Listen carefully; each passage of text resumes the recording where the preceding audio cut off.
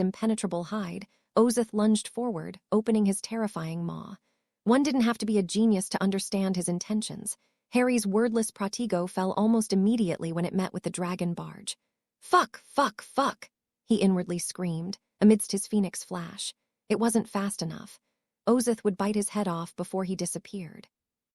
That guy Newton was pretty smart for a muggle, Ash said through their bond, confusing Harry. It was very simple for Harry to go backwards. Something had to go forward. Or someone. Harry watched in horror as the snake propelled itself from Harry's beck, right into the dragon's mouth. He was helplessly falling back when the flames finally claimed him. Ash is dead, he realized as he reappeared on the other side of the pit. Waiting to feel their soul bond breaking. Holy fuck, that was scary, came the snake's voice in his mind. What? I know, right? I was very fucking lucky to go through his teeth there, Ash said as he appeared back on Harry's neck. Thank you, Birdie, he said, nodding at the phoenix that was holding him in its talons. Fawkes let out a happy trill before he flew again. Ash, thank God you are okay. That was fucking close. I let my excitement from learning to flash get in my head, Harry murmured while observing the clearly annoyed dragon. Time to get serious, he thought, and toned down the fury that he felt towards the beast. Oh, magic, heed my call. By the ancient rights of conquest, I, as the lord of my house, issue the right of conquest against Ozith, the Abyssal Reaver, Harry proclaimed, and everything stilled. A cruel and horrible laugh echoed in the arena, breaking the silence and chilling everyone's spines. Human. I accept your challenge, Ozith barked, and Harry felt a connection form with the beast in front of him. While the dragon bore a gleeful expression on its face that frightened the few people who looked at him, the crowd had gone ashen. At first, it was only the lords and some elder wizards that understood the significance of what happened. However, by the time the aforementioned people informed the rest of the spectators, everyone was looking at Harry with a pale expression. None more than the esteemed headmaster. My plans, he thought in extreme indignation. When two parties established a right of conquest between them, they had to kill each other. And it wasn't an option. No, magic itself would make sure that by the end of the day, only one of the participants remained standing. For anyone else, issuing such a thing against a dragon, never mind Ozith, would have been beyond idiotic. I bet you won't be as smug when I perform my ritual, Harry thought as he looked at the clock. 5 minutes left. With a deep breath, he flashed away. Thank God my boots are made from enchanted dragon hide, Harry mused as he observed the scales' sharpness. He was standing on the Ozith's back. Accio sword of Gryffindor, he cast with his wand facing his pouch, grabbing the hilt that came up. That was a nice little gift he had found inside the chamber after the whole Dumbledore fiasco. Apparently, the Sorting Hat wasn't happy with the headmaster. The sword, as always, was a sight to behold, with its gleaming silver blade and the many intricate runes and symbols that were etched along its length. Its edge was razor-sharp, capable of slicing through even the toughest of materials with ease. However, Harry's plan wasn't simply relying on that. I wonder, are you also immune to basilisk venom? He spewed sarcastically, pushing the sword through Ozith's back. Roar. Ozith thrashed around in pain, his humongous body causing tremors in the area. What's happening? Did that sword really have basilisk venom on it? He questioned desperately while trying to stop the substance from causing him any more damage than it already had. All right, I can manage to purify this, the ancient monster thought with renewed hope as he managed to decontaminate a small portion of the unknown substance. That's when he felt it, a foreign presence inside his soulscape. It can't be. The Abyssal Reaver felt pain like never before in his life as the petrifying presence grew inside him, corrupting his sense of self. He felt fear. It's the human's fault. If I slay him, everything will go back to normal, he concluded, and with a course of action decided, he acted. Roar. He let out a roar of both pain and fury. The despicable human had just stabbed him again. Ozith's eyes flashed bright red as he uncurled his wings, and with a strong push, both prey and hunter found themselves in the air. I'll kill you, human, even if it's the last thing I'll do, he promised. The dragon performed a spiral climb and quickly ascended to the skis using his powerful wings, doing many maneuvers on the way, trying and failing to throw Harry off him. Nothing seemed to work, and for some reason his tail was twitching by itself. Ozith rolled, turned, rotated, and suddenly changed his flying speeds, but Harry persistently stayed on his back, albeit slowing down with the stabs. Why don't you just flash away to safety and let the dragon die by itself? Hissed Ash from his neck as he looked down. They were high as hell and Asmodeus, unlike Harry, didn't have a knack for potentially lethal situations. There was also the fact that Harry's sticking charm had almost failed a few times and could still do so. That wasn't a comforting thought. I don't have experience apparating or flashing while moving at such speeds, and I'd rather not try that now. I like my body parts as they are, he replied, stabbing the dragon again for good measure. Roar. Did the human multiply? How are there so many of them on me? Ozith wondered, unrelenting with his attempts. For fuck's sake, just ask Fox then, Ash said, distraught. I can deliver you on the ground alive if you wish it, sounded an amused Fox through their ever-active soul call. Even though the phoenix wasn't as fast as the dragon, he was still flying behind them, flashing near whenever they flew too far away. First, I don't like how you said alive and not safely, Harry replied, equally amused. And Ash, I plan to kill this bastard, he finished with a steel voice. Harry wasn't being childish by deciding that, not entirely at least. Part of his decision was because of pride and anger. He wanted to show the world that he, Harry Potter, wouldn't be stepped on anymore. He had to make a show of strength. The challenge he had issued against Ozith was also weighing on his mind. He heard people whispering, begging him to honor his words and kill the dragon.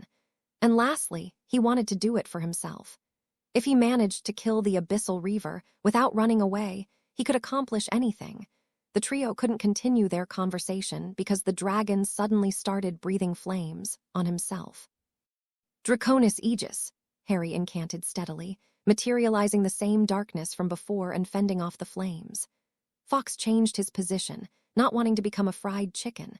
Those are some lukewarm flames, oh black dread.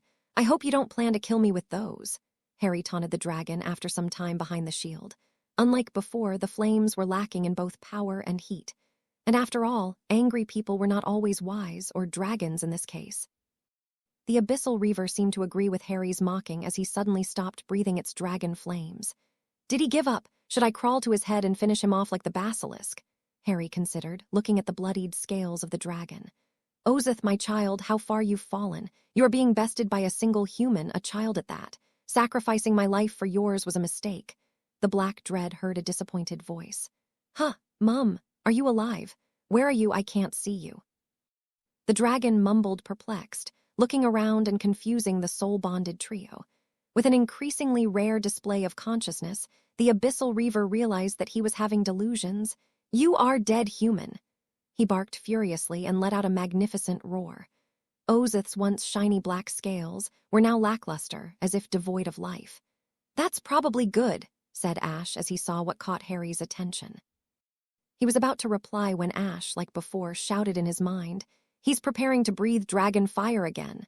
This time, though, it was unneeded. Harry could also feel the buildup of magic happening in the dragon's throat. What the hell? He thought while moving his wand. Draconis Aegis, he cast once more, pushing as much power on the shield as he could. He felt that he'd need it. Just to be safe, he also waved the hand that was previously holding the legendary blade, casting a wordless protego. Harry's untrained magical sense allowed him to feel the crescendo of Ozith's magic concentrating, and by the time he finally unleashed it, it had reached terrifying levels. I won't survive through this one, he realized as he saw the bright pink, almost white, flames coming his way. He let go of the dragon and even canceled the protego shield he had up to throw a depulso in front of him, slingshooting away. His sudden departure wasn't fast enough, though, as the flames still reached him and made a quick word of his shield. AARGHH, Harry let out while gritting his teeth and barely managing to recast a wordless Draconis Aegis that was weaker, but somehow managed to just survive the barrage before cracking. He's finally off me. I can survive, Ozith thought with a spark of madness in his eyes before diving down. Harry knew it was the end, the do-or-die moment. Even as Fawkes cried on his wand arm, quickly healing him of the burns, he conveyed his intention of staying and fighting. Multum gravitatis, he murmured, increasing his gravity and subsequently his falling speed. He also managed to make himself faint. When he came back to his senses, he had reached a dangerously close distance to the ground distance. He immediately cast the general counterspell, returning himself to normal free-falling speed. Finite incantatum. Contrary to what one may have believed, the dragon kept up with the falling human, and because of Harry's change in speed, he was now inside his attacking range. I won't survive another volley of dragon fire. I have to kill him with a single spell, Harry thought sluggishly, observing the closing Abyssal Reaver. Ozith was hurt. The few scales he barely held on him were ashen. His now-revealed hide was almost all pink and was filled with awful scorch marks. I'm not that much better, Harry thought as his lungs clenched shut and protested, refusing to let him draw breath. His vision was blackening. The barely manageable pain was hitting his mind like a hammer. Someone was screaming. Someone was hissing. Harry remembered that he had to cast a spell. To kill, he had to kill the dragon, one spell. He was closing on the ground, one spell. Someone was screaming. He pointed his now-healed right hand towards the dragon. Lucky, he thought absent-mindedly. He somehow hadn't lost his wand while falling. Harry reached deep inside him, searching for the piece of Salazar's magic that he knew was there. When he found it, he jumped at it and then everything stopped. Harry wasn't falling anymore. Ozith was simply staring at him with an open maw. He idly noticed some pink sparks in there. Ash was curled on both his torsos and Fawkes, who seemed to be crying on his chest. I wanted to do something, but I forgot about it, Harry thought, annoyed. He felt it on the back of his mind, slithering in and out of grasp. I'll have to apologize to Asmodeus the Senior when I see him, Harry mused as he looked at his clothes. The once green battle robes were black as charcoal and heavily burned, sporting some holes. However, they still held up and they definitely saved his life up there. Suddenly, one word materialized in his mind. Kill. That's right, I need to kill the dragon, he remembered. What spell should I use, though? He wondered as countless spells flashed in his mind. He could conjure dragon fire and shove it on Ozith's face. See if he likes it when it's used against him. Dragons had very good fire resistance, though, so despite his burns, that wouldn't be a smart move. What about lightning? A brief cursed lightning bolt. I bet that would look glorious, he mused, fantasizing about the result. He was about to open his mouth and intone the incantation for the dark lightning spell in dragon tongue, but he stopped. There was one other spell that felt even more fitting, one of Salazar's better or perhaps worse creations. The world seemed to restart as Harry smirked. He drew a triangle. There was fire in Ozith's mouth. He drew a circle. The fire was heading his way. Harry finished with a straight line as the fire closed in on him. Nico? He whispered as blankness overtook him, or was it the world that had gone dark? Ozith's eyes widened in fear as the human spoke in his tongue, and in the next moment they lost their spark, everything stilled. He was falling. Someone let out a trill and he slowed down. He kept slipping in and out of consciousness. What was that? He sluggishly wondered while trying to open his eyes. Something huge had just crashed. Oh, I'm on the ground, Harry observed, wincing as someone cast a lumos near him. Trill, you were reckless, child, accused Fawkes through their soul bond. The Phoenix was once again shedding tears on Harry's wounds. I know, but everything worked out in the end, he replied weakly, already feeling better as Fawkes' tears performed their miracles. However, he also felt every single one of his reckless stunts now that the adrenaline had stopped pumping through him. Dumbledore's coming along with the other judges, Ash hissed from under Harry's head. He was acting as a makeshift pillow. Can you flash us away, Fawkes? Only after I finish healing you, came the bird's reply. He sounded as calm as ever. Oh, Harry, my boy, what have you done? You've killed the dragon, Dumbledore said in the most I'm deeply disappointed in you voice Harry had ever heard coming from the man. As the man drew closer, Harry realized it was he who cast the light spell that was hurting his eyes. The dragon that was also trying to kill me, need I remind you? Harry said back, evenly, trying his best not to show weakness despite his circumstances. Dumbledore was no doubt about to pull some other bullshit from his ass, but Harry cut him off. Do you mind? He hinted, nudging at the older man's wand. If he was to be interrogated while unable to move, he'd rather not have to strain his eyes just to look. Of course, but you'll have to dispel that dark spell you cast first, Dumbledore replied, pointing at the darkened sky. Did I do that? Yes, came two replies in his mind. Wow, that's kind of cool, not gonna lie. Harry opened his right hand and intended for Magic to bring him his wand. Magic, not one to disappoint, did as asked, and brought Harry his magical focus, which was on the ground next to him. Finite magic-y, he hissed lightly, wondering whether that parcel tongue spell would be enough to dispel his last spell's effects. His sudden slip in the language of snakes made the onlookers flinch and step back. Luckily for all, the magic counter spell seemed to work as the dark clouds that had gathered started dispersing. Where and when did you even learn such vile magics, young man? Was it while you threw another childish tantrum and skipped your classes? We'll have to talk about your actions and their consequences later in my office, the headmaster said, deep inside his grandfatherly persona. Yeah, Harry wasn't going to do that. The only reason he wasn't trying to crawl away was because the other judges were there and Dumbledore wouldn't dare harm him in public.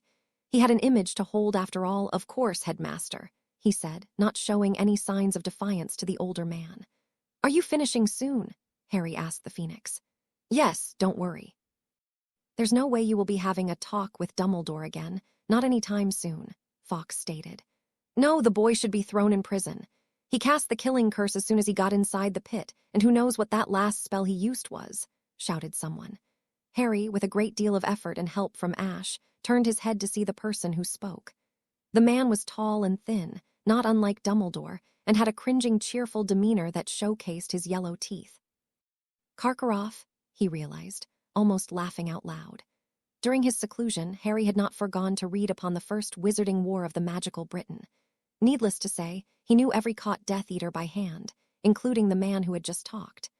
Professor Igor Karkaroff, headmaster of Durmstrang Institute and a known Death Eater who served Lord Voldemort. The only reason you are not inside Britain's homely prison, Azkaban as you know, is because you turned in several of your fellow Death Eaters.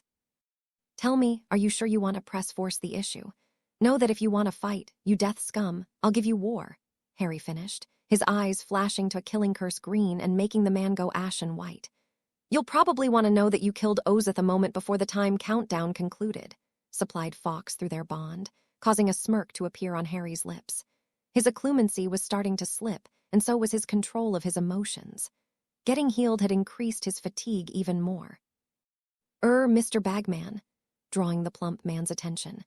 My bad, I meant Mr. Crouch, please remind our companions about a champion's rights. Yawn during a task, he muttered, unable to stop the yawn from worming its way out. Harry's words caused the tired-looking man's eyes to widen. What Mr. Potter is talking about, as you two should know, is that no champion can be pressed charges for their actions during the tasks. Taking in mind that every single spell we saw the young man cast was before the task ended, nothing he did could be counted as a crime, said the man, his narrow toothbrush mustache twitching whilst he talked.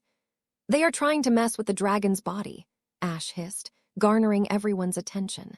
Some even were so shocked that they drew their wands on the snake. What the fuck are you doing? Stop pointing your wands at my face and my familiar, Harry growled, and despite his pathetic position at that moment, he managed to look threatening. The fact that he had just slain a dragon and darkened the skis helped. We can leave when you are ready, said Fawkes, pleasing Harry now that his escape was secured. Upon hearing his words, everyone but one stashed their wands in their respective holsters. Now, can someone explain to me why are the dragon handlers trying to move away my possession? Harry inquired, doing his utmost best to conceal that his body started shaking. What are you talking about, my boy? Dumbledore finally managed to jump back into the conversation. I'm confident that you all saw me declaring a right to conquest to the dragon and that it was accepted. So unless you want the dragon handlers to tempt magic by trying to take what is mine, I advise you to tell them to stay their hands, Harry rasped. It was now taking inhumane efforts for him just to stay awake. And pray fucking tell, why the fuck is Snape here with you and still pointing his wand at me? He asked, closing his eyes as they became too heavy. Harry didn't catch the man's scathing remarks as Fawkes flashed them away. We're inside the chamber, he heard Asmodeus hiss before finally allowing Morpheus to take him in, allowing him to escape the mundane world's presence. Albus Dumbledore was having a very bad day. Dumbledore, did Potter just disappear? Yes, I'm afraid your analysis is correct, my dear Ludo, answered the older man, looking exactly his age and inwardly calculating the shortest way to a calming draft. The boy had gotten strong, far too strong, in a very short amount of time. Not even a whole term passed since young Harry started showing signs of rebelliousness, he observed. It was worrying, and it reminded him of another one of his students during his time at Minerva's post. A young chap named Tom Marvolo Riddle, and even then, the future Dark Lord was falling short when compared with the raw talent Harry started displaying. That last spell he cast was truly worrisome. I've never heard of anything like it, he thought, moving closer to Ozith's body. Uncaring about the audience, Dumbledore waved his wand over the corpse while murmuring in a language that none near him understood. He was casting esoteric diagnostic spells, trying to figure out the dragon's cause of death. What's this? It feels familiar. Wait, it feels like the killing curse, he realized with terror, letting his display of mock cheerfulness crumble. He had gone white from worry and his wrinkles seemed to multiply. He immediately turned around and started walking away, heading towards his office. I need to make new plans. Somehow, Harry learned a soul spell capable of killing a dragon. He has become a wild card, and with the rhythm he's improving, he'll become a danger to the light sooner rather than later. By the end, we may have to bring 2 Dark Lords down. I just hope he won't try creating horcruxes, he mused. Dumbledore, wait. You've yet to give your score for Potter, shouted Snape from behind him, stopping him dead in his tracks. The renowned potion master knew exactly how his employer felt about killing and dark curses. Can't have Harry thinking that what he did was in any way right, the headmaster concluded swiftly. "Ah, you are right, Severus. Alas, Harry will get no points from me," he said, and due to his unwillingness to deal with the questions that were no doubt about to be thrown his way, Albus disapparated away. "Bloody hell, he just left," Bagman masterfully observed again. "He's not getting any points," shouted an angry, plump man, not dissimilar to Fudge, who heard the last part of the con-owledge that you haversation. The owner of the dragon reserves in Romana then proceeded to remind them of the exaggerated rule that denied a champion their right to get scored if they slayed their dragon. "We tried making it a passing requirement for the task, but the damn goblet wouldn't budge," he said. There were some protests at that news, specifically from a very anxious McGonagall and an ashen-looking Moody. However, the two professors didn't achieve anything, and the young dragon slayer found himself in the last place with no points in his name. Snape was barely holding himself from jumping around in ecstasy. The smell was so familiar, so distinct.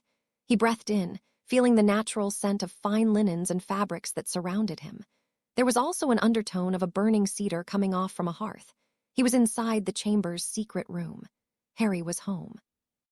Heaving a heavy sigh, he slowly got out of the bed sheets and sat on the bed's edge. "You know, we should have practiced some moves before the task," Harry murmured while starting to massage his temples. For some reason, he woke up sporting a headache. "Maybe, but I was mourning the loss of my lifelong companion," said Fawkes and gave him a look that asked, "Are you stupid?" "Ah, shit," Harry thought, realizing where the Phoenix was going. Crude, but yes. "I know you may feel disinclined to do so, however, you must let yourself mourn for Salazar's death. As I understood, the late founder meant a lot to you," finished the old avian. "A lot? Salazar did not simply mean a lot to me," he stated, standing up. "He was my mentor. He was a man who sat down and listened to my whole life, getting downright furious at every wrong done towards me. He showed me how flawed my way of thinking was and gave me the tools to become a better man," he continued heatedly, covering his face with his hands. "He sometimes displayed an unbelievable sternness, but also had a heart to match it.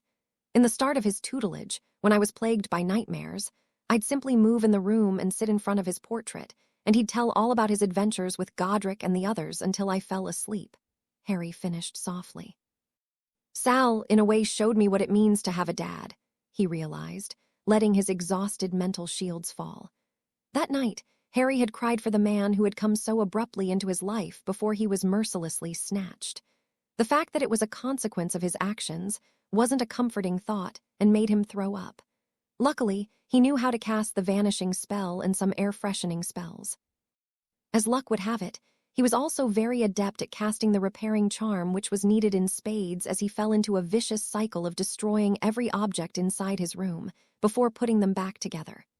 "Are you done?" asked Fawkes, letting out a calming trill. "No, and fuck off.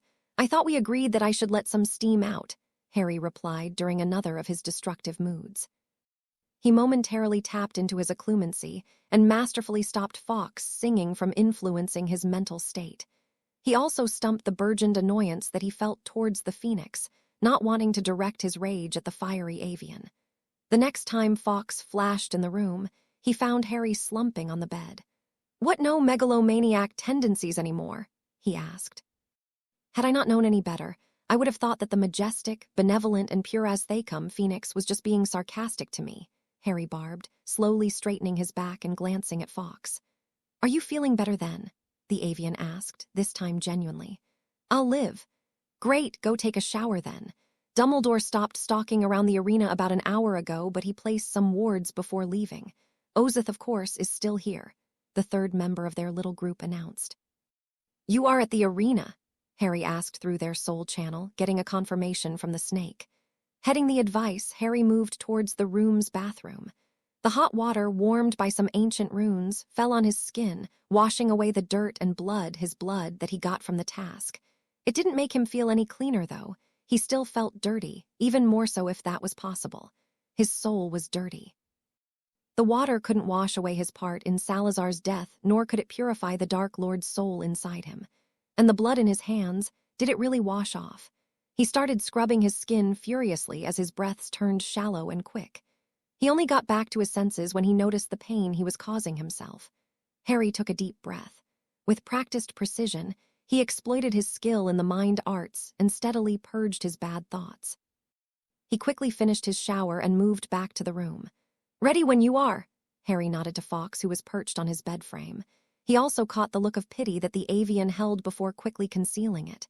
The phoenix flexed its wings and took a single strong flap, finding himself sitting on Harry's shoulder. With an all-familiar fire running through his being, Harry was flashed away. "You are here," came a hiss that made Harry cringe. Ash sounded as if he had spent hours upon hours slithering on the cold ground of Britain's November. Even a non-parcel tongue could guess that the snake was irritated. "Yeah. Is the coast clear?" he asked, not bothering to explain or come up with any excuse for his tardiness. Ash could feel his emotional state, and Harry knew that his friend wasn't annoyed at him, but about the fact that he had to slither on the wet and slippery ground all day. Harry also felt that the snake was cold, prompting him to bend and grab him off the floor. "Thanks," he hissed in an undertone, moving inside Harry's robes and curling around his arm. Harry's muscles tensed up and he shivered as the chilly scales of the snake made contact with his bare skin. Luckily, the snake wasn't wet at the moment. "That wasn't pleasant," Harry stated through their soul link. "I'm glad you understand my feelings. Now let's go inside the arena. They've yet to pull it apart," he commanded.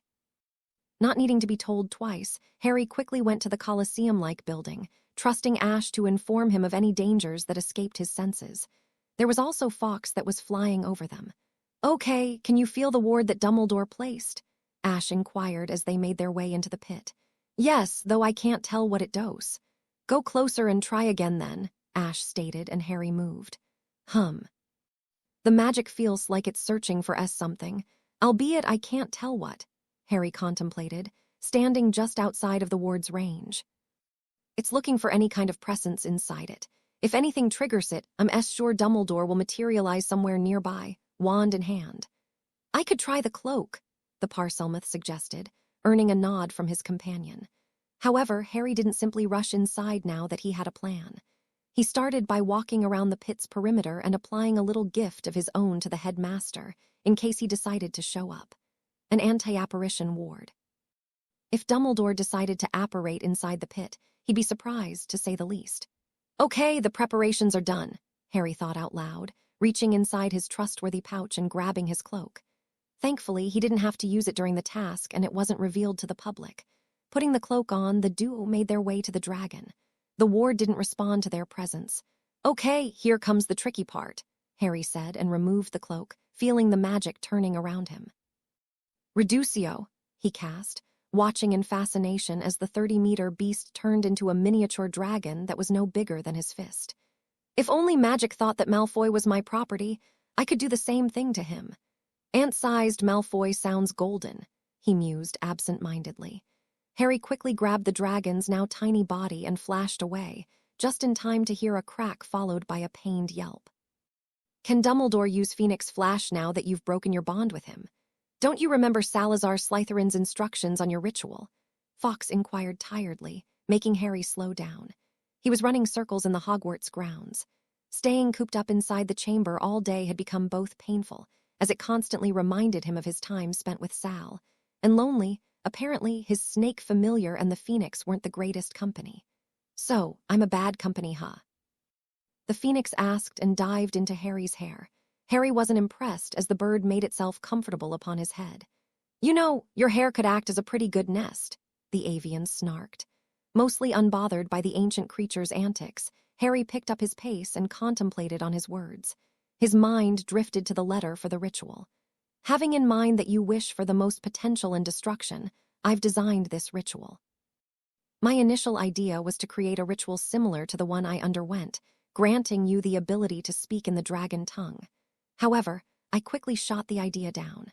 I concluded that as you are able to speak in parcel tongue, and the fact that the ritual won't utilize the most of the sacrifices you'll make, it'd be wiser to aim for something else. And that's how the idea of my magnum opus was born. Think. Imagine. What's the best way to connect all of the sacrifices that you are willing to offer? The basilisk venom and the phoenix tears are neutral. They could be used with the same effectiveness for most things. If you are reading this letter, then you also have a dragon's body, slain by you and claimed with magic. Need I inform you of all the wonderful abilities that the said dragon had? You then have an imitation of Ash's magical sense, and lastly, a Dark Lord's horcrux. I should note that any ability you get from a familiar is permanent. That's why you can use it in the ritual. It's also one of the reasons that familiars don't usually break the bonds with their masters, as they suffer heavy backlashes because of that. Sadly, bonding with Fawkes didn't appear to cause you any physiological changes that we could take advantage of. Considering all that, I've come up with this. I'll make you an Abyssal Reaver, and to be precise, the Abyssal Reaver. Now, hear me out, I've not gone mental just yet. You've slain the last of the dragon's kind, erasing it from the face of the earth, and magic is probably not happy with that. You wanted power and potential, right? Why not go all the way then? The ritual will use an animagus rite variation as a base, followed by my own creation in the end. You'll start the animagus ritual on the waking of the winter and conclude it on the 21st day of December, after 3 sets of 7 days. The magic buildup, bundled with the winter solstice, should be just enough for the ritual according to my arithmancy calculations. You may wonder, will you be able to talk in dragon tongue then? The answer is yes and no. As you'll be part dragon, you'll of course be able to speak the tongue. However, unlike parcel tongue, you won't have the innate ability to do so fluently. You'll need practice, decades of practice. I digress though. While being able to turn into a fire-breathing monster would no doubt be useful, that won't be enough to slay the likes of the Dark Lord. A big and strong target is not what you require. No. You need finesse, power, and skill. That's why I tweaked the animagus ritual so you can share most of your other side's abilities while in human form, specifically your senses. And that's where your other sacrifices come into play. The venom, empowered by the phoenix tears both in your system and whatever Fawkes would manage to shed, while you are chanting and declaring your offers, will be used to push your innate ability as a wizard to sense magic, as well as the one granted to you by Ash. The horcrux, offered to death, will strengthen your soul, deepening your connection with the world and magic. The goal of the ritual will be to make you as intimate with magic as possible, granting you an unparalleled control and sense of magic. Now about the finer details. So Dumbledore can still flash around, that's not very nice. What about the backlash thing? Did you have one after breaking your bond with Dumbledore? The young man asked. Of course I did, but I'm a phoenix. There's nothing I can't heal from, Fawkes answered from its comfy bird nest. I'm surrounded by narcissists, Harry thought behind his occlumency shields, lest the two creatures catch him. So was that why your majesty didn't stay after delivering this poor peasant to the chamber? Harry asked seriously. Sigh, that was one of the reasons, yes, mumbled the fiery avian, getting 2 laughs in the soul channel. Ash, are we good? Harry asked. Yes, Dumbledore is sitting in his office. No, wait, he started walking back and forth, Ash supplied from inside the chamber. He was curled in front of the fireplace with the Marauder's map laying open in front of him. That's how Harry was able to safely walk around Hogwarts, without the chance of stumbling on any professor, particularly the demented headmaster. Needless to say, he also had his invisibility cloak within arm's reach. Probably trying to come up with another dubious plan for me. I wonder what is it this time? None of his companions chose to answer, not feeling as amused as he himself did. You are nearing the villa, suddenly came Ash's voice in his mind. That was another surprising bundle of information. After the task, Harry continuously probed Ash about the weird feeling he was getting from the girl. Eventually, the snake broke and very reluctantly informed Harry about Fleur's nature. The wench used her charm and mesmerized me, Harry thought, not for the first time, getting low hisses as Ash was trying to compose himself in the chamber, and an amused trill from his head. Harry couldn't understand what was so funny about the situation. Personally, I think it's despicable and kinda scary. I don't get why you guys laugh every time I mention it, he said, getting even stronger reactions in response. Annoyed, Harry continued his jog, trying to find the girl. Am I getting there? Yeah, she's just ahead of you, Ash managed to wheeze out amidst his laughter. Harry vigorously moved past the trees and bushes that were in his way until he spotted the girl. She was sitting on a big white towel with an open basket on her feet. She was having a damn picnic. She was also turning her head towards him. Deep blue eyes met sparkling green. Harry's heart may have missed a beat. Just the bewitcher I was searching for, Harry half-shouted, prompting the girl to tilt her head in confusion, dissolving her previously set-up bun and making her silver hair sway with the wind. Despite the unmistakable anger that seeped in his voice, Harry couldn't help but marvel at her serene scene, which only made him more annoyed. "Are my occlumency shields not existent, or what? What do you mean?" came Fleur's sing-song voice. Why was the boy angry at her? Had she unknowingly wronged him or caused a misunderstanding? "Wait," he said, "Bewitcher, then that means—" Fleur's soft features became sharper as she realized what she was being accused of. "So you learn that I'm a Vila, and the first zing that you do is find me and accuse me of seducing you. You are pathetic if your will is so little that you can't even stay unbozered by the allure I passively exude," she said with a scowl. It was Harry's turn to feel insulted as the French girl gracefully got up from the ground, standing a tad taller than him. That was annoying. "That little will you are talking about recently went against the Abyssal Reaver's dragon fear and didn't even flinch. There's no way that your passive allure could ever bother this little boy," he said sarcastically and pointed at himself. "Then, why did you come air and start throwing your accusations if you are so mighty? And do you honestly think I am so vain as to use my heritage to seduce a schoolboy of all zings? I was planning to keep my word and invite you to pray O Lard since, despite your score, you definitely earned the first place in the task. However, I'm so glad that I didn't." With that, the French reached for her wand and cast a few wordless spells, tidily packing her belongings on the fine towel she was previously relaxing on. With one last swish, the towel started folding on itself until it shrank down to a pebble one might find on a road. Fleur then bent down and picked it up, stashing her belongings inside her jeans' right pocket. Harry's heartbeat slightly sped up as the girl's many assets got accentuated from the action. "I'm so disappointed in you, Rye Potter. I thought that because you didn't droll over me and didn't try your best to impress me like all the other male buffoons in existence, you would be different. I was wrong," she said swiftly, shaking her head. To say that Harry was surprised by Fleur's words would be an understatement. The conversation wasn't going at all how he imagined it. "Wait, did you really not use your allure on me?" he asked, perplexed. Why was he feeling the warm and fuzzy feeling when she was around then? "You still don't get it." "Need I spell it out for you? No, I never used my charm on you, nor on anyone else for that matter," she shouted angrily and cutely, and Harry's opinion stomped her foot. Was the boy thick in the head? "She's serious," he belatedly realized. "Then what's the feeling?" he questioned, baffled. Thankfully, for both of the parties, Fawkes chose that moment to announce his presence and join the fun. Trill, trill. Harry felt the tension on his shoulders burn away, and Fleur calmed down considerably. Merde. How did I not notice the phoenix sitting on his head? She wondered incredulously, eyeing the magnificent avian. The song was imbued with a radiant warmth that stirred Fleur's heart and soul. Fawkes was trilling a song of hope, of endless possibility, trying to lift both of the teens' spirits. "I must have been more angry than I realized," she mused as she visibly relaxed. "Though to be fair, it's not every day that I find someone who can see me for who I am and has the potential to be friends with me.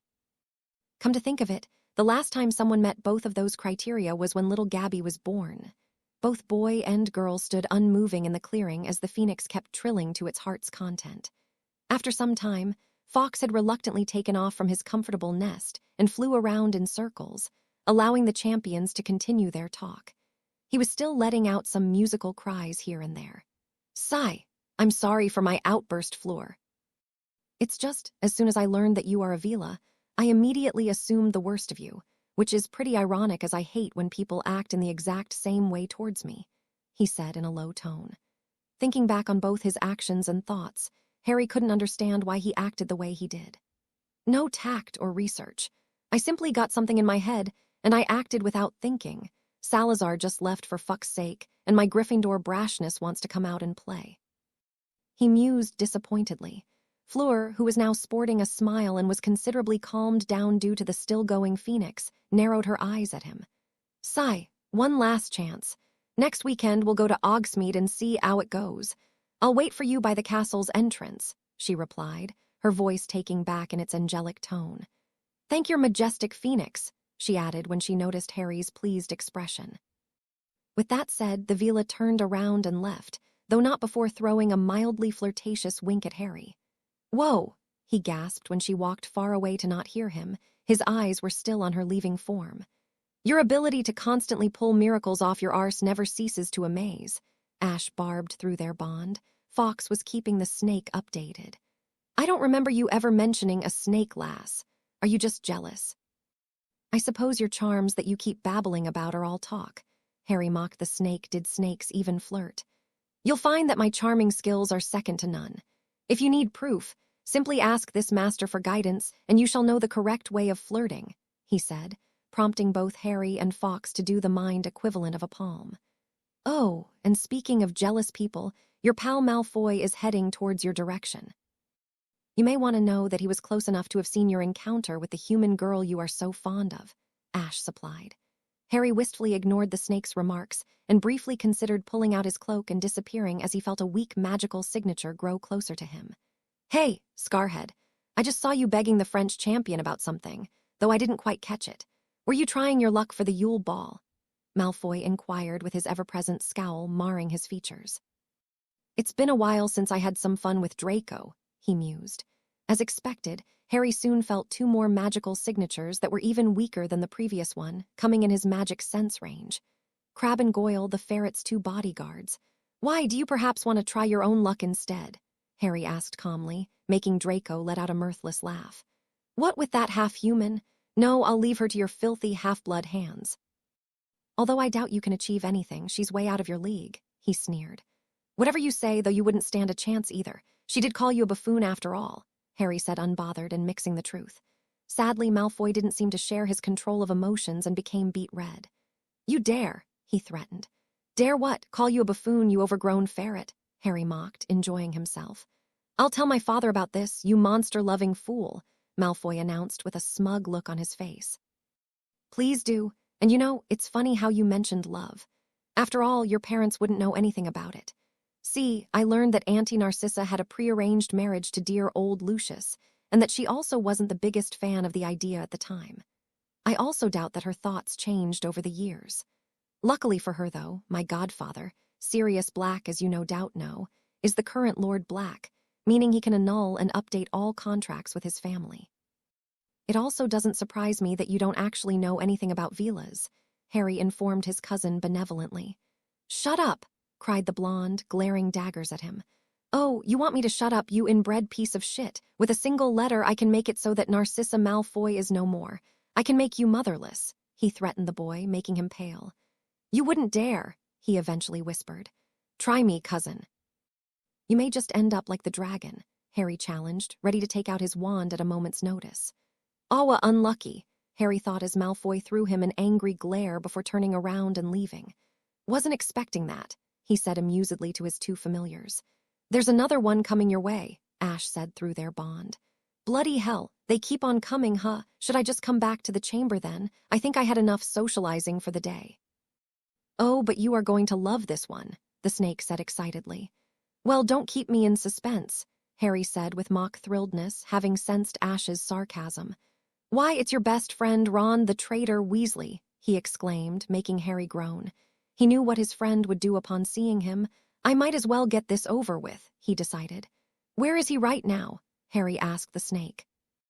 If he were to start mingling with the Hogwarts populace again, he'd have to deal with certain people in person sooner or later.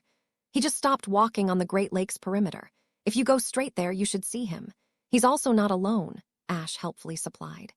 Seamus and Dean, Harry deduced, getting a mental nod from his navigator. With a plan forming in his mind, Harry made his way to the lake. Fawkes faithfully followed him from the skis, ready to intervene if needed. Harry walked slowly as he wasn't in a hurry and let himself get immersed in the sights in front of him. He hadn't noticed it before the task, but the constant training and stress had taken a big toll on him. Now that living through these tasks isn't a fool's errand anymore, simply surviving doesn't feel enough, he mused, taking a great deal of enjoyment from the breeze that caressed his face. He let out a content site and let his thoughts shift to his friends. I need to catch up with Hermione now that I can. God knows how much I must have worried her. I'll see if I can catch her outside the castle, preferably somewhere secluded. I could send Hedwig, though people would no doubt notice her presence and associate her with me. Despite not roaming around much, Harry had regularly made time to visit his snowy owl. Needless to say, she wasn't too pleased when she learned that he moved to a place inaccessible to her and had made quite a fuss. Thankfully, the recent letters he exchanged with his dogfather seemed to appease her ire. Speaking of Sirius, The man seems surprisingly dependable. I would have thought that Azkaban, with all its Dementors, would have knocked a few of his screws loose in all those years. But apparently, his occlumency and his animagus form somehow managed to stave off the prison's worse effects, Harry mused. The man had informed him that he took residence in one of the Blacks' houses in London, specifically the 12 Grimmauld Place. He had also invited Harry to visit him whenever he wanted, though he emphasized that the boy should do so alone as the property's wards wouldn't allow anyone else in and would also be most unwelcome towards them. I wonder how is his rehabilitation going. I could go and check on him. It's not like there's anything stopping me, he contemplated. While his godfather may have escaped Azkaban with his mind intact, staying cooped inside a forsaken and gloomy house, as he called it, all without anyone to talk to didn't sound very healthy. Harry would know. We also have to deal with Dumbledore and his innocence, he mused, stomping down the expected anger that rose within him from thinking about his esteemed headmaster. That can wait, though, he thought as he noticed the silhouette of a red-haired boy in his peripheral vision. There's Ron. Harry walked with a steady rhythm towards his old friend, his movements holding an unfamiliar grace that could rival the likes of Malfoy's and the late Blacks. It was one of the many things Salazar had taught him, and he felt it'd be appropriate to utilize it for the occasion. He didn't bother raising his occlumency shields, as constantly depending on the mind arts wasn't the smartest thing to do. And I paid dearly for it with Fleur by acting like a fool, he thought unhappily. Sigh. A big fool, Ash corrected helpfully. Slightly shaking his head and muttering about not having any privacy, Harry focused his attention on the 3 boys who were sitting on the ground in front of him. Hello, lads, how do you do? He asked, getting 3 exclamations of surprise when the boys saw who addressed them. Harry! Ron shouted excitedly and got up, marching towards Harry. I was looking everywhere for you. Where did you disappear to? I wanted to tell you that I believe you now. I know that you didn't put your name in the goblet, and I'm sorry for accusing you of such before, he revealed with a magnanimous smile, clearly expecting that Harry would accept his apology and everything would shift back to as it was before. Alas, he was bound to be disappointed. Sigh. I'm sorry, Ron, but after the shit you pulled, I don't think we can be friends anymore. You broke my trust, mate, and I doubt you can ever get it back, Harry actually answered. He knew that he was being nice to Ron, extremely nice, by answering as he did, but he had enough of blowing up for the day. Ron didn't share his worries. What are talking about, mate? I said I was sorry, now hurry up and accept my apology so we can be best mates again, the redhead demanded with a confused look on his face. Harry was about to throw him some rather unkind words, self-control be damned, but Ron wasn't finished yet. Enough about that, though. Have you seen the French champion? You probably didn't see her in the task, but she transformed into a bird. It's such a shame that she isn't human, you know. Otherwise, I'd have happily invited her to the ball with me, he said, sporting a perverted expression. What the fuck is wrong with him, and why do these bastards keep calling Fleur a creature? He wondered, perplexed. They had gone over Velas with Hagrid in their last year, and the man told them that despite common belief, Velas were as much human as the rest of them. Being a Vela wasn't a physiological trait, but a magical one, just like Parseltongue. Harry became lost in his thoughts, wondering if by that same logic he could be considered a snake of some sort. What, don't you agree? The confirmed imbecile asked him. Should I curse him? He briefly contemplated, but ultimately decided against it. Brushing his occlumency shields and taking a deep breath, Harry forcefully calmed himself down. Sorry, but I just remembered that I have somewhere to be. Lads, he nodded and turned to leave. Bloody hell, Harry, Ron shouted at his back, not getting a reaction. I suppose I won't be talking to him again, he concluded, widening the distance between himself and his old friend. Inkincris, the angry boy eventually cried, sick of Harry ignoring his pleas to stay. Harry, thanks to his magical sense, felt the magic swirling and concentrating behind him before he heard the incantation. By the time the spell had reached him, he easily stepped away from it. Are you serious, Ronald fucking Weasley? He asked as he let his anger flow freely and eyed his aggressor. Even Malfoy realized that raising his wand on me after I slayed a bloody dragon wouldn't be the smartest thing, he mentioned with a cold voice that was unfamiliar to Ron. How could I forget about that? The redhead wondered, suddenly filled with an inexplicable fear. A cold feeling of dread crept from somewhere and gripped him with its icy claws. Monster, you are a monster. You are turning dark, he muttered weakly, not meeting his friend's gaze. His gut was telling him that were he to look at those green eyes, some terrible fate would befall him. Thankfully, for all of the parties concerned, Harry reined his anger back in and took his leave, uncaring about the grim expressions the Gryffindors were now sporting. So it's either this, being accused of becoming a monster and a dark wizard, or the feeling of utter loneliness. Doesn't fate have something better in store for me? He wondered sadly. Achoo, I wonder who's thinking about me. Was I right to give him a chance after his hurtful words? She wondered out loud in her mother tongue, tiredly plumping down on her queen-sized bed. Her contemplation was put on hold as she blissfully enjoyed the comfort provided by the bed's mattress. The girl was no other than Fleur de Lacquer, the Bukespitten's Triwizard champion. I don't get it. I didn't want to accept his apology. Not only that, but I also had a strong urge to curse him and leave. Then, why in Flamel's name didn't I do just that? She mumbled, confused, while looking at the room's ceiling. It was adorned with a simple, yet elegant, silver chandelier that she transfigured herself. Just like her other few possessions inside the room, all except her mattress and pillows, of course. Despite all of her considerable skill in the magical art of changing the form and appearance of both objects and people, she couldn't conjure or transfigure an object into comfortable versions of the aforementioned items. No, it's not my skill. I'm sure there's nothing wrong with it. But still, both the pillows and mattresses are soft, albeit there's something missing, and I don't understand what. Maybe I should take it to the professor, though I doubt she'll be of much help, she mused before shaking her head. Why am I thinking about that now? She wondered with exasperation. Sighing, the young beauty got up from her bed. There's no point in thinking about Harry now. I told him that I would give him a second chance, and I'll keep my word. If he continues to be an imbecile, though, I can always curse him later, she muttered with a sadistic gleam in her eyes. Fleur glanced at the clock on the bedroom's wall, noticing the time. I have a charms lesson in 10 minutes. Should I go? She pondered, mentally noting the pros and cons of doing so. At least she tried doing that. I can't think of any reason to go, she thought, dismissing the idea. As a champion, Fleur was allowed to skip classes as she wanted, something that pleased her immensely. I've long since finished the year's curriculum anyway. The only reason she still showed up at classes, few times as they were, and disturbed her self-study, was to combat the feeling of loneliness that seemed to have developed an ever-constant grip on her. Come to think of it, back in the tent.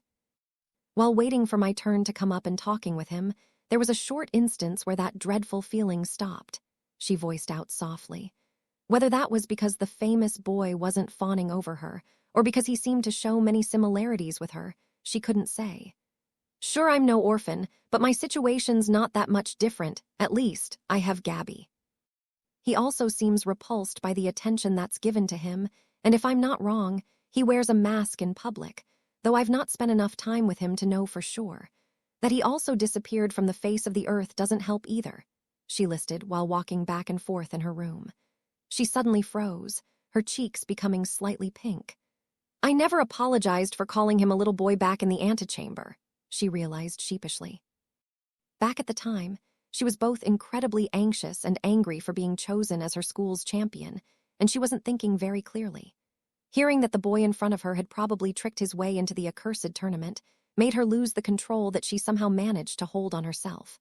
Ah, that same boy is a dragon slayer now. With a loud crack, Harry materialized in King's Cross. Many of the muggles near him turned around, trying to see what caused the sudden sound.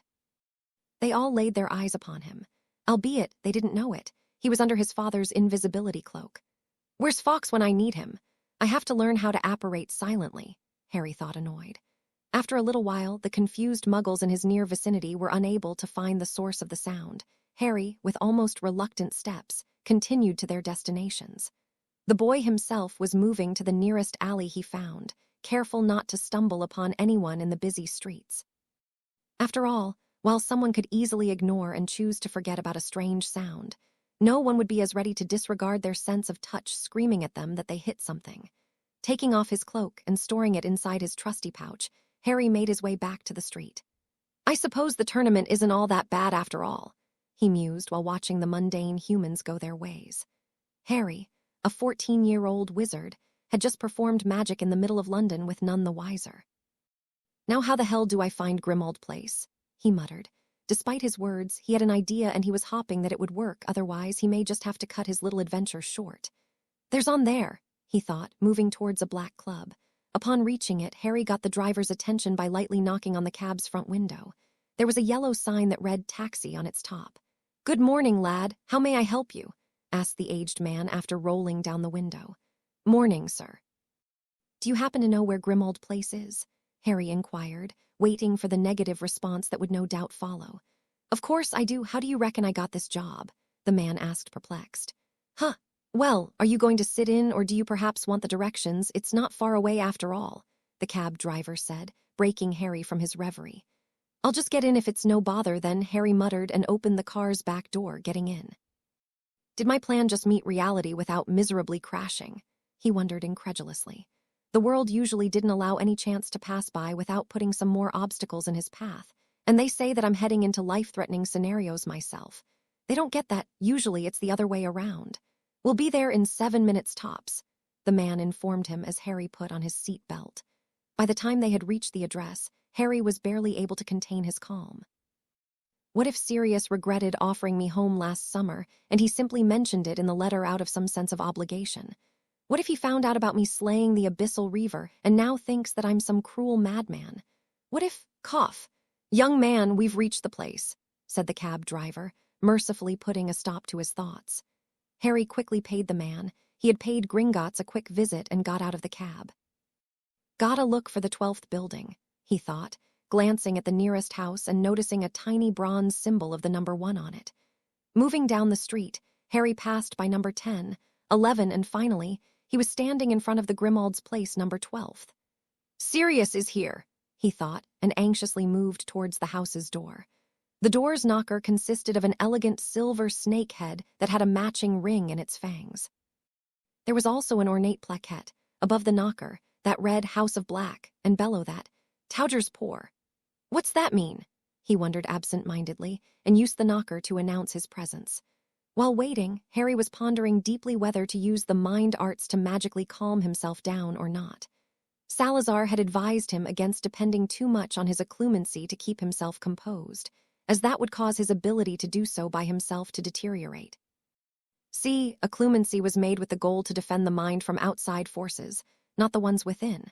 That's why, despite how convenient it may be at times, you shouldn't become overly reliant on magic to keep yourself collected, echoed the man's words in his mind. Thankfully, Sirius had come to the door by then, albeit with his wand at Harry's face. Noticing who his uninvited guest was, he immediately lowered his wand. "Merlin's balls, kid. Aren't you supposed to be at school right now?" The man asked, clearly trying and failing to sound stern. It probably had to do something with the radiant smile that he was looking at Harry with. "Hey, Sirius," Harry voiced with a steady voice, surprising himself. "Hey, pup," the man replied and then hugged his godson. The hug felt warm and comfortable. Harry, for the first time in his life, felt truly wanted. Not wanting to catch his neighbor's eyes, the older man quickly broke the hug and shoved Harry inside the house. "I'm still a wanted fugitive, remember?" he replied at Harry's questioning look. "Oh, yes, there's that as well," he muttered darkly, and Sirius' expression briefly became dejected. "We can talk about that later. Now why don't you tell me why and how you escaped Hogwarts to visit Little Almy? I'll have you know that not even your father and me pulled that one, albeit we tried," revealed the man, once again cheerful.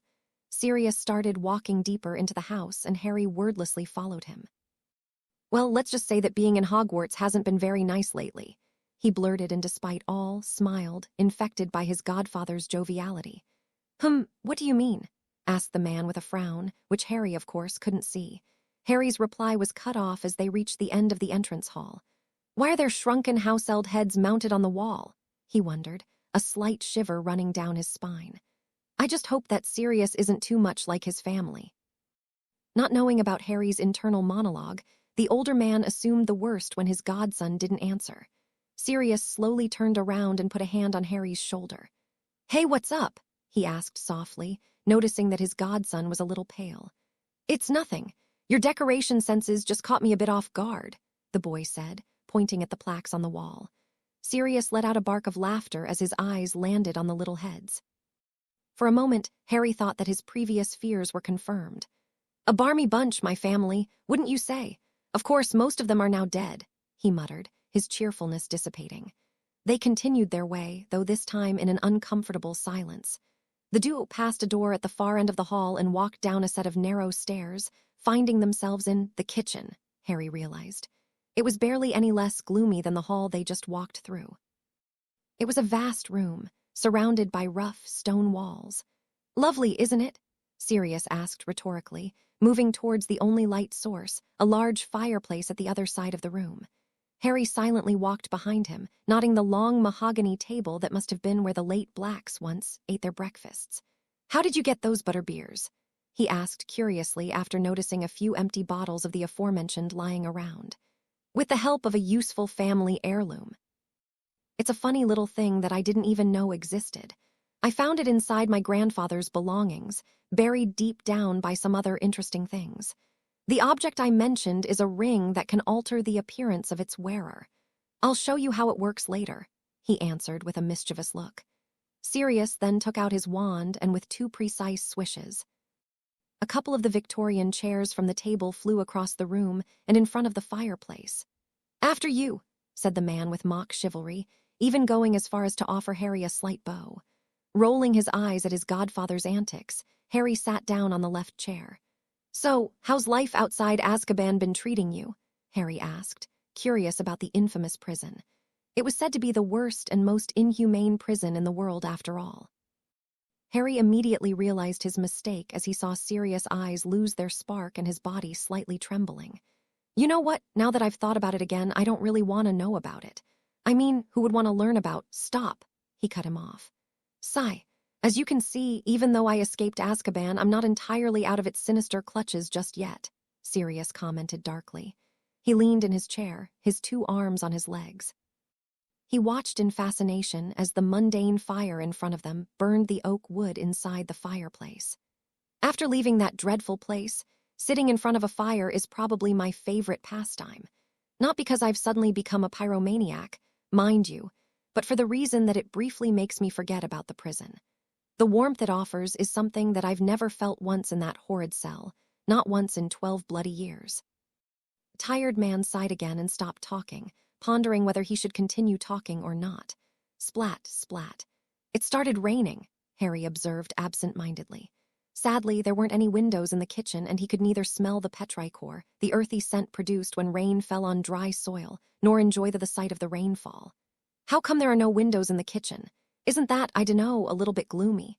I mean, how can someone possibly eat breakfast in a dark room every day?"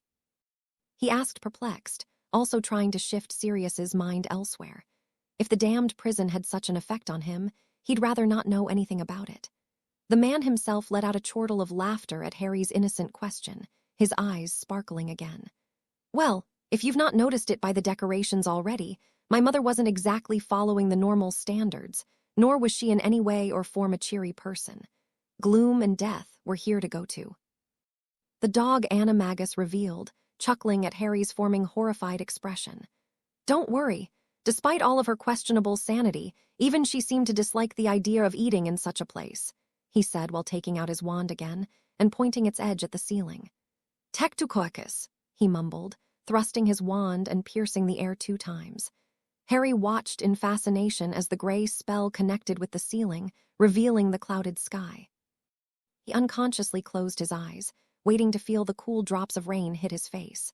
"Weird, I don't feel anything, yet I can still hear the rain falling," he thought and opened his eyes, going against his instincts that screamed at him to keep them closed. He belatedly realized that the drop seemed to hit something 2 meters above him. He was broken out of his reverie by another bark of mirth from Sirius. The action made Harry want to smile. The fact that he was being laughed at, however, did not. "Don't tell me they've stopped the whole starry night sky at Hogwarts?" asked the man, amused at Harry's confused expression. "Oh, it looks like the same spell. How come it didn't click sooner?" the youth mused. "I see they kept up the tradition anyway. Mum liked the idea from her school days and had my uncle, Alfred, the one who designed most of the house's wards, create something similar. The spell I used is a pretty simple activation charm for the wards.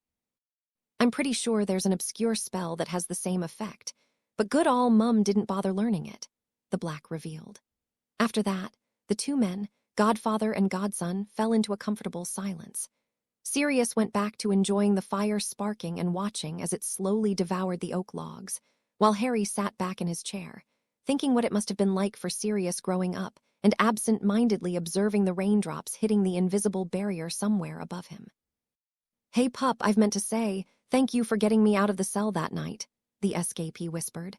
His voice was just loud enough for Harry to catch his words. "Don't think about it. Isn't that what family's for?" Harry asked him with a bright and easy smile.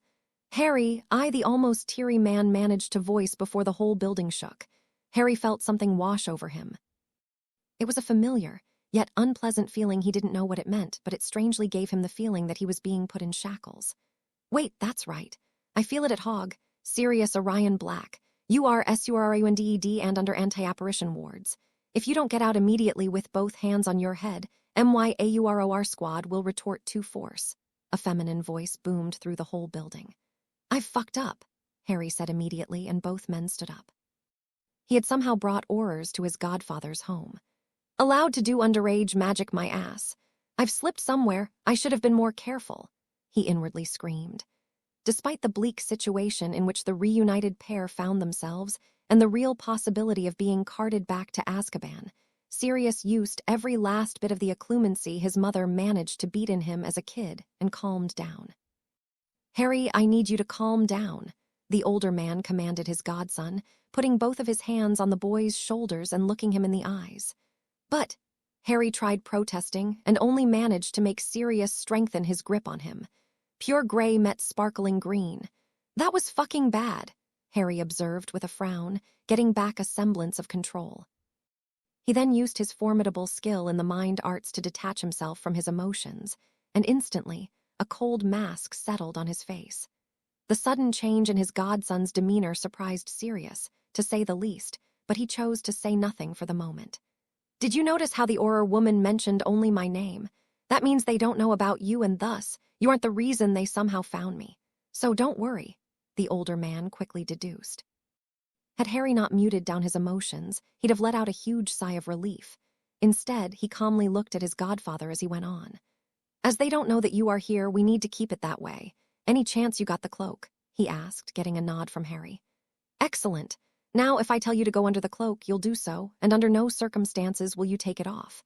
I don't want to see you pulling any stupid martyr moves today," Sirius stated in a serious tone.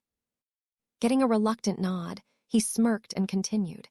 "If you want to help me, wear this ring," the last black said, taking the aforementioned item off his middle finger and throwing it to Harry.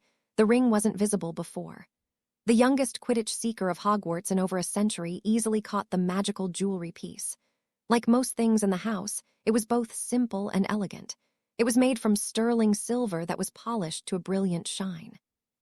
As Harry was about to put the ring on his finger, he noticed that its band exuded a nebulous sparkle in the light. "How peculiar," he mused and moved his face closer to the item. His attention immediately shifted to something else.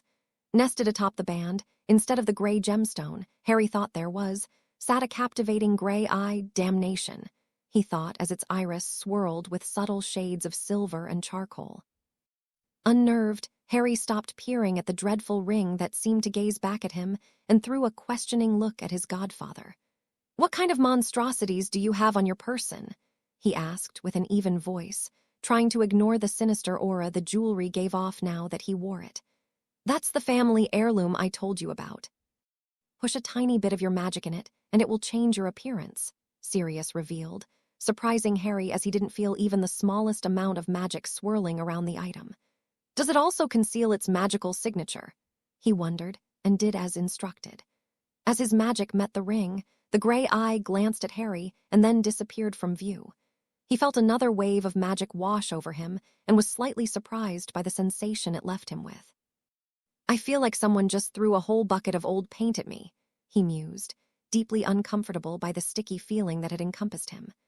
"Look at yourself in the mirror," Sirius chirped and pointed somewhere behind Harry. The boy, following the man's gesture, turned around. He immediately found the reflective object in question, but couldn't see his reflection as it was located not only on the other side of the cavernous room, but also on the wall on his left. He promptly located the reflective item in question, yet his reflection eluded him, as the mirror was not only far away in the cavernous room, but also on the wall to his left. Quickly moving there, Harry was surprised to see the man looking back at him. The reflection was not different in proportions from him, though everything else was a fair game. His hair was now a light brown and cut in a short style, not unlike a mundane soldier. His facial features were now bland, and had lost the little aristocratic flair that they usually held. His sparkling green eyes had also changed to a deep brown. However, these were not the changes that caught his attention, no. It was a little change on his forehead, the absence of his word-famous scar. By the time Harry managed to confirm the unbelievable change and looked back at his godfather, the man was holding 2 fiery orange potion vials. These 2 bottles contained strong invigoration draughts.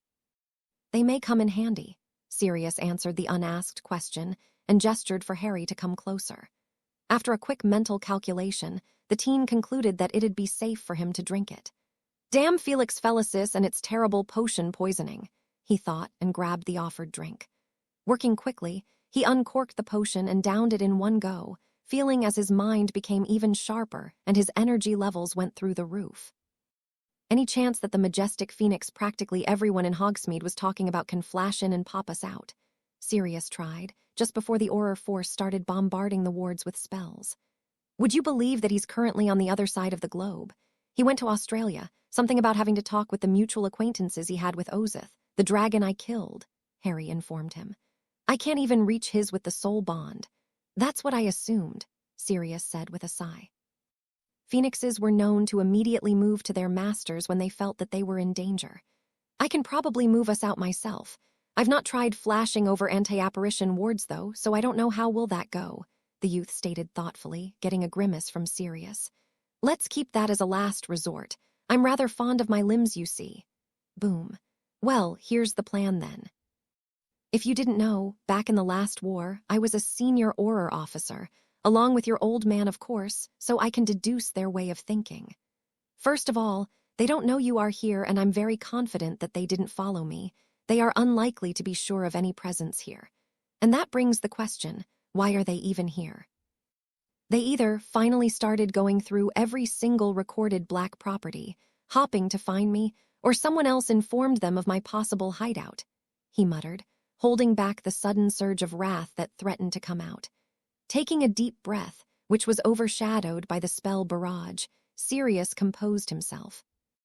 "As soon as the wards fall, one of the Aurors will cast a spell that detects magical presences, and when he receives the confirmation, he'll inform his squad leader, probably the woman we heard shouting, that will then send someone to call for backup. Considering that I'm currently the most wanted serial killer in magical Britain, I assume that the backup will be plentiful. That's why we'll attack right before that," he declared, just before a particularly strong spell hit the house's wards, prompting the building to tremble.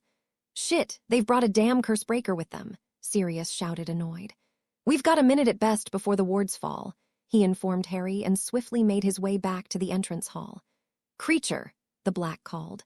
Harry was briefly surprised to see a house elf appear after his godfather's call.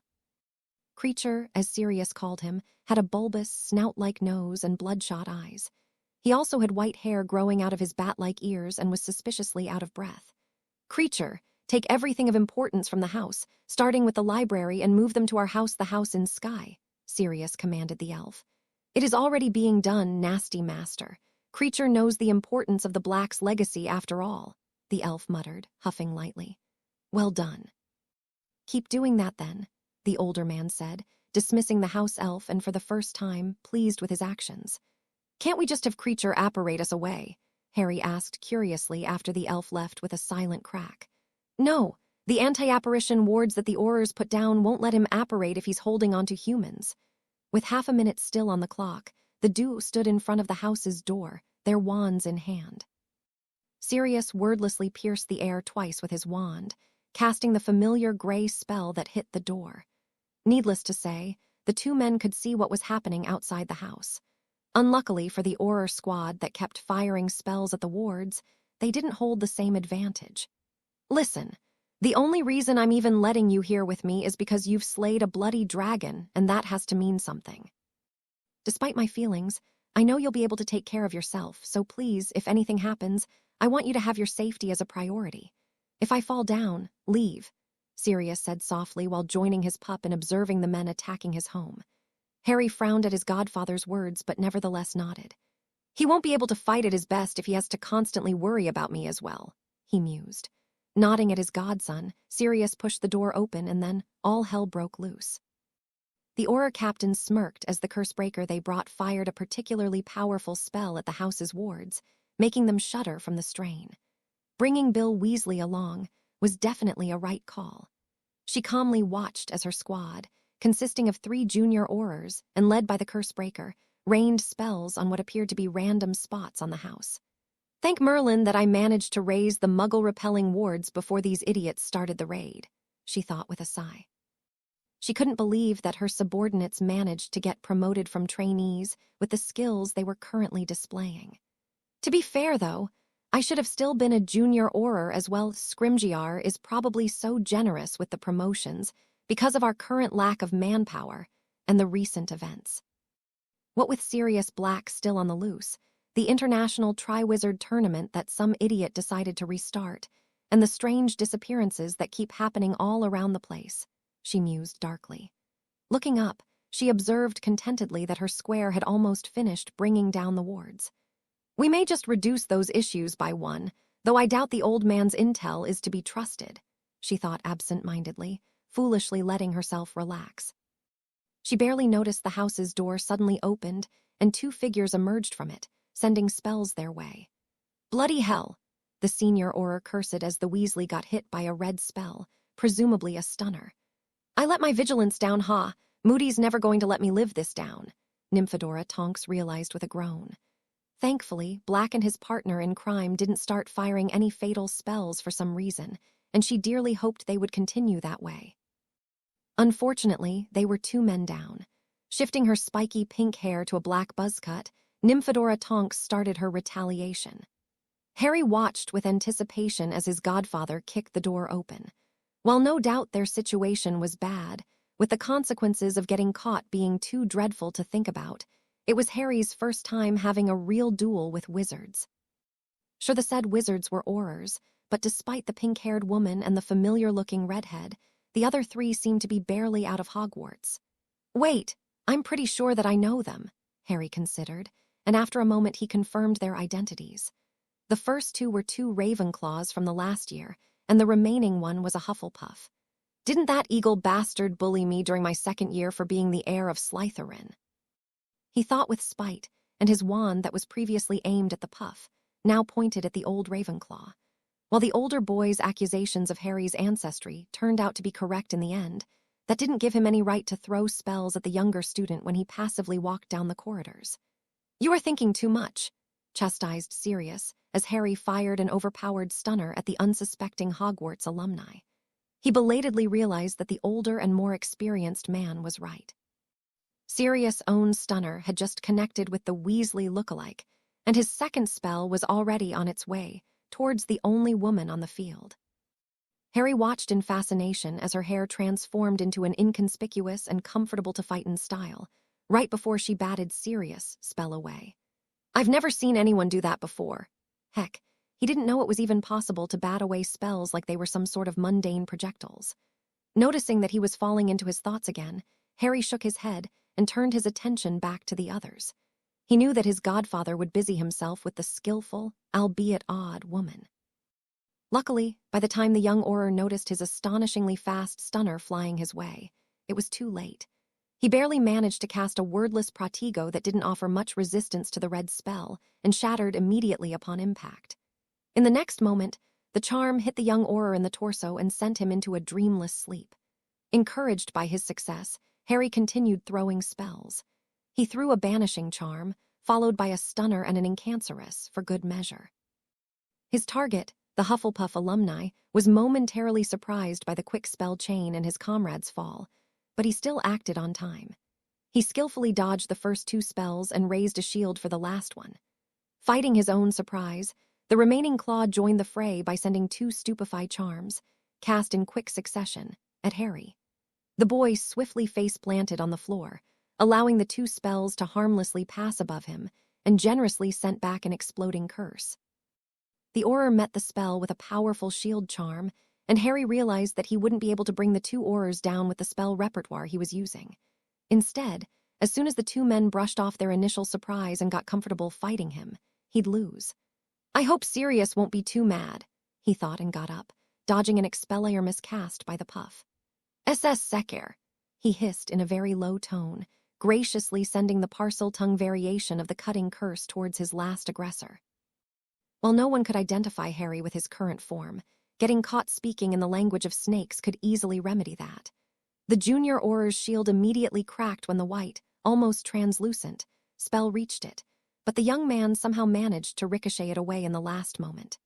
ANDREW, another, came an urged shout. The puff, or Andrew, didn't see the following stunner, and thus, 2 out of the 3 Hogwarts alumni were out.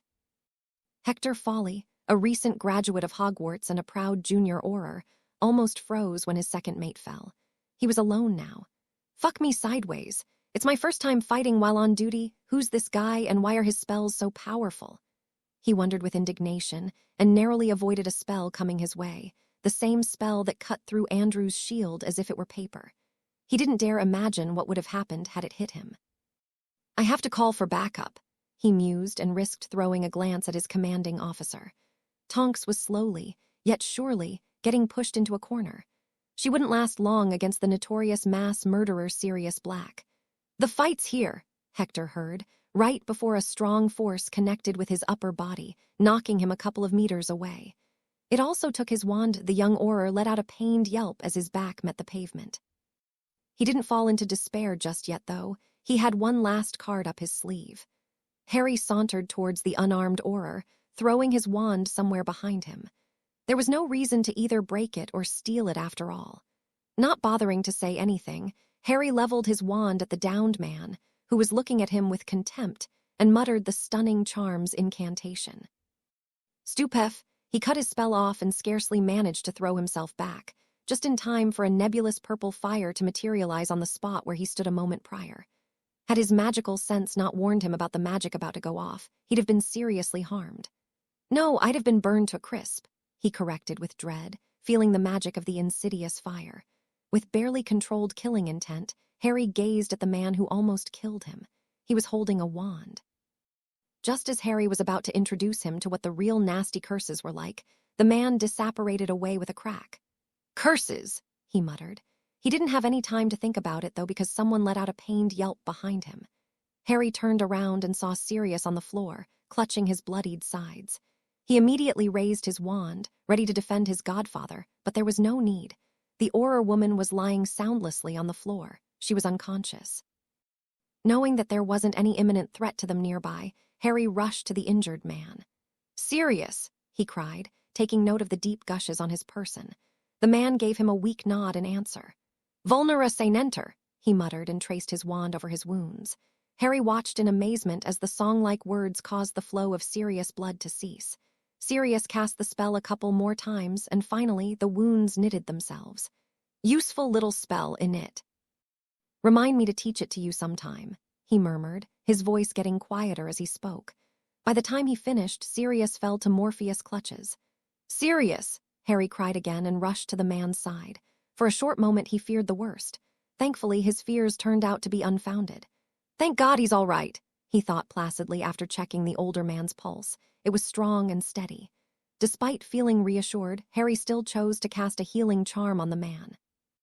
The only healing charm I know. Therapo, he lightly hissed, and a calm green spell hit his godfather. Damn healing spells. Why are they so exhausting to cast? He wondered. The unconscious man's complexion visibly relaxed after the spell, making Harry sigh in both content and fatigue. His joy, however, was short-lived as he heard quiet cracks reverberating behind the nearby houses. The backup, Harry realized with dread. Acting on instinct, he pulled out his invisibility cloak and threw it over Sirius' body.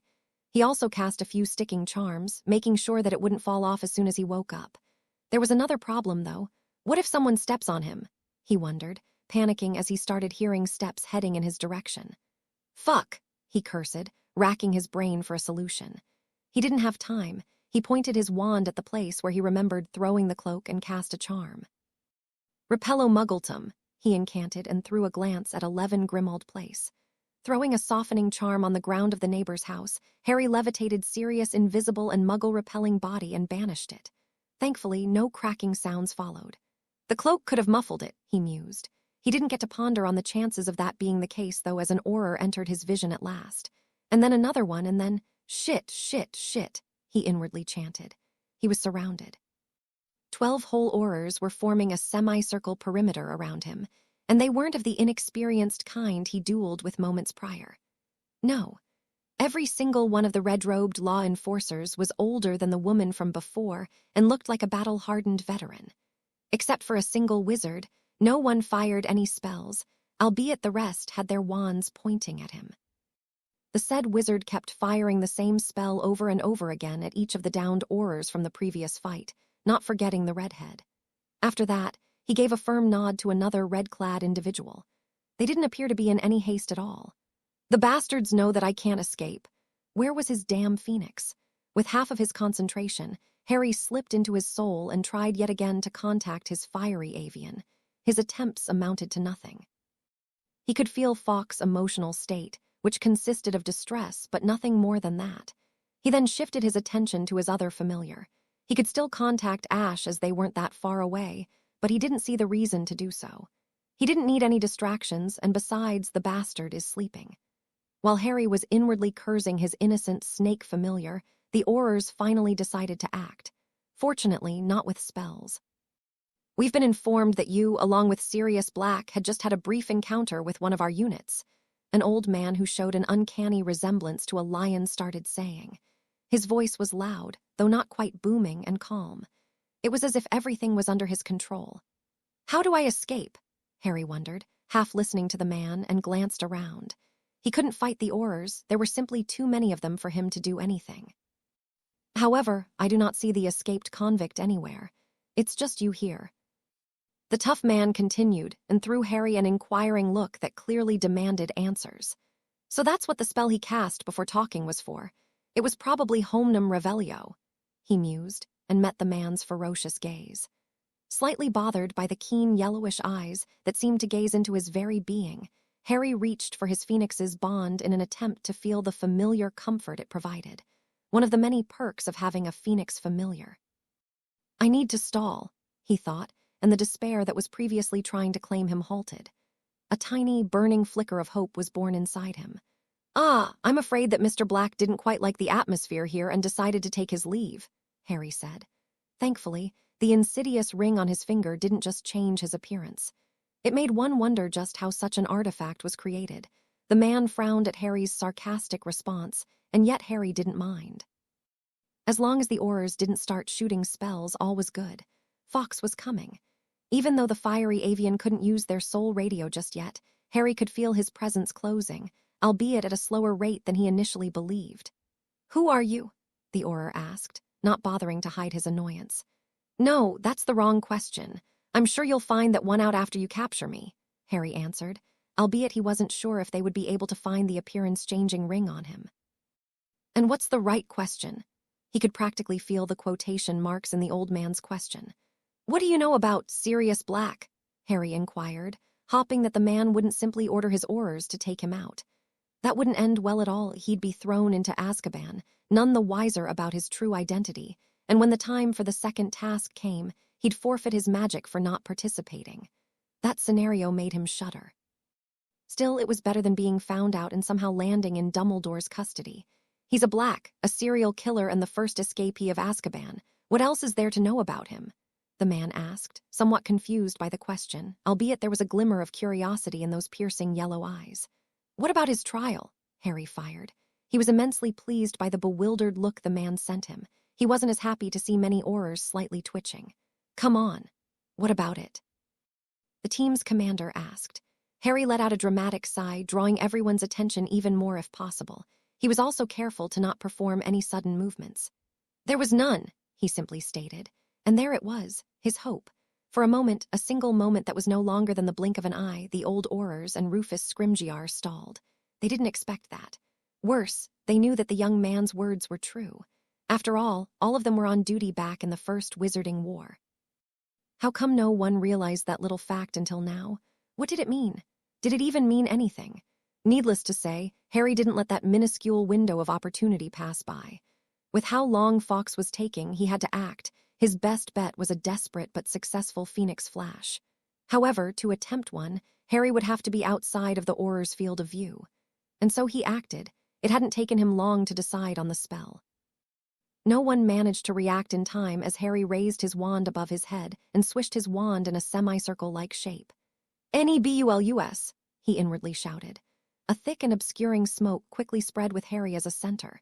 He immediately fell on the floor, trying to dodge the spells that would no doubt come, yet someone's surprisingly fast cast still managed to hit him. "Argh," he cried as a cutting curse tried and failed to cleave off his arm. Despite the disorientation he felt due to his agony, Harry still followed his plan and Phoenix flashed through the anti-apparition wards. As he reappeared in a different space, Harry waited for the additional pain to come. However, by some miracle, he didn't splinch himself. He swiftly cast Therapo multiple times on his left arm until it felt almost normal. Rising slowly, Harry glanced around to determine his destination. He wasn't sure where he wanted to go before he performed the flash. He only wished to appear somewhere he felt safe. "Oh, for fuck's sake," he cursed and slumped back on the floor. He stayed like that until most of his dizziness passed. Letting out the biggest and most woeful sigh he could manage, Harry pulled himself from the floor. "Some men are lucky, and some men are unlucky. Does perhaps God hate me?" he wondered, looking around the drawing room. It had large windows overlooking the street in front of the house, a large fireplace flanked by 2 ornate glass-fronted cabinets, and an entire wall covered with a tapestry of the Black family tree. He was back inside the house. "I probably shouldn't have enjoyed threatening Dudley too much with my wand." Glaring at the offending family tree with disapproval, Harry's eyes landed on a blackened head and finally broke from his reverie. "Sirius! Creature!" Harry trumpeted. A moment and a cracking sound later, the demented elf appeared in front of him. "Dirty young master called for creature," stated the elf with obvious confusion.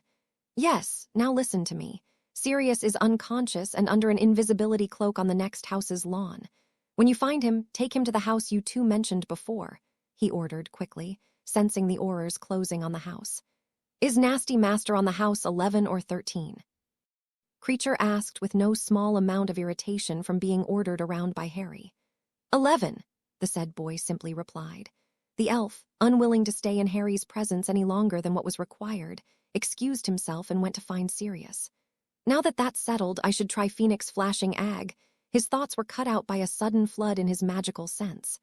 "Oh, you've got to be kidding me, bloody hell, not another one," Harry muttered and let out a tired groan. Well, there goes that plan, he thought dejectedly, sensing the new and reinforced anti-apparition ward covering him. The youth quickly made his way out of the room, hopping to at least get into a good vantage point. I hope Fawkes makes it in time, he thought just as he reached the entrance hall. Luckily, no one made their way inside just yet. Shields up! A stern shout came from outside the door a moment before it got blown up, its splinters flying everywhere. Lucky my ass, Harry thought mockingly and raised his wand. Bombarda Maxima! Bombarda Maxima! Bombarda Maxima! He iterated while pointing his magical stick at the smashed-up door frame. Had he aimed at the opening, there was a chance that his spells would have connected with someone and turned them into gory bits. Harry wasn't planning on killing anyone, though. The thought alone made shivers run down his spine. He simply had to stall. Also, a bunch of enraged and vengeful Aurors would be anything but slow. Moment after Harry cast the last spell, the first one reached its destination. Despite the deafening explosion sound, which was swiftly followed by two more, Harry managed to catch a couple of cries of pain. God, I hope no one's dead, he thought dejectedly, and gazed at the devastation he caused. The entrance of the Black family house was no more. There were pieces of marble, bricks, and concrete lying all around, and also a mundane dust cloud that covered both parties' sights. The Aurors were the good guys. They were simply following their orders and trying to enforce the law by catching Sirius Black and his unexpected new accomplice. There were partners and children out there who were anxiously awaiting for them to return safely back home. And that's why Harry was at a disadvantage even before any spells were cast. Speaking of the youth, he narrowly dodged two purple curses that flew towards him and wordlessly erected a shield to meet a fast-moving stunner. Stall, he thought, and threw back a few curses. However, lacking the element of surprise, they didn't have the same devastating effect as before. The aura force easily defended against Harry's spell barrage and made their way into the house. The youth dropped his position and moved deeper, onto the great staircase, not giving any attention to the severed house elf heads this time. Damnation! Except for the kitchen, I don't know anything about this house at all, he thought inwardly, feeling the tendrils of desperation latching onto him. He transfigured some obstacles that mostly consisted of living mammals with the sole intent of stalling the penetrators, and briefly allowed himself to wonder what would happen if he revealed his identity. Could he hide in a room, transfigure some chains, and when found, spin a story of how he was abducted by the notorious Sirius Black? Probably not. The unrelenting man-force swiftly moved towards his new position and continued their chase. They easily dispatched Harry's transfigurations and kept on their way, both parties moving up. Harry had to admit that by limiting his spell arsenal as he was making things incredibly difficult for himself. Sadly, using powerful and esoteric curses and charms was a no-go. He still had some non-fatal aces up his sleeves, though. Now, he thought with delight as the aura body took another step forward. His last scheme, the transfigured hounds and a nice spell barrage, was a ruse, meant to lower his aggressor's guard. And it worked. He watched giddily as the first of the rallying enforcers grew green. The others quickly followed, and after but a few seconds, every single aura was showing signs of being poisoned. Harry was well only due to his bond with Ash and the dreadful basilisk venom that flowed inside him, unable to devour him. Those two things together combined granted him a surprising resistance to most toxic and poisonous things. I can get out of this, he thought with renewed determination, and wordlessly cast more poisonous spells, this time not in Parseltongue. The Aurors weren't an inexperienced bunch, though. One of the men who was previously tasked with firing spells at him took a step back, getting behind the shields, and as if to mock him, swirled his wand in an elaborate manner. Harry felt a surprisingly heavy concentration of magic coming off the man. The only reason he didn't sprint to the top of the stairs was because he didn't feel any ill intent coming off him. Mundar, the man stammered, and a white glow engulfed his comrades. The man fell on the floor from exhaustion, and the Aurors' complexions immediately showed signs of improvement, and they picked up their slackened pace. Harry instantly stopped any further attempts to poison the men and kept raising shield after shield. The only reason he had preserved so far was because of the Pratigo's variations that he cast. When a bombarding charm was fired his way, he'd conjure a tiny bit of wood to meet it, followed by a shield meant to defend against shockwaves. Unable to cope with the renewed pressure, Harry reluctantly moved up the stairs until there wasn't any further to go to. He immediately moved into the floor's only room, throwing every bit of locking and surface-enhancing charms he knew at the door. Needless to say, the Aurors weren't going to be stopped by those feeble attempts of stalling. Unwilling to see a repeat of the earlier incident, they swiftly blast the door down. Well, put your wand on the floor and raise your hands. You have nowhere to escape, a voice mocked Harry from the end of the entourage. The youth immediately recognized the man who, while talking, moved to the group's front. Yellow-eyed bastard, he snarled inwardly, and wordlessly raised the most sturdy shield his battered reserves could manage. The simple, yet impenetrable, Pratigo was proven to be a correct choice as it materialized just in time to meet 5 different colored beams. Bloody hell, he cursed. Somehow, the shield had managed to survive the first spell barrage, but it was obvious that it would not do so again.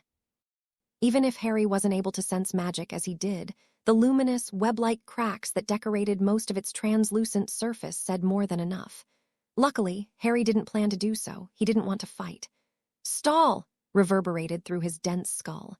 His wand, which was aiming at the floor between him and the Aurors, let out a flash of light. Bombarda Diabolica, he inwardly chanted. The blue, blazing charm flew at an astonishing speed and connected with the floor, effortlessly devouring every single spell that it met. Damn Salazar, the youth cursed, whilst examining the devastation the previously extinct spell caused. Harry's little scheme didn't unfold as smoothly as he had envisioned it. Casting Bombarda Diabolica was a stupid gamble. He wasn't very proficient with the spell yet, and he could control neither its output nor its ability to not harm the friendlies, not fully at least. Thankfully, he managed the second part almost perfectly, and no Auror exploded into bloody bits. They simply got pushed back. That's where his luck ended, though. The blast created by the dreadful spell sent multiple pieces of marble at him. By the time Harry managed to raise a shield, his left leg was battered. It's a wonder it's still on me, he thought bitterly while trying to dampen the pain as much as he could, lest he fainted. Giving a quick glance at the shaken Auror squad in front of him, he let out a groan and, without thinking much about his actions, limped into the hole that he created. Oh, fuck me sideways. The cavity went all the way down to the basement. As Harry was free-falling, he couldn't help but notice the blue accents featured on the marble floors that were caused by the trail of his spell. A fearsome spell, he recalled Salazar saying. With a well-practiced, arresto momentum, Harry landed safely in the lowest room of the house. That was one of the few spells that he had mastered before meeting Salazar, and it was because of one stupid man. Fucking Lockhart. Despite his inner cursing, Harry wasn't idle. When he landed, he immediately moved away so that he couldn't be attacked from above. Following that, he conjured the thickest fog that he could manage. He huffed tiredly but proudly as he watched it quickly make its way to the higher parts of the house. Unlike Nebulous, which he cast before, this one was a parcel-tongue variation and insanely harder to dispel. Harry didn't stop his hiding tactics there, though. Adiaphano, he hissed whilst twirling his wand around himself as though he was wrapping himself with a rope. There was a dim white flash, and Harry felt as if a bunch of rogshed had been cracked onto his head as the charm took its effect. The unpleasant feeling indicated his success. He was fully invisible. He was also tired, extremely tired. He was trying to balance himself and lessen his head-splitting headache when Fawkes came through at last. "What's happening, Featherling?" "My senses keep screaming that you are in danger. Are you all right?" The concerned avian's words reverberated in Harry's mind. Shaking his head, the boy tried to make sense of the voice he heard in his head. Something about a phoenix and a familiar kept ringing in Harry's head, but for the life of him, he couldn't make sense of it. Eventually, his mind decided to cooperate. "I'm alone, in my godfather's house. I'm surrounded by a bunch of veteran Aurors. I barely cling to consciousness, and my left leg is useless," Harry replied slowly, keeping in mind to talk through the soul bond and not out loud. As soon as he finished informing the Phoenix of his whereabouts and his situation, he failed the game of balance he was playing so far and fell with his backside on the floor. It would have been quite a funny sigh had the circumstances been different. Harry didn't receive an immediate reply from his fiery companion, although he took comfort in the shrinking distance between the two of them. While at the start he could barely feel Fawkes' presence, now it was growing stronger with each passing moment. Suppressing the many groans that tried to get out of him with what felt like his every move, Harry stood up, his bones rattling in protest and his muscles crying in agony. Pain was an old friend, though, and Harry Potter managed to get up despite his many wounds. Due to the summoned smoke, he couldn't see anything, not even the floor. That's why he staggered to where he remembered the corner of the room which was opposite the stairs was located at. Step by step, Harry eventually reached his destination and slumped back on the floor. He leaned against the cold wall of the room, breathing heavily. He knew the Aurors wouldn't be held off for long, even with the dense fog and his invisibility spell. He could only hope now. Everything is up to Fawkes now, he thought. The dark spots that filled his vision before magnified and tried to fill it. Harry was slipping in and out of consciousness, only managing to come back by sheer will. There were shouts coming from everywhere and footsteps too close for comfort. He couldn't do anything, though. After what felt like a few hours, he didn't know how much time had truly passed. The Aurors managed to banish the smoke. Harry's gaze immediately fell on a red-cladded individual who was moving his way. That's it, I'm caught. Sorry, Sirius, the boy thought and closed his eyes, both in defeat and exhaustion. There was only so much he could take. After a whole minute passed without him being fired any spells or being constrained, Harry opened his eyes in confusion. There was no one in the basement, not even the Auror from before. What? Wondering what was going on, Harry turned his head, stifling a pained groan, towards his right hand to make sure he was still clutching his wand. His senses weren't the most dependable at the moment. Oh, that's right, I'm invisible, the exhausted youth remembered when his eyes failed to find his hand. Just then a fiery flash manifested in front of him, and someone started shouting from upstairs, followed by others. You poor child, hang on a little longer, I'll take care of everything now, a warm voice soothed Harry, more shouting and running. That was the last thing Harry heard before he was enveloped in a hot and extremely comfortable embrace. Then, everything turned black and he welcomed the unconsciousness at last. Harry's last encounter with the Aurors put a few things in perspective. It showed him how different it was to fight against a human force than a magical beast. Not only that, but dueling to flee and fighting to kill couldn't be any more different. He got humbled and shown his place. Luckily, Harry learned his lesson without any consequences. Sirius was relocated to a safe house by Kreacher, and being disappointed by his own performance, much like his godson, he started training with the goal of getting back in shape. Merlin knew how deep the damage the accursed prison had caused him, ran. Kreacher had also returned the Potter's invisibility cloak by the next day. Needless to say, the stupid boy got scolded enough for a lifetime by his two familiars as soon as he woke up from his slumber. Ash in particular wasn't happy about not being woken up, despite Harry's reasoning that it wouldn't have mattered and it would have only stressed the snake. That was all in the past, though. The weekend had come, and previous plans had to be considered. That's how Harry found himself standing in front of a full-body mirror, checking himself out. He took a deep breath and adjusted the shirt he was wearing. The weekend was meant to be relaxing, but now he wasn't sure whether he preferred to go against another battalion of Aurors or meet Fleur. He wore a simple yet comfortable white shirt and black pants, uncaring that he wouldn't be able to blend in with the weekend crowd. He was Harry Potter, the boy who lived. There was no blending in for him anyway. Considering the identity and beauty of his date, that wasn't a possibility anyway. Wanting to both impress and feel comfortable in his clothes, he decided to go Muggle. The shirt, along with a few other pieces of clothing, was a new addition to his closet. He had gone to the Muggle side of London again the day before and bought himself some clothes. It was high time. I gotta thank Sirius for that one. Who knew that the Blacks were so wealthy? Harry thought absent-mindedly. As soon as Sirius woke up, he immediately sent Kreacher to make sure that his godson was all right. After his fears were assuaged, meaning Harry going to the safe house in person, Sirius gave him a small black key meant for the Black Heir's allowance vault. A vault that was connected to the main family vault and was thus refilling itself when running out. There were obviously some withdrawal restrictions on the vault. However, they were too high to even matter. "How do I look?" Harry asked, half expecting no response and half expecting a sarcastic remark from the snake that had become such a central part of his life.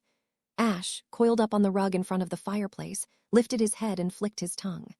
"Well, well, well. In this great snake's humble and wise opinion, your hair would make a perfect home for our new roommate," Ash replied. "Real funny, Ash," Harry muttered, wondering why he bothered asking for the snake's opinion in the first place. Ash hissed in a way that sounded suspiciously like a laugh. "Were you two talking about me?"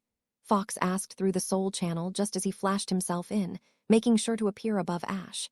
The majestic avian trilled good-naturedly as Ash flinched and hissed some pointy remarks.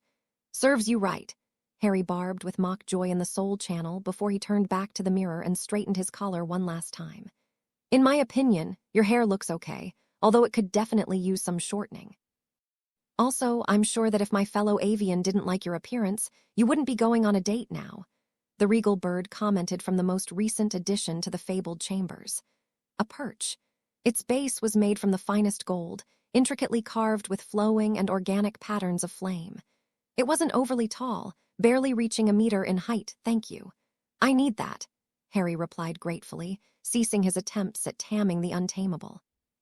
He turned around again and threw a dirty glance towards the laziest and wittiest snake he had the displeasure of knowing. Truth be told, though, he hadn't talked to many snakes. "It wasn't so hard, was it?" Harry inquired, prompting Asmodeus to shift and look him in the eye. Sirius' sparkling green met with amused large yellow eyes. "No, it was fun, though," Ash hissed joyfully. Harry muttered something under his breath about ungrateful and immature legless creatures as he made his way to Fawkes' breathtaking perch. "Can you give me a lift?" Harry asked the majestic phoenix who had closed his eyes sometime during the back-and-forth barbs. "I thought that your phoenix flash was perfected," Fawkes said as he opened his eyes and then blinked. Harry started as their color shifted and swirled like molten lava. He also noted the unmistakable annoyance that shined through. "Well," started Harry, only to be cut short by Fawkes. "No wells and not buts. If you had mastered the thing as I told you to, you wouldn't have needed my aid back in London," stated Fawkes with a stern voice. his eyes glowing with an otherworldly color, daring the human to talk back. Harry knew a lost cause when he saw one. Unable to contradict the avian's words, Harry moved to the center of Salazar's old chamber and closed his eyes, allowing himself to fall into a concentration trance and concentrate. His magical senses were greatly enhanced as he did so. He knew that Fawkes wouldn't approve of his timing. That's why he tried roping him into taking him out. That didn't go well, though, and unless Harry wanted to appear next to Hogwarts Gate smelling like burned pork, he had to do it right, which meant slowly. Taking a deep breath, Harry felt an intense heat running through his entire body, followed by a sense of extreme exhilaration. He burst in a flash of flames and reappeared just outside the Hogwarts wards. He could feel them drumming with a godly amount of magic. Making sure that he didn't smell like some kind of cheap pork dish, Harry flicked his wand into his hand. He cast a wordless tempest and 4 sliver digits manifested in the air, breaking many of the laws of physics. "It's 12:30, he noted. "Fleur wouldn't be there for another half hour. I should have cast the spell before flashing here," the boy belatedly realized. There was coming earlier, and then there was coming way earlier, sigh. Not having anything better to do, and not wanting to return back the chamber, lest he wouldn't be allowed to go out again until he mastered the art of phoenix flashing, Harry turned his attention to the fallen twigs and rocks in his immediate vicinity. Pointing his wand towards a pile of them, Harry busied himself with a transfiguration concept he was stuck with. Vanishing, a previously OWL level spell which got reevaluated, and it was decided to be put with the NEWTS. It made the objects or mundane creatures it hit disappear completely. Not every 7th year managed to get the hang of it, and neither did Harry. That's why it was considered advanced magic. Merlin knew what it was doing with the OWLS. "Hello," a melodic voice came from behind Harry. He was so engrossed with the spell that he didn't notice either the time passing or Fleur's presence. He wondered absent-mindedly about his failures as he turned around. Long, lustrous hair, unmatched by any mundane, a figure that put even fit women into shame, and the most enticing dark blue eyes Harry had ever seen. His throat suddenly felt extremely dry, and he may have missed a breath. "Hi," Harry said back, hopping that his voice didn't sound as high as he heard it. He barely managed to calm down to safe levels when the French girl walked near him. "God, she's even more gorgeous up close," Harry's mind concluded. "Was that the vanishing spell you were trying to cast?" she asked curiously. Deciding that it wouldn't hurt to be truthful and that Fleur was probably asking out of courtesy, Harry offered a nod. "Yes, it is. However, whenever I cast the spell on something, it takes a moment to disappear instead of being instantaneous," he revealed, prompting Fleur to smile. That smile. Her white, shiny teeth were perfect. "I know what's wrong. I had the same problem myself," the French said, moving even closer to Harry. Harry's world was filled with a scent of sweetness and warm creaminess the next time she opened her mouth.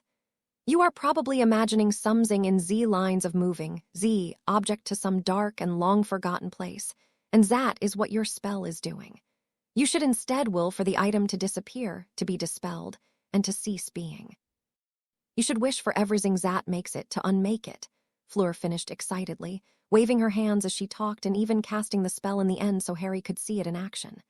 "There's no harm trying," Harry thought and raised his wand again, his mind filled with molecules and atoms. Pointing at a rock, the boy imagined it to ceasing being. "Evanesco," he uttered with a steady voice, doing a zigzag motion. The offending piece of rock disappeared instantly, bringing a smile to both youths' faces. "You did it," Fleur exclaimed. "I did it, and it's thanks to you. I didn't know you were so passionate about transfiguration, though," Harry added cheekily. "Wait until you see me talking about charms," she replied with a blush and started a fast walking towards the village. Harry laughed at the older girl's antics and followed her. "Do you have any place you want to visit?" Harry asked Fleur, throwing her an inquiring look that the Fleur's whole attention was on the cobblestone path they were following. "Say, is it me, or is there something magical with Z path we are taking?" asked the blonde, showing no signs of having heard Harry's earlier question. Harry quickened his step, moved in front of the girl, and stopped. Fleur almost bumped into him. "Here, let me show you," he said with an amused tone before continuing. "Oh, the tragedy to think that the great dragon enchantress can't figure out the magic behind a simple cobblestone trail. What would Madame Maxime say if she were to see you right now?" Harry finished dramatically, placing his hands in front of his mouth and making a horrified face. The blonde seemed to struggle between laughing out and looking annoyed. On a second thought, I don't need your help, the French Triwizard champion replied with a huff. You won't get it then, Harry muttered and beamed as she scowled at him. Adorable, he thought absent-mindedly, watching as the girl in front of him tried to understand the simple magic behind the path they were taking. Harry moved back to her side and they continued their walk. During the whole time, Fleur didn't utter a single word, hellbent on proving Harry wrong, whilst the boy himself was pondering about his upcoming ritual. It didn't take the two youths long to reach the magical village and thus the 3 broomsticks. I've asked you before, but you didn't pay me attention. Do you have any stores that you want to visit? Harry asked his date yet again. The aforementioned girl was sporting a defeated expression. None. I don't know anything about Z Village. It's up to you, she answered lightly. All right then, let's keep going and leave this pub for last, Harry decided, pointing at Madame Rosmerta's humble establishment. Fleur could only nod, not having formed her own opinion about the topic. Do you need to buy anything? School supplies, toiletries, anything? Harry asked, trying to decide where to go with the fabled process of elimination. Only God knew how many young boys and men used it to help many indecisive girls choose what they wanted to do. Of course not. I have bought everything I need before Z start of e-school year. And even if I didn't, we can conjure things, right? Fleur said, not particularly happy at being called irresponsible, albeit indirectly. The youngest Triwizard champion ignored the girl's annoyance and rolled his eyes at her antics. I doubt you'd want to go to Madame Puddifoot's just yet, Harry commented offhandedly, prompting Fleur to throw him an inquiry look that went unanswered. What's your opinion on pranks? Harry asked cautiously. They can be fun at times, the girl answered with a smirk, undeterred by her companion's intense gaze. Harry positively beamed at her. Zonkos it is then, the son of James Potter and Dogson of the Dog Marauders stated. Gripped by a sudden burst of boldness, Harry reached out and gently took Fleur's hand in his own, making her follow him. The French witch's eyes widened slightly at the unexpected gesture, but she didn't pull away. A faint blush colored both of their cheeks as they started their walk towards Zonkos, their fingers intertwined. Thankfully, or not, neither saw the other's face whilst they were walking. She doesn't seem to mind, Harry thought, and decided that grabbing Fleur's hand was the right decision. Thank Morgana, he doesn't look at me, the aforementioned girl thought, trying her best to grab a hold of her fluttering emotions. Making their way through bodies of students and masterfully ignoring their pointing and whispering, they reached Zonkos at last. Whoa, Fleur exclaimed. They stood in front of a whimsical establishment that stood out from its surrounding buildings, mostly due to its bright colors. Whoa, the girl exclaimed again as the dazzling display of light suddenly changed colors. The entrance door featured the shop name with bold, quirky lettering. As one might expect, it also featured large windows that managed to display a wide variety of the magical prank items sold. Let's go in, Harry said, pulling the girl with him. They still held hands. As soon as the boy opened the door and took a step in, a sharp honk sounded above his head, making him jump back. What's going on? He briefly wondered and took a breath, trying to stop the adrenaline from pumping inside him. Hearing Mr. Zonko's laugh from somewhere inside the store was all it took for Harry to calm down. A glance above the entrance of the door revealed some kind of transformed trumpet that he missed before. Well, that's new, he murmured, hoping he didn't embarrass himself too much and risked a glance back. However, instead of the lovely-looking girl he expected to see, he was met with the sight of a beautiful, battle-ready woman. The initial embarrassment quickly faded as Harry realized that something was wrong. Fleur's stance had shifted, her body tense and alert, her wand already in hand, and she sported a haunted look in her eyes that he couldn't figure out. Relax, he whispered, leaning into her ear. Finding her hand again and grasping it, Harry offered a gentle squeeze. Slowly, he watched as recognition returned to her eyes and her posture began to relax. Sorry, she said with a low voice, and Harry gave her a reassuring smile. It's all right, he said softly and pointed inside. Shall we? After getting a nod in return, Harry smiled and took a step. He flicked his wand in his hand and pointed to the weird-looking instrument. Immobulus, Harry cast, watching as the blue beam made contact with the offending alarm. With the alarm temporarily disabled, Harry and Fleur stepped into Zonkos. Unlike Lockhart's, it did its job, and no sound was heard that time. The shop was bustling with students, their eyes wide with wonder as they perused shelves stocked with an array of magical pranks and novelties. Harry felt a surge of excitement, reminiscent of his first visit to the shop the year before when he didn't have permission to visit the village and had to walk around under his invisibility cloak. He couldn't help but grin as he watched Fleur's eyes dart from one curious item to the next. Fleur quickly forgot about the earlier incident as the two walked through the shelves filled with all kinds of magical items meant to bring mayhem. They plotted and schemed, each coming up with a different way to utilize the insidious objects. Harry's eyes lit up as he spotted a particular item on a nearby shelf. He nudged Fleur, pointing towards it with a grin. "Now that looks like it could cause some real trouble," he whispered conspiratorially, his green eyes twinkling with excitement. In the end, the two youths didn't buy much to their dismay. "Do you think we can pull Z prank off?" she asked, unsure about the scheme they chose to go forward with. It would require a lot of planning and coordination, and neither of the youths had time to spare, that being the reason they settled to a single prank. Harry grinned mischievously at Fleur, his eyes twinkling with excitement. "Of course we can," he assured her confidently. "We just need to time it perfectly and make sure we're not caught in the act." As they exited the shop, Harry's mind was already racing with all the hows of the plan. "I loved the shop," Fleur said, her eyes bright with mirth. "Shall we go in again, awry? Perhaps more carefully Z next time," she said with mock haughtiness, getting a grunt from the boy. "Maybe," he replied and closed the distance between them. As they walked around the shop, Harry concluded that the older girl liked him. He was sure about it, after all. Friends didn't just hold hands and initiate physical contact. He was less sure about what he was about to do, though. Harry took a deep breath, steeling his nerves. With a gentle tug on Fleur's hand, he pulled her even closer, their eyes meeting. He could feel her breath on his face. It was sweet, intoxicating.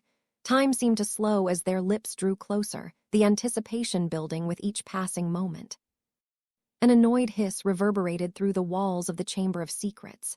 "Damn it, boy," Ash cursed and got an excited trill in response. The snake looked his companion up and down, deep in thought. He was debating whether he should make a run for it, fight the proud chicken, or plead for Harry's assistance. "As if I'd fall so low," he thought, and decided to just get it over with. Letting out a sigh, Ash used his tail to throw a small pouch towards Fox Perch. It didn't quite reach him and fell down, but it didn't matter. Trillul. "Did you seriously bet 100 galleons on them not kissing? Stupid lizard. It was obvious they liked each other." Fox mocked the serpent through their bond. Ash coiled tighter around himself, hissing curses under his breath about insufferable birds and rigged bets. Meanwhile, Fox took flight and landed on the pouch. He then proceeded to preen his feathers, looking entirely too pleased with himself, and flashed away, with the pouch. Ash glared at the spot where Fox had disappeared. Next time, he vowed, he'd be more careful about making bets with that crafty phoenix. For now, though, all he could do was sulk and plot his revenge. "Who knew the egg-making chick was so sly?" Ash grumbled, his scales rustling with irritation. "Impossible," a hiss reverberated through the room's walls. "I second that," a voice sounded, albeit this time it was through a soul bound so there wasn't any echoing. "Extraordinary," the snake remarked, still in shock. "I second that," a regal voice said through the soul bond again. "Parrot," the snake hissed with a hint of amusement, its forked tongue flicked out, tasting the air as if savoring the irony of the situation. "I sec I'm no parrot, lizard." The majestic presence stated firmly, letting its own sarcasm out. "You guys are being dramatic," Harry sighed and gazed back at his reflection. His eyes traced the contours of his face, lingering on the scar that had defined him for so long and would continue to do until the remainder of his days. His eyes then landed on his bird nest, or they were supposed to at least. Where his unruly mop of hair should have been, there was now a shorter, unruly mop of hair. He had stopped by a French barber in Diagon Alley, who didn't have a lot of customers, as his innovative way of cutting men's hair was frowned upon by the higher echelons of society. Needless to say, Harry was not one to care about the pureblood's views on most things. That's how he ended up with what the Monsieur Hulot called faded sides and a shortening of the top. Harry ran a hand through his newly shortened hair, still marveling at the change. He couldn't help but wonder what his friends would say when they saw him. "Oh, I don't have many of those anymore," he remembered and lost his spirit. Harry shook his head, trying to dispel the melancholy that threatened to engulf him, and with a bit of help from occlumency, succeeded in purging despairing thoughts from rising in his mind. "I'd wonder more about your little girlfriend's reaction," Ash hissed. "I'm sure Miss Delacour will be quite intrigued by your new look." Harry felt a flush creep up his neck. "Shut up," he muttered. He glanced back at the mirror, trying to regain his composure. The new haircut made him look older and more mature. He was wearing a black custom-made suit with green accents, which was made with both mundane and magical smart styles in mind. The suit's tailored fit accentuated his lean frame, while the green accents subtly emphasized his sparkling eyes. They also hinted at his Slytherin connections, though none would be any wiser. There were a few blue accents as well. At last, there was a silver pocket watch, one of the many possessions of his late mentor, which peeked out from his waistcoat pocket, adding a touch of sophistication to the fit. Harry's appearance, which was an original blend of wizarding tradition and modern Muggle fashion, at least in Britain, was a statement, subtle yet unmistakable. The young man who gazed back at Harry was tired but determined and no longer content to be defined solely by others' expectations. Maybe it was time for a change in more ways than one. With a deep breath, Harry straightened his shoulders and turned away from his reflection. "And change I will," he mused. After all the day to undergo the ritual had come at last. "I bet the girl will be impressed. I mean, we are impressed," Fawkes commented, and Ash moved his head up and down. "By what?" Harry scoffed aloud, trying to brush off the Phoenix's comment. Despite his words, he couldn't help but feel a twinge of anticipation. Thinking about Fleur's reaction to his new look felt like a drill. Boring into his stomach over the last month. Harry got to know Fleur much closer. Following the success of their first date, the young couple made time in their busy schedules to meet more. Their encounters ranged from casual strolls through the school's grounds to more intimate dinners at upscale wizarding restaurants, albeit that happened only once for now. With each meeting, Harry found himself increasingly drawn to Fleur. Her wit, her charm, the way her eyes sparkled when she laughed. "She's perfect." And she was, at least to his eyes. Harry caught himself, surprised by the intensity of his own thoughts. He shook his head, trying to regain focus. Coughing and praying to all the dead gods that his thoughts stayed inside his own thought stream, Harry turned around. "I have to go to Beauxbaton's carriage and accompany Fleur back to the castle, so I'll see you later, guys," Harry said, reaching for his cloak. He grasped the cloth and donned it. Luckily, he didn't hear the snickering coming from Ash and Fawkes as he left the room. "All right, Bird, what's the bet this time?" the snake hissed. He was met with an amused look and a chirpy trill. "Oh, my scaly friend," the Phoenix said carefully through their shared bond, trying his best to escape Harry's notice. Fleur was packing inside her bedroom. She glanced at her reflection in the mirror, smoothing down her elegant blue dress for what felt like the 100th time. "It could very well be the 100th time," she muttered absent-mindedly. Her fingers trembled slightly as she adjusted a stray lock of her silvery hair. The anticipation of seeing Harry and dancing with him, and that in front of a big crowd, sent a mix of excitement and nervousness coursing through her veins. That line of thought brought back the memory of the boy asking her to be his official date. It was right after their first kiss. Fleur's cheeks flushed at the memory, a soft smile playing on her lips. The gentle press of Harry's lips against hers, the warmth of his hand as it traveled down her waist, it had been perfect. And then, with a slight tremble in his voice, he had asked her to be his date for the Yule Ball. Apparently, after her mention of the event, the boy had gone and researched everything about it. How cute, Fleur thought to herself with a fond smile. Her daydreaming came to an abrupt stop when her eyes landed on her mirror. Do I even look good? She wondered out loud, moving closer to the reflective surface and knotting down all of her features. She also did her best to spot her imperfections, but failed miserably. Suddenly, a soft laugh filled her room. Fleur laughed at her own insecurity. Of course, she looked good, she always did. What's gotten over me? She wondered, questioning how and when she started succumbing to predate jitters. No boy or man could confidently say otherwise unless they weren't fond of the female gender. You look absolutely stunning, ma chérie. A female voice came from the doorway, startling Fleur out of her reverie. Don't worry about your young man. I bet he'll be very impressed with you. He's probably just as nervous as you are. After all, it's a big night for both of you. Apolline Delacour smiled warmly at her daughter before taking her leave. She had said her piece. Oui, Fleur murmured and started checking herself over for one last time. just to make sure everything is perfect, she thought to herself. She took a deep breath, smoothing her dress one last time. A soft knock on the door made her heart skip a beat. It was time. Walking up to the door, she opened it. "Hello, Fleur, you look magnificent." Madame Maxime greeted her with a warm smile. The half-giantess's eyes showed her approval as she took in Fleur's appearance. "Are you ready, my dear? Your date is waiting for you at the entrance," she revealed, and suddenly Fleur felt very warm. With a graceful nod to Madame Maxime, she stepped out of her room, her heart racing with excitement. She could swear that way through the carriage was a few times longer than usual, and she even saw things that weren't there before. "Merde," Fleur cursed and took a deep breath. The carriage door loomed before her. Taking a steady step, she grabbed the handle and turned it, walking into the crisp winter air. "I hate Britain," she thought as the cold seemed to seep into her very being. But then her ocean-like eyes landed on a boy. Her breath was caught in her throat as she took in the sight before her. Harry stood there, looking more handsome than he had any right to be. His new haircut, which she knew he was getting, accentuated his strong jawline, and the custom-made suit fit him perfectly, highlighting his seeker body very well. Very well indeed. And that green, it matches so well with his brilliant eyes, some part of her observed as her feet delivered her to the boy. Gone was the cold. She was hot instead. She belatedly realized that Harry had cast a warming charm on her. Had she been thinking straight, she would have wondered why the foreign spell didn't raise any kind of alarms in her mind, as they usually did. Fleur felt her heart race as she approached him, a warm smile spreading across her face.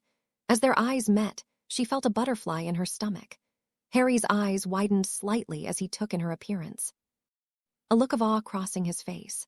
"Fleur, you look absolutely breathtaking," he said, and Fleur felt every word. The intensity of Harry's gaze was intoxicating. If she felt like she had a butterfly in her stomach a moment before, it now felt like a whole swarm of them was rampaging inside her. Fleur's heart raced as Harry offered his arm, a gentle smile playing on his lips. The girl moved swiftly and placed her hand on his arm, her fingers brushing against the smooth fabric of his suit. "Shall we?" Harry questioned, nodding towards the castle. Doing her best to ignore the warmth of his skin, which somehow managed to send constant shivers down her spine, Fleur managed a weak wee. As they began a walk towards the castle, Fleur found herself leaning closer to Harry. "Please don't break up with me. I promise I've not lost my marbles, but there's a question I've been meaning to ask you." Harry started slowly, and Fleur immediately sobered up, her good mood shattered. "What is it?" Fleur asked with concern. She felt a small knot of tension forming in her stomach. She searched Harry's face, trying to understand the sudden wall that seemed to rise between them. "What do you think about flying sharks?" Harry asked with a smirk. Fleur blinked. "No, I must have heard something wrong," she easily concluded before Harry repeated his question. "Flying sharks, what's your opinion on them?" Harry persisted. She blinked again. A laugh bubbled up from her chest, breaking the tension that had briefly formed between them. Her angel-like sounds of joy were infectious, and soon, both of them just stood laughing. "Oh, Harry, you had me worried for a moment there," she started, shaking her head in exasperation. "As for flying sharks, I think they would be quite terrifying, non?" As their laughter subsided, Fleur leaned in closer to Harry, finding her earlier spot. "Though I must admit, the idea is quite intriguing. Perhaps you should suggest it to Hagrid for his next magical creature breed," she teased, shamelessly enjoying the look of pure horror that briefly flashed across Harry's face. "On a second note, I think the world has enough of flying creatures. Adding flying sharks to the list would be meaningless. I mean, there's no way they'd prefer swimming through the air instead of the calming seas," Harry said, not liking anything about his mentioned idea. Non, just think about it. A swarm of sharks gliding gently through the clouds, swimming through the countless expanse of the world without any care. It does have a certain poetic charm to it." She paused, then added with a playful smirk. "Perhaps we should leave such fantastical creatures to the realm of imagination. Harry nodded so vigorously that Fleur wondered if his head would fall off. She giggled at his enthusiasm, finding his animated reactions utterly charming. A sudden thought crossed Harry's mind, and his panic returned in full force. He flicked his wand onto his hand and cast an Accio inside one of his pants pockets. "Accio Marauder's map," he said hastily, grabbing the parchment as it flung out of the small container. To say Fleur was impressed that the map Harry told her all about came out of the pouch would be an understatement. When did he even manage to find time and learn the space enlargement charms? She wondered. The charm was advanced, and she hadn't expected Harry to master it so quickly. They just skimmed a text on it the day before. Bloody Potter and his talent, she muttered with affection. Harry was already activating the map, though, and didn't catch her words. Thank Merlin, Hagrid's in his hut. Heavens know what would have happened had he been in earshot during our conversation, Harry said with a nervous chuckle and stashed the map back in his pocket. Taking Fleur's hand in his own, he guided her to the school. As they approached the castle's grand entrance, they started hearing sounds of music and laughter and drifted towards them. The excitement in the air was palpable as they entered the Great Hall, which had been transformed into a winter wonderland for the occasion. Neither of the youths managed to suppress a sound of surprise from coming out. Snowflakes gently fell from the enchanted ceiling, disappearing before they reached the heads of the students. The usual house tables had been replaced with smaller, round ones, leaving a large space in the center for dancing. Ice sculptures adorned the corners of the room, their crystalline forms catching the light and casting shimmering reflections across the floor. Harry felt a gentle squeeze on his arm and looked up to see Fleur smiling down at him. I think being shorter than your girlfriend is a good enough reason to commit seppuku. The ritual is my last hope for that legendary spurt growth. Harry chuckled at his own self-deprecating thoughts and quickly pushed them aside. Fleur was barely taller than him. Tonight wasn't about height differences, thought. It was about enjoying a magical evening with the beautiful girl on his arm, and that was exactly what he intended to do. Madame Maxime mentioned something about Z champions performing a welcoming dance. Are you ready for our grand entrance, Uri? Fleur asked with mock seriousness. As ready as I'll ever be. Shall we show them how it's done then, my lady? Harry replied with a charming smile, bowing as a gentleman would. Wordlessly, Fleur took Harry's arm in her own and started heading towards the raised stage in the center of the room. The couple didn't get to do so peacefully, though. A half-blood and a half-breed. How fitting. A sneering voice came from the crowd, its owner's face twisted in disgust as he walked in the front.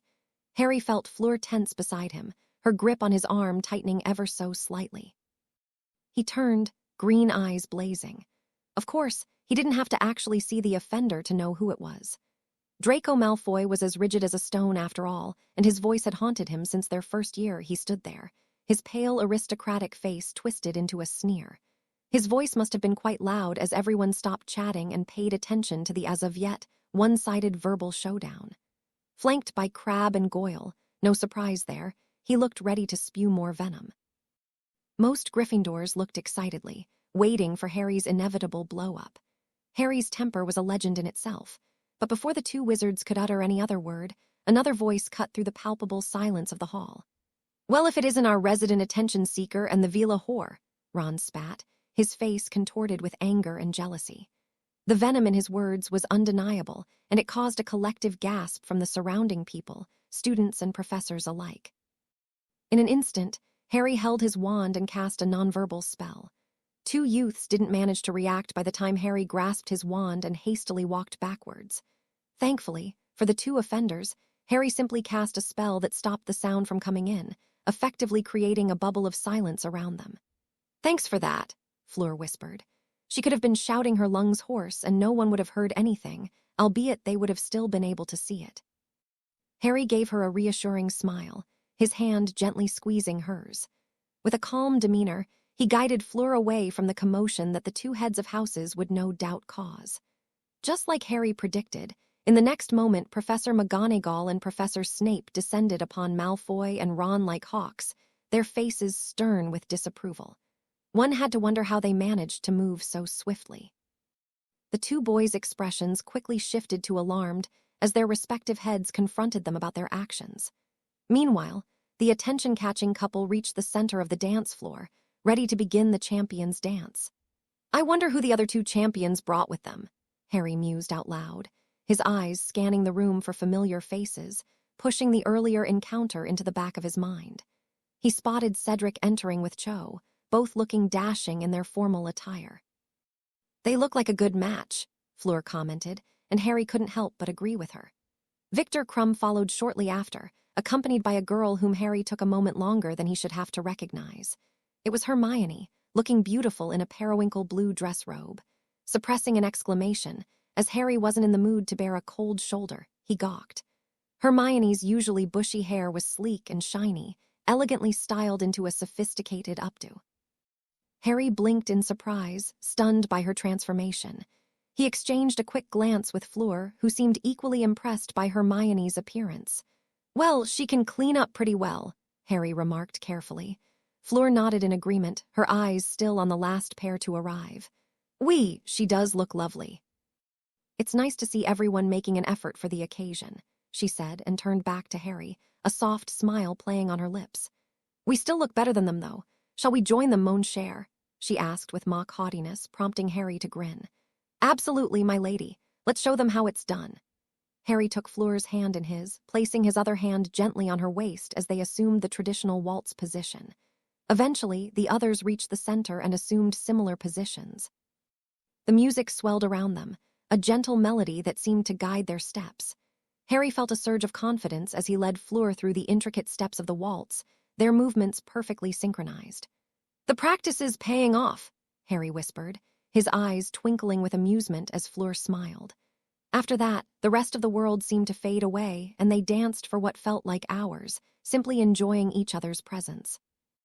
They finally broke off when Neville walked in front of Harry's gaze and started waving his hands to catch their attention. They belatedly realized that Harry kept up his silencing bubble. Harry quickly dispelled the silencing charm, causing a rush of sound to flood back into their awareness. The music, the chatter, and the clinking of glasses from the tables surrounding the dance floor. Neville gave them a sheepish grin. "Sorry to interrupt, guys, but people were starting to shout, trying to get your attention." His eyes flicked merrily between Harry and Fleur. Harry felt his cheeks burn as he realized that, in his excitement, he had accidentally left the silencing bubble on far longer than intended. "Thought to be fair, it worked quite all right in the end," he mused. Harry scratched the back of his head, offering Neville an apologetic smile. "Thanks for bringing us back, Nev. Guess we got a bit carried away," he muttered, his earlier embarrassment now gone. Fleur let out a soft laugh, her melodic voice drawing a few lustful glances from nearby students. "We were just enjoying the dance, Neville. Merci for reminding us we have an audience," she teased. Neville grinned, relieved that he hadn't upset them, as he very much enjoyed the couple's company. After Harry's fallout with Ron, Neville somewhat took his place as Harry's male friend. It all started with Harry needing immediate help from the local plant lover. Neville, and the fourth-year Gryffindors, had just finished a herbology class with Professor Sprout, thus his great mood. Purposefully slowing down his stride so as to fall behind his housemates, Neville started humming a merry melody.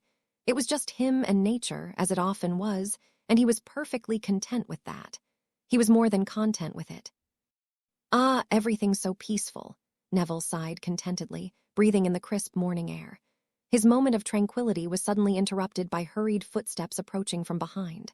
Turning around, he saw Harry Potter rushing towards him, a look of urgency on his face. "Hey, Nev, what's up? I know we've not been best of friends, but this is a matter of life and death. Tell me, what's the most beautiful flower I can get at once?" Harry asked, his voice tinged with desperation. Neville's eyes widened in surprise, and he was about to stammer a reply, but a smile quickly spread across his face as he realized Harry's predicament. The usually shy boy wanted to burst out laughing as Harry Bloody Potter, the bravest Gryffindor, was panicking about something as simple as giving flowers. However, he didn't do so, and instead tried answering the boy to the best of his ability.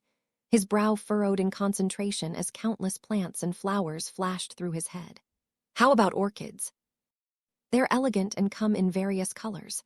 I can show you where to find some beautiful specimens in the greenhouse," he offered enthusiastically, happy to help his fellow Gryffindor. "Aren't orchids, I don't know, plain?" Harry finished meekly, with an unimpressed look on his face. Neville was about to go down a tirade, explaining to his fellow yearmate that all plants were as important and special, but he again managed to control himself, albeit this time with reluctance. "Something special." Neville thought bitterly, trying to think of something more appropriate for Harry. "Give me something then. I don't even know who you are giving flowers to," Neville asked, raising an eyebrow. Harry hesitated for a moment, then sighed and leaned in closer. "It's for the French champion," he whispered, his cheeks turning slightly pink. "I want to surprise her with something special to show her how much she means to me," Harry continued, his voice filled with sincerity, his eyes misting over with emotion. Neville's eyes lit up with understanding. "Ah, that's right. I forgot all about the rumors flying around about you too," he said as understanding dawned on his face. To Harry's dismay, though, Neville's face fell in the next moment. While I could give you perfectly good suggestions, I don't think I should, he started off, prompting Harry to gawk at him with a befuddled look. Now look here, you don't have to be a dick about, Harry managed to say with a frown before Neville cut him off.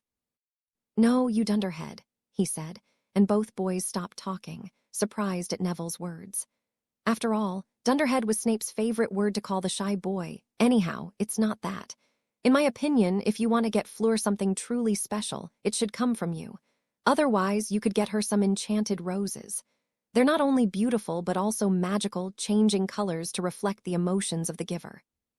Professor Sprout has been cultivating some in Greenhouse 3, so their availability is no problem, Neville finished.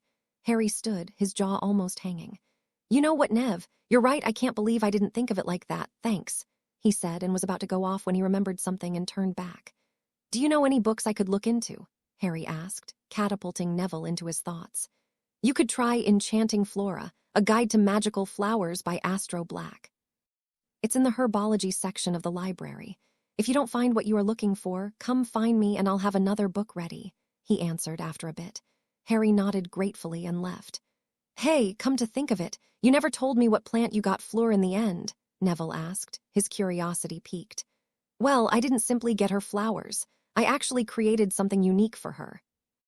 I took inspiration from white calla lilies, and after an unneeded amount of researching magical flora, I managed to enchant the mundane flower with the properties of etheriosa, so that it changes colors based on emotions and also emits a soft, melodious hum when in the presence of strong positive feelings. It took some trial and error, but the result was worth it. Fleur was absolutely delighted, Harry explained, knowing that his friend would bombard him for the details on a later date. Neville listened, impressed by the creativity and ingenuity Harry had shown. He even felt a prickle of jealousy. I named it Fleur Changeante. She wasn't very happy to hear that, Harry finished with a shudder. Allow me to congratulate you, first mate, 'cause that's pretty wicked. Despite all my knowledge about plants, I didn't know you could copy the magical effects of one to another, Neville said with a sincere tone. What about the name? It's French, isn't it? He added as an afterthought.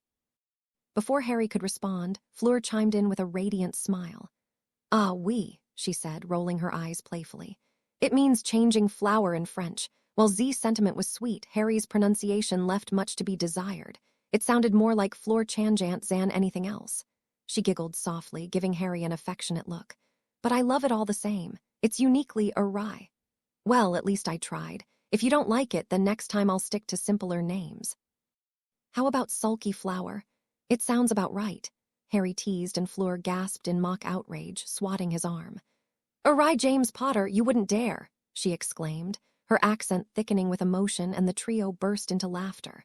While it's good to see you children enjoying tonight's festivities, they must come to an end. Dumbledore's voice came from behind Neville's back.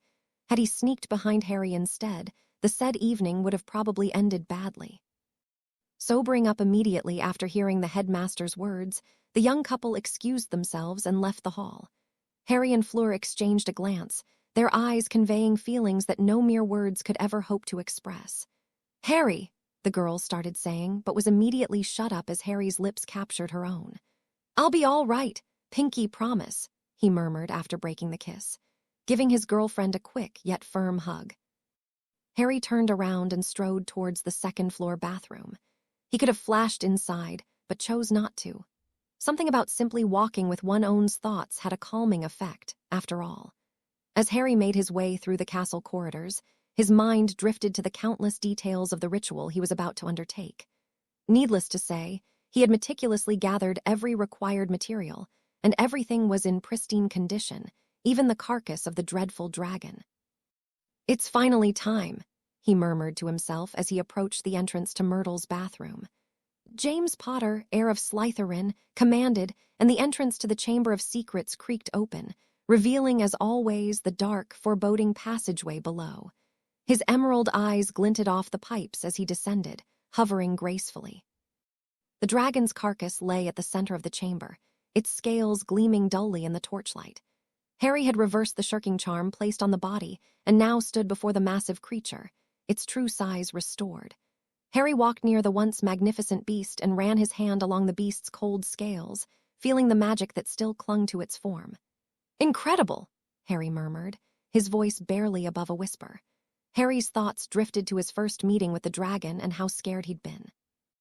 However, by the time the first task came, he decided to face the dreadful beast in battle, and somehow, against all odds, Harry managed to emerge victorious through that fight. To kill! Kill! He suddenly remembered his mad rumblings during that day. He hadn't been all there. That single hour continued to plague his life even now. Sometimes at night, he'd wake up screaming and sobbing, thrashing as if he was engulfed in flames. The first time it happened, while he shared a bed with Fleur, was particularly bad. Fleur was soundlessly sleeping on her bed, her silvery hair spread across the pillow like a halo. Her long, slender legs were tangled with another pair. It was quite a beautiful sight. Suddenly, a violent tremor racked Harry's body, sweat beading on his forehead. His eyes darted wildly beneath his closed lids. A strangled cry escaped his lips, startling Fleur awake. "Where's a penning?" she murmured tiredly, turning to look at her companion. Her eyes widened as she saw Harry thrashing about, his face contorted in anguish.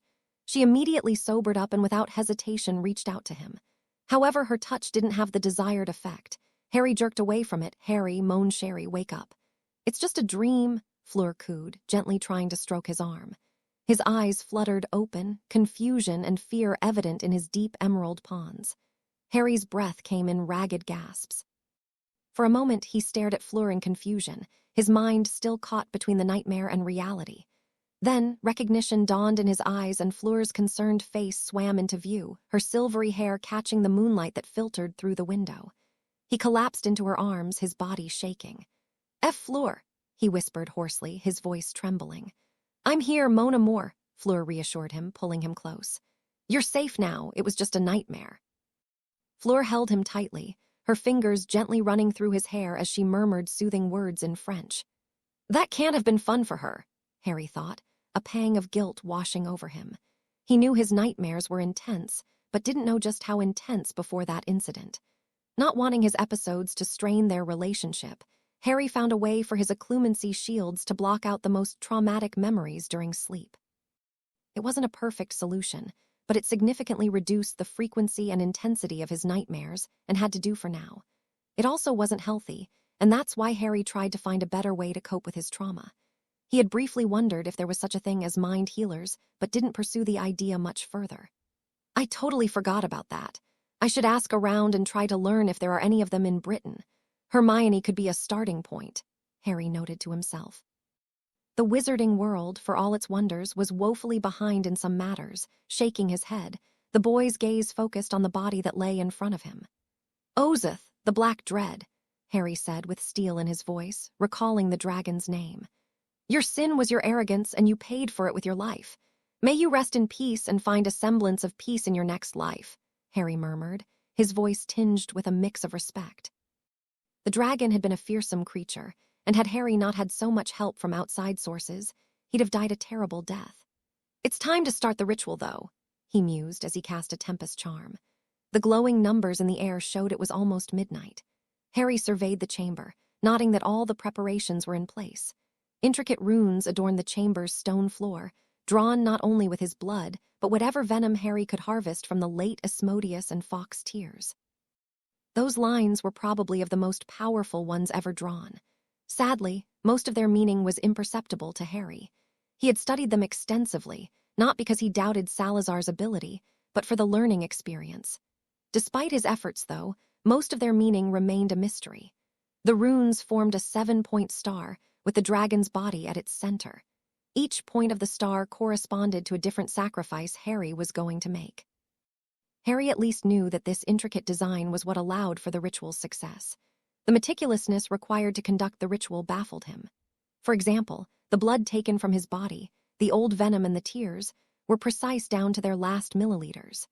Salazar had also taken into account the time that passed from the basilisk's death, Harry's harvest of blood, and the potency of stored phoenix tears. In addition, the lines weren't simple strokes of the magical mix, but words. Countless words in as many languages, each carefully chosen and seemingly placed at random at the same time. The languages ranged from ancient Sumerian to modern English, with countless others in between. Harry marveled at the sheer complexity of it all. With a final glance at the intricate runic array, he stepped towards the first point of the star. "All right," Harry muttered and took a deep breath, centering his mind with the natural grace of a master occlumens. He started by breaking the restrictions he placed upon his magic when he underwent the first part of the ritual. During the first 3 weeks of December, Harry had followed Salazar's modified animagus ritual. The preparations, unlike the traditional ones, didn't reveal his animagus form but forced a new one in place. That had the consequence of Harry's magic growing wilder by the day as it tried to resist the unnatural changes. It was right to do so because the magical discharge of a profound change, such as becoming part dragon, would have no doubt killed him in a most gruesome way. That wouldn't have been much fun, Harry thought wryly, and dismissed that line of thought. The 3 days following the magical buildup were mostly spent in meditation and careful magical exercises designed to prepare his body for the impending transformation. Harry had adhered strictly to Salazar's instructions, knowing that even the slightest deviation would probably result in catastrophic consequences. That's how, after 3 long weeks and 3 days, Harry found himself standing at the first point of the runic star. He could feel his magic thrumming beneath his skin as if it knew it was about to be unleashed. Casting a quick tempus again, Harry noted the time. 11:35 p.m. In 1 minute, he'd have to start the ritual. "Virius tempus," Harry intoned, and magical numbers shimmered in the air before him, this time counting down the seconds as well. As the final minute ticked away, Harry's heart raced. He took a deep breath. This was it, there was no backing down now. "Who am I kidding? I wasn't born with the choice of backing down," Harry thought with a dark smile. His destiny had been set in motion before he was even born. As the countdown reached its final seconds, Harry steeled himself. The air around him began to crackle with magical energy as the grasp of his magic dwindled. Taking one last breath, the boy who lived opened his mouth. "Mother Earth, womb of life's grand tapestry, I stand before you, humble and aglow. Heed my call as I offer my essence a mortal's prize," Harry intoned, and with trembling fingers grabbed a dagger from his pocket. Clenching his teeth, he carefully raised the dagger and touched his upper arm and sliced. The blade bit into his flesh as if it were butter and drew a thin line of crimson across his skin. Harry hissed in pain but didn't flinch. He watched as his blood welled up and began to drip onto the words inscribed beneath his feet, causing them to glow with an eerie light. Thankfully, he knew what he was doing and didn't do something as stupid as cutting his brachial artery. He would have bled into unconsciousness within 5 minutes. The precise cut he had made would allow him to bleed approximately 2 liters of blood, enough to complete the ritual while remaining conscious. Harry felt a weak tremor as the first sacrifice was accepted and moved towards the next point. Following life was death. "Death, sovereign of shadows, reaper of souls, I invoke thy presence as my lineage allows. Heed my call, O timeless one, and claim thy due. What was borrowed must now be returned anew," Harry's voice echoed in the chamber. As he spoke those words, Harry felt a chill run down his spine. The air around him seemed to grow colder, much colder than when Dementors were around. Harry saw his breath misting in the air and shivered. He felt a presence manifesting in the middle of the room.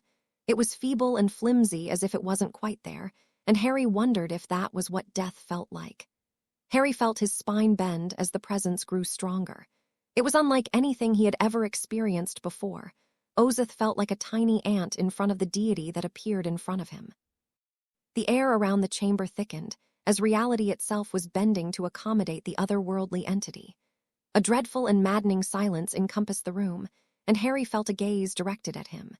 He felt as if every single pore of his body was being looked upon and judged, as if his very soul was put on a weighing scale and examined for its worth. And it probably was. The weight of death's presence was unbearable, and he should have buckled down, yet he wasn't allowed even that. As the moments stretched into what felt like an eternity, Harry wondered if he had been found wanting or if death would accept his offering. Suddenly, the oppressive presence lifted and the pressure disappeared. The runes on the ancient stone glowed brighter, much brighter than moments before. If Harry paid more attention to them, he'd have noticed an otherworldly light intertwined with the eerie light from before. Death had accepted his offering. Instantly, Harry felt something missing from within him. He felt lighter, as if a weight he hadn't even known he was carrying had been lifted. An inexplicable sense of freedom encompassed his whole being. Harry paused, taking stock of the changes within himself. The connection that had plagued him for so long, the tether to Voldemort's twisted soul, was gone, just like that. I'm free, free of the Dark Lord, he thought, a sense of peace so profound he almost forgot about the ritual. Taking a moment to steady his trembling legs, Harry moved to the third point of the star. He walked, a step at a time, feeling the soul-freezing cold evanesce. The feelings that death caused him were ineffable. He briefly wondered if he'd be having nightmares about death as well now. Knowing my luck, my soul will freeze while Ozith simultaneously roasts me alive, Harry thought wryly, shuddering at the thought.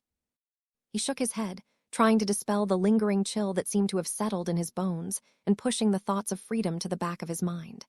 There was no time to dwell on the happenings now. He could do so later. The ritual demanded his full attention. Ignoring his gashing wound, Harry moved to the next point of the star.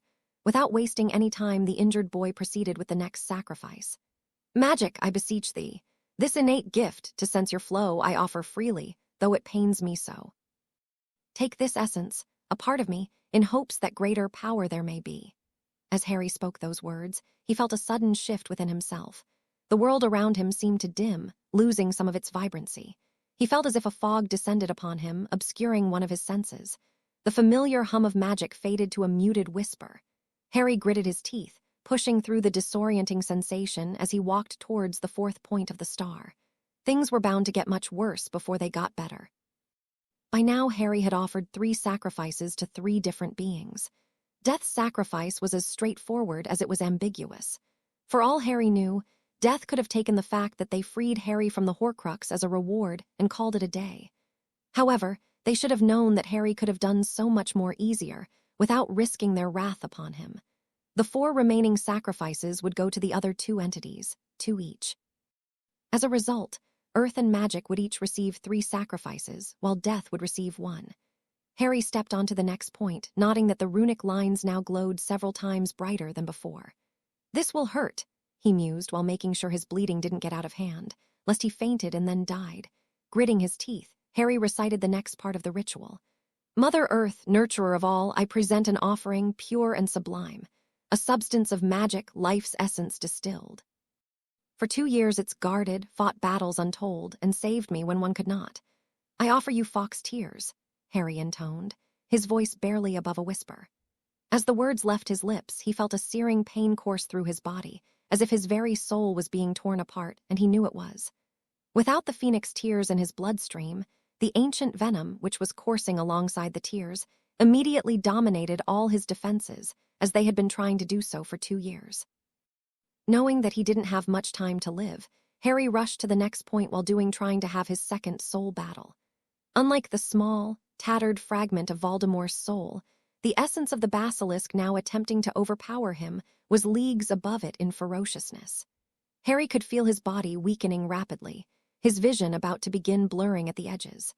The venom burned through his veins, each heartbeat spreading the deadly toxin further. With a gasping breath, he forced himself to start his next offering. His voice wavered but didn't stop as he spoke the next part of the ritual. Mother Earth, to you I bring the venom of a creature old, whose bitter strike by fate was bold. It fell beneath my sword's swift sweep, its unjust wrath now laid to sleep. I ask not for gifts anew, but for what I hold, strong and true, to deepen, sharpen, and ignite what already burns within my sight. As the words left his lips, Harry felt a wave of exhaustion wash over him as the offending force vanished. Stumbling slightly, he steadied himself against the cold stone floor. That's that, Harry thought grimly and looked at the 6th point of the accursed runic diagram. He had survived the most dangerous part of the ritual, but he wasn't out of the woods yet. With trembling legs, he forced himself to move forward, and with each step, a curse followed in his mind. He didn't dare say anything aloud that wasn't part of the ritual. Any deviation from the carefully crafted words could spell disaster.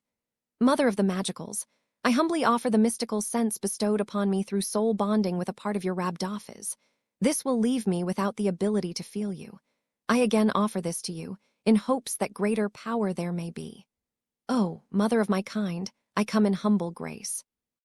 A humble gift I bring to thee, the mystic sense, once mine to hold, through soul bond with your serpent bold. In parting with this sense, I release my touch of you, in hope that from this loss a deeper power will come forth. Harry intoned, his voice growing weaker with each word. As the final syllable left his lips, Harry felt a profound shift within himself. The world around him seemed to dim further, as if a veil had been drawn over his senses. He stumbled, barely catching himself as the last vestiges of his magical awareness faded away. Doing his best not to panic due to the sudden disorientation he felt, Harry headed to the last point of the star. "Oh no, no, please let me make it," he thought desperately, and his attempts at controlling his panic were mild at best. Harry's vision swam and the room started spinning around him. He tried to steady himself, but his legs gave out beneath him. With a sharp gasp, Harry stumbled forward, his knees buckling. He hit the cold stone floor hard, the impact jarring through his weakened body. For a moment, Harry lay there, his cheek pressed against the rough surface, struggling to catch his breath. He was briefly glad that he lost his magical sense as he closed his eyes. The room was so bright, it was like staring directly into the sun. The intensity of the magical energy surrounding must have been as overwhelming. Harry squinted against the blinding light, his eyes watering as he struggled to keep them open. "I can't fail now." Not now, he decided, as he looked at the last sacrifice he was going to offer. Lying in all its glory at the center of the room, Ozith's menacing body seemed to mock Harry's struggles. Images of Dumbledore and the brief duel they had flashed across Harry's mind. There's no way that he'd let Grindelwald's wand polisher get away with everything he did to him. It's funny what one can learn when determined, Harry thought with a grim smile. With trembling arms, he pushed himself up, fighting against the overwhelming urge to throw up and faint. The blood loss was getting quite bad and he'd have to call Fawkes to heal him. After the ritual, can't have anything go amiss. Every movement was a battle, but Harry refused to give in. Step by agonizing step, he stepped towards the final point of the star. Green bolts of lightning flashed in his eyes. "O magic of old, hear my final plea. I offer thee this flesh, this power, the last of the Abyssal Reavers, Ozith, the Black Dread. In return, I ask this. Let me become what he once was. To rise as the last Abyssal Reaver and claim my enemy's forsaken place while still being human." As the words left Harry's lips, a surge of raw power coursed through the chamber.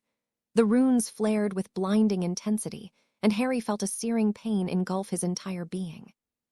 He screamed, his voice echoing off the ancient walls as the magic of the ritual reached its final stage. Harry vaguely remembered seeing 3 figures before he blacked out. "What's happening?" Harry wondered groggily, as consciousness slowly returned to him. His body ached all over as if every bone in his body had been broken and reassembled. The pain was intense but somehow all wrong. His mind felt foggy, struggling to piece together the events that had led him to his current state. The last thing he remembered was completing the ritual, but now... "Oh shit!" he shouted and opened his eyes. What came out of his mouth weren't the frenzied words he wanted to speak, though. Instead, a low, guttural growl reverberated through the chamber. Harry's now huge eyes widened in shock as he realized where exactly the sound had come from. He tried sitting up, but his body didn't follow his commands. "No fucking way," was all that his mind managed to muster as he looked at himself. Harry's gaze traveled down where his body should have been, and he was met with a sight that sent a shiver of disbelief through him. He couldn't believe it. Instead of soft human skin, he saw scales glinting in the dim light. Jet black and gleaming like a starless night, each scale bore a razor-sharp edge capable of slicing through human flesh. Harry was very familiar with those scales, after all. He had once ridden atop them and narrowly avoided being impaled by them.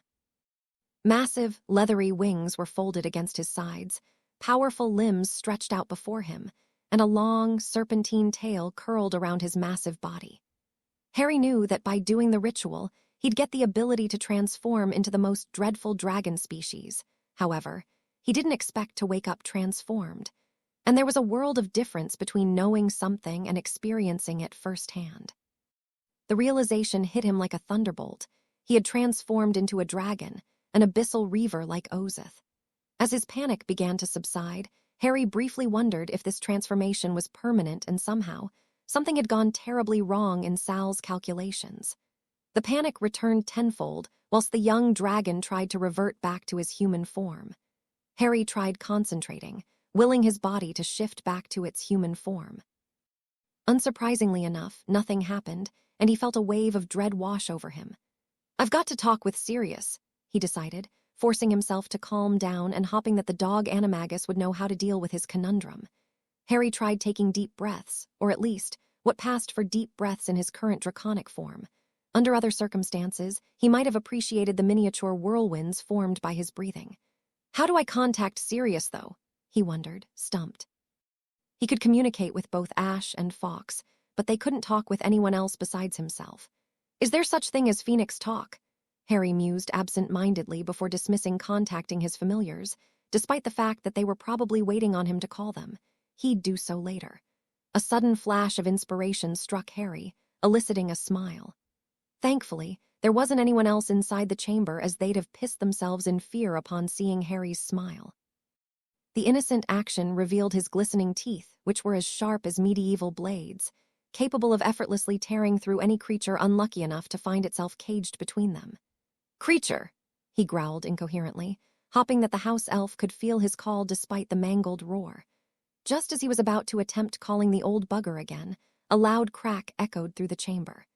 The ancient house elf appeared, his eyes widening in shock as he took in the sight before him.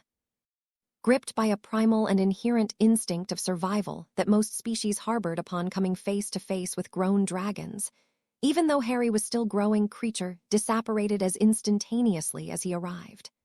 "Oh, I didn't take that possibility into consideration," Harry thought, mentally kicking himself for ignoring his current form. The transformation was, after all, the root of his current predicament. Harry let out a frustrated growl and tried to think of a way to convey his identity and predicament without scaring the elf away again. "Curses," he thought as another house elf came to mind. He might be more willing to help. Taking a deep breath, Harry called him out. "Dobby!" His draconic voice rumbled through the chamber as he waited for the inevitable crack. In the next moment, a crack echoed through the chamber, and Dobby appeared, his large eyes widening in shock at the sight before him. Thankfully, unlike Creature, Dobby didn't immediately disapparate away.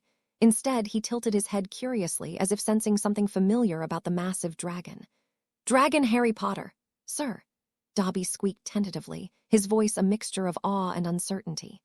"Does the little bugger not know about fear?"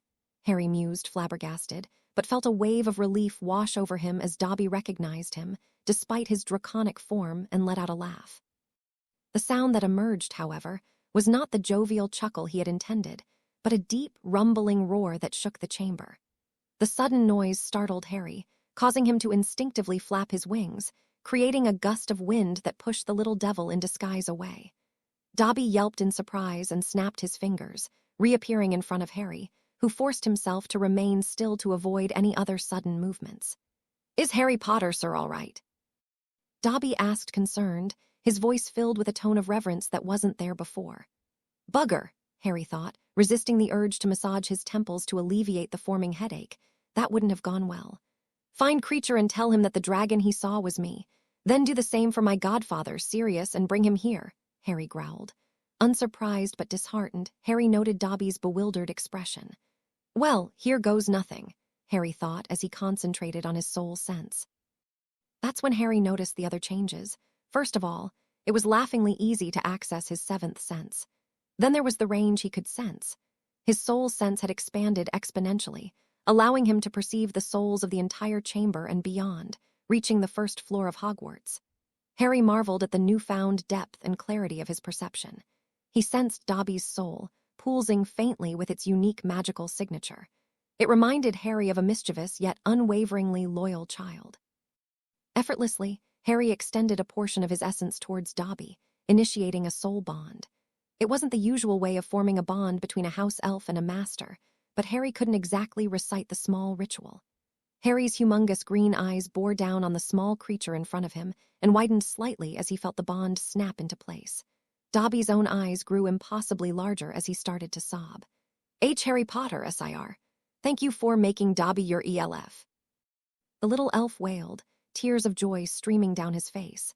Harry couldn't help but feel a tiny bit amused at Dobby's emotional outburst. "Why didn't you guys react more like Dobby?" he inquired while pushing the scene of the crying elf through his shared soul channel. "Oh, so you've finally decided to grace us with your attention. It's not as if we've been anxiously waiting to see if you're all right or anything," Ash's sarcastic remark came. "And I'm above such undignified displays." I can't speak for the reptile, though, Fawkes retorted. I suppose that's fair, Harry conceded and noted that Dobby started to calm down. Things got a bit complicated, Harry told them wryly. Yes, Harry Potter, sir, is a big dragon now, Dobby exclaimed, drawing startled gasps from the other two. Dignified creatures, upon receiving confirmation, Fawkes materialized within the chamber in a burst of flame, his talons firmly grasping ash. Harry's two familiars took in the sight before them, their eyes widening in disbelief. Feeling mischievous, Harry opened his mouth and let out a deafening roar, causing the chamber to tremble. Fawkes let out a subdued trill, while Ash hissed softly, his serpentine eyes fixed on Harry's dreadful form.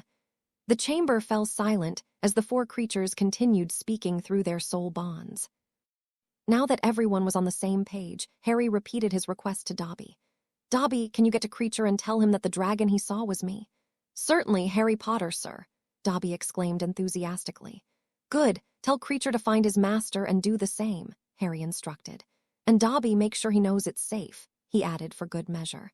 After all, he didn't fancy the idea of his godfather attacking him due to surprise and fear. Dobby nodded vigorously, his ears flapping. Dobby will do exactly as Harry Potter, sir, says, he said, and disappeared with a loud crack, leaving the three magical creatures alone in the hollow chamber. Dobby felt the other elf through his master's soul, Creature, as he called him. Although the great Harry Potter, sir, wasn't Creature's master, he was next in line to become so, and thus they shared a bond. The house elf appeared in the kitchen of 12 Grimmauld Place, where he was sure the other elf was located. However, no one was there.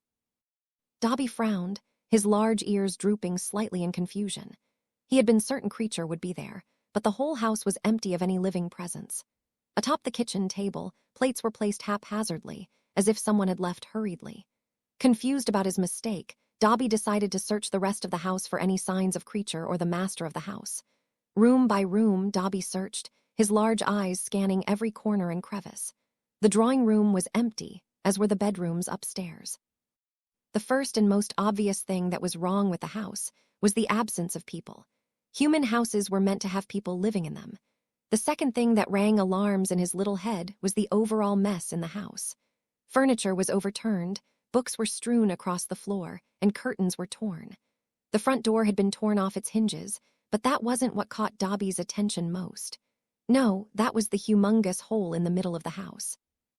A gaping hole extended from the topmost floor all the way down to the basement, creating a vertical chasm through the entire house. Dobby wondered what kind of a spell could cause so much damage. In the end, though, Creature was not there, and that's what Harry Potter, sir, had asked him to find. Dobby closed his eyes and concentrated, reaching out with his elf magic to sense Creature's presence again. After a few moments, he felt a faint trace of the other elf's magical signature coming from somewhere else. Far, far away, the elf mused, and with a deafening crack, disappeared yet again. This time to Sky, Dobby found himself in a kitchen again. Unlike the previous kitchen, though, this one was clean and organized. The gleaming countertops and spotless floors were a stark contrast to the chaos Dobby had just left behind. The other big difference was an elf which was busy polishing silverware. Dobby immediately noted down the older elf's appearance. Creature was a little bit shorter than him and, unsurprisingly, sported their universal bat-like ears. His skin appeared to be several sizes too big for him, hanging in folds, and he wore a filthy rag not unlike the rag Dobby himself wore once. The young elf had gotten rid of the despicable clothing when great Harry Potter, sir, helped him escape his old masters. Dobby approached cautiously, though with pride as he was now a Potter elf. "Creature!" he called out. The older elf snapped back, his bloodshot eyes showing surprise and narrowing suspiciously at the newcomer. Creature was about to jump on the invader when Dobby quickly raised his hands. "Dobby comes with a message from the great Harry Potter, sir," he exclaimed quickly and earnestly. Creature paused dead in his tracks, and another look of surprise flashed through his eyes. His suspicion was not entirely gone, but he chose to consider the other elf's words. After a tense silence, Creature spoke, his gravelly voice laced with suspicion. "What message does the dirty young master have for Creature?" he asked, his bloodshot eyes narrowing as he awaited Dobby's response. "Great Harry Potter, sir, wants the bad elf to know that the dragon he saw was him," Dobby explained, and took offense at the other elf's description of his master. Dobby frowned at Creature's disrespectful words. He knew the great Harry Potter, sir, was kind and good, not dirty or bad at all like Creature had suggested. He wanted to correct the wizened elf, but he reminded himself of his task. Pushing aside his feelings about Creature's rudeness, Dobby relayed the rest of the message. Great Harry Potter, sir, also wants Creature to find his master and tell him the same. Creature's expression shifted from suspicion to bewilderment. After a moment of contemplation, Creature nodded slowly, his wrinkled features settling into a look of grim acceptance. As you say, he muttered, and without another word, he disappeared with a loud crack, leaving Dobby alone in the kitchen. The young house elf felt a sense of accomplishment at completing his first task given by the great Harry Potter. Dobby was daydreaming, imagining of how he'd inform his great master about his success when Creature returned. The older elf's sudden reappearance startled Dobby out of his reverie. Traitor Master Sirius wants to see Harry, Creature croaked, talking for the man next to him. Sirius Black stood proud and confident in all of his restored glory. The man's raven hair was thick and shiny, falling in a neat, wavy style. His tall and lean build filled out again, brimming with strength and vitality, and was emphasized when he moved closer to Dobby. What's this about Harry being a dragon? Sirius asked, bewildered, his voice a mixture of curiosity and concern. Gazed by those steely gray eyes, Dobby felt compelled to answer. Sir, Harry Potter, sir, has become a dragon. Great Master also wants me to take you there and make sure that you know it's him, Dobby eagerly explained. Sirius's eyebrows shot up in surprise, but he quickly composed himself. Just what else did his godson get into? First, there were the dragons, then that striking Vila girl. I'm not jealous. Totally not jealous, he repeated inside his mind before pushing the thought away. All right then, take me to him, Sirius said and heaved out a sigh. Before reaching the young elf, Sirius turned to Creature. Creature, stay here, I might be out for a while, the finest, according to him, Marauder commanded. The old house elf nodded grudgingly, his bloodshot eyes following his master as he prepared to leave. Let's go then, Sirius said, reaching out to take Dobby's hand. Without any preamble, they disappeared from the kitchen, leaving behind a grumbling Creature. Harry stopped mid-conversation and watched in amazement as something peculiar happened before his eyes. The air in front of him began to shimmer and distort. He watched in fascination as the very fabric of reality rippled and warped. A vortex of magical energy began to coalesce, forming a swirling portal of violetish light. As the vortex reached its crescendo, Harry sensed the imminent arrival. The magical energies converged and intensified before collapsing inwardly with a resounding snap that echoed through both physical and magical realms, and Dobby appeared with his godfather in tow. Said godfather's eyes widened as he took in the sight before him, his jaw dropping in astonishment. There, towering above them, was an enormous dragon with scales as black as lustrous dark steel, and eyes that glowed with an otherworldly green light. Thankfully, Sirius was warned beforehand and could sense the familiar presence emanating from the beast, unmistakably, undeniably Harry. Merlin's beard, Harry, Sirius breathed, taking a tentative step forward. You really have outdone yourself this time. He found himself torn between facepalming and congratulating his godson.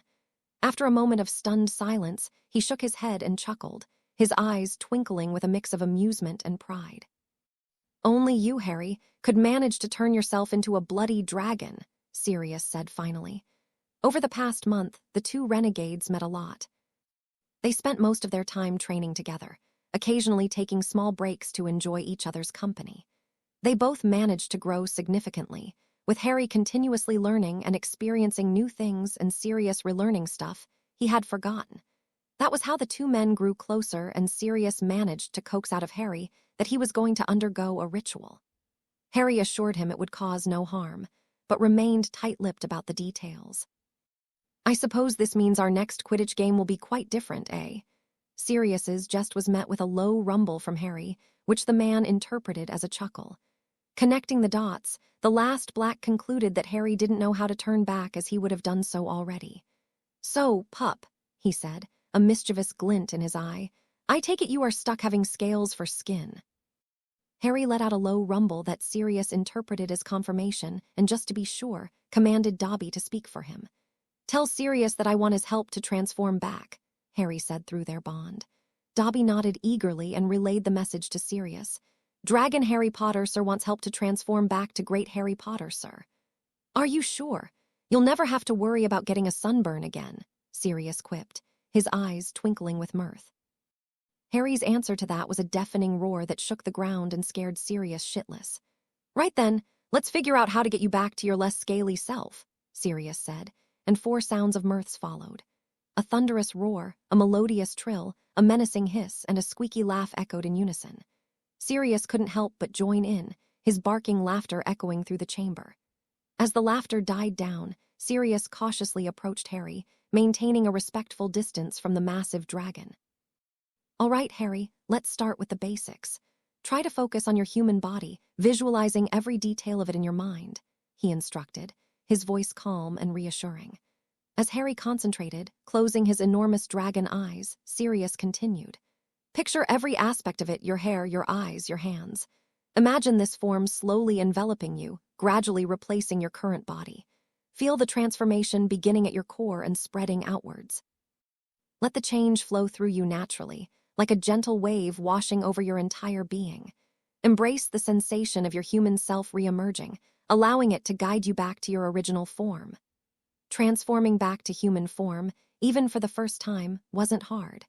Becoming a creature, though, that was hard, especially so for the first time. You had to forgo your birth form, the one you've lived with every day of your life. It was a leap into the unknown, requiring courage and trust in one's own magical abilities. But now, returning to the human shell, it felt like returning home, a natural transition.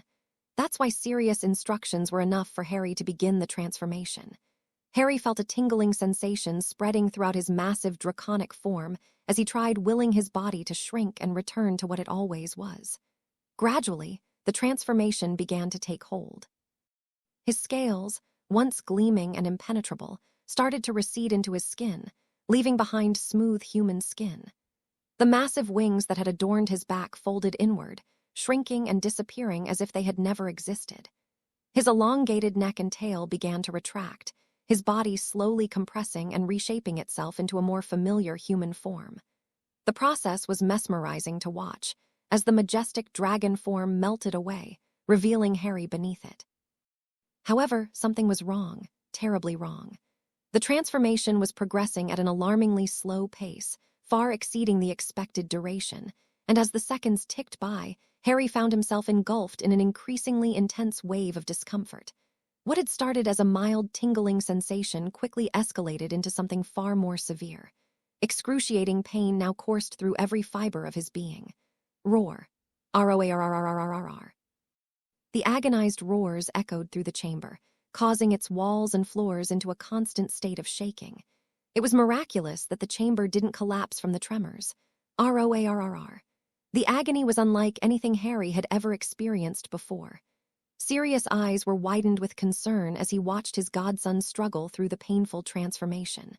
The marauder held his wand, desperate to help, but unsure of what he could do. Casting spells at someone during mid-transformation could be dangerous, potentially interfering with the delicate process and causing unforeseen complications. That was why he stashed his wand back to its holster. His heart ached as he witnessed Harry's agonizing struggle, silently willing his godson to persevere through the ordeal. Trill, trill. Fawkes let out melodious trills, his phoenix song washing over Harry and providing a small measure of comfort amidst the excruciating transformation. Despite Fawkes' efforts, though, Harry was still in agony. Every moment seemed to stretch into an eternity as Harry struggled to complete the conversion, leaving him trapped in a nightmarish limbo between his dragon and human forms. As the pain kept intensifying, the climax of the transformation proved to be the most excruciating. Harry's hair, unruly as ever, sprouted from his scalp, replacing the horns that had crowned his dragon form. His eyes shrank to accommodate his human body, retaining their brilliant green. The last to change were the claws which morphed into human hands and feet, followed by his teeth which receded into normal human dentition. R-O-O-O. R-R-R-R-R-R. After what seemed like an eternity, which took about half an hour, the transformation was complete. Where once stood a formidable dragon, now stood Harry Potter in his human form. Exhausted and disoriented from the intense transformation, Harry's legs buckled beneath him. His vision swam and the world around him blurred into a dizzying kaleidoscope of colors, prompting him to close his eyes. With a pained groan, He collapsed to the ground, his body trembling from the exertion. The cool earth beneath him offered little comfort as he struggled to regain his bearings, his mind still reeling from the extraordinary experience of shifting between two vastly different forms. Sirius rushed to Harry's side, concern etched deeply on his face. "Easy there, pup," the dog Animagus said softly as he gently placed a hand on Harry's shoulder. "You had me terrified there for a moment," he added, his voice filled with relief, and helped Harry into a sitting position. His eyes scanned his godson for any signs of lingering pain or discomfort, and he found plenty. Harry's face was pale and drawn, his body still trembling every few seconds. Despite the successful transformation, it was clear that the process had taken a significant toll on his godson. There, Sirius murmured, gently rubbing Harry's back. "Just take deep breaths," he said, and conjured a bed for the boy to lie in. Harry gratefully sank into the soft mattress. As he lay there, his consciousness slowly returned to him, and he steadied his breathing. "God help me, I'm not doing that ever again," Harry rasped out, his voice hoarse and barely above a whisper, and Sirius agreed. Watching his godson going through so much pain, unable to help him and unsure if everything was going to turn out all right, it was an experience Sirius never wanted to repeat. "I'm glad to hear that, Harry. I'm glad to hear that," Sirius said tiredly. He pulled Harry into a gentle hug, careful not to aggravate any lingering pain. He was unsuccessful, though, as Harry yelped a curse. "Let's get you some rest and maybe a bite to eat. You've been through quite an ordeal," Sirius said after getting back up, but Harry wasn't paying him any attention. Because when Sirius hugged him, he finally opened his eyes and, "Sirius, why is everything so colorful?" Harry asked. "What do you mean, pup? Everything looks normal to me," Sirius said, and looked at Harry with confusion. Perhaps something went wrong, Sirius thought to himself anxiously. Harry, unaware of his godfather's worries, blinked rapidly, trying to make sense of the sudden shift in his perception. The world had transformed into a dazzling tapestry of vibrant energies, and the very air around him shimmered with faint, swirling patterns. Just like the apparition I saw before, Harry belatedly realized. However, this time they were everywhere around him. It was as if a veil had been lifted, revealing a hidden layer of existence that had always been there, just beyond his perception. Harry's eyes widened as he took in the sight of Fawkes. The phoenix was a beacon of blazing magical energy, its feathers seeming to emit waves of golden light that rippled through the air. Overwhelmed by the sudden influx of sensory information, Harry felt his head spin as he tried to make sense of this new, vibrant view and closed his eyes. That turned out to be a mistake, though, because just as he stopped looking, he started feeling. The magical senses that he had lost during the ritual returned, but with an intensity he had never experienced before. He could feel everything. The magic of the chamber itself pulsed around him, a steady thrum. He could sense Sirius's magic radiating off him in cold waves, and even echoes of the ritual that he performed before. It was all-encompassing.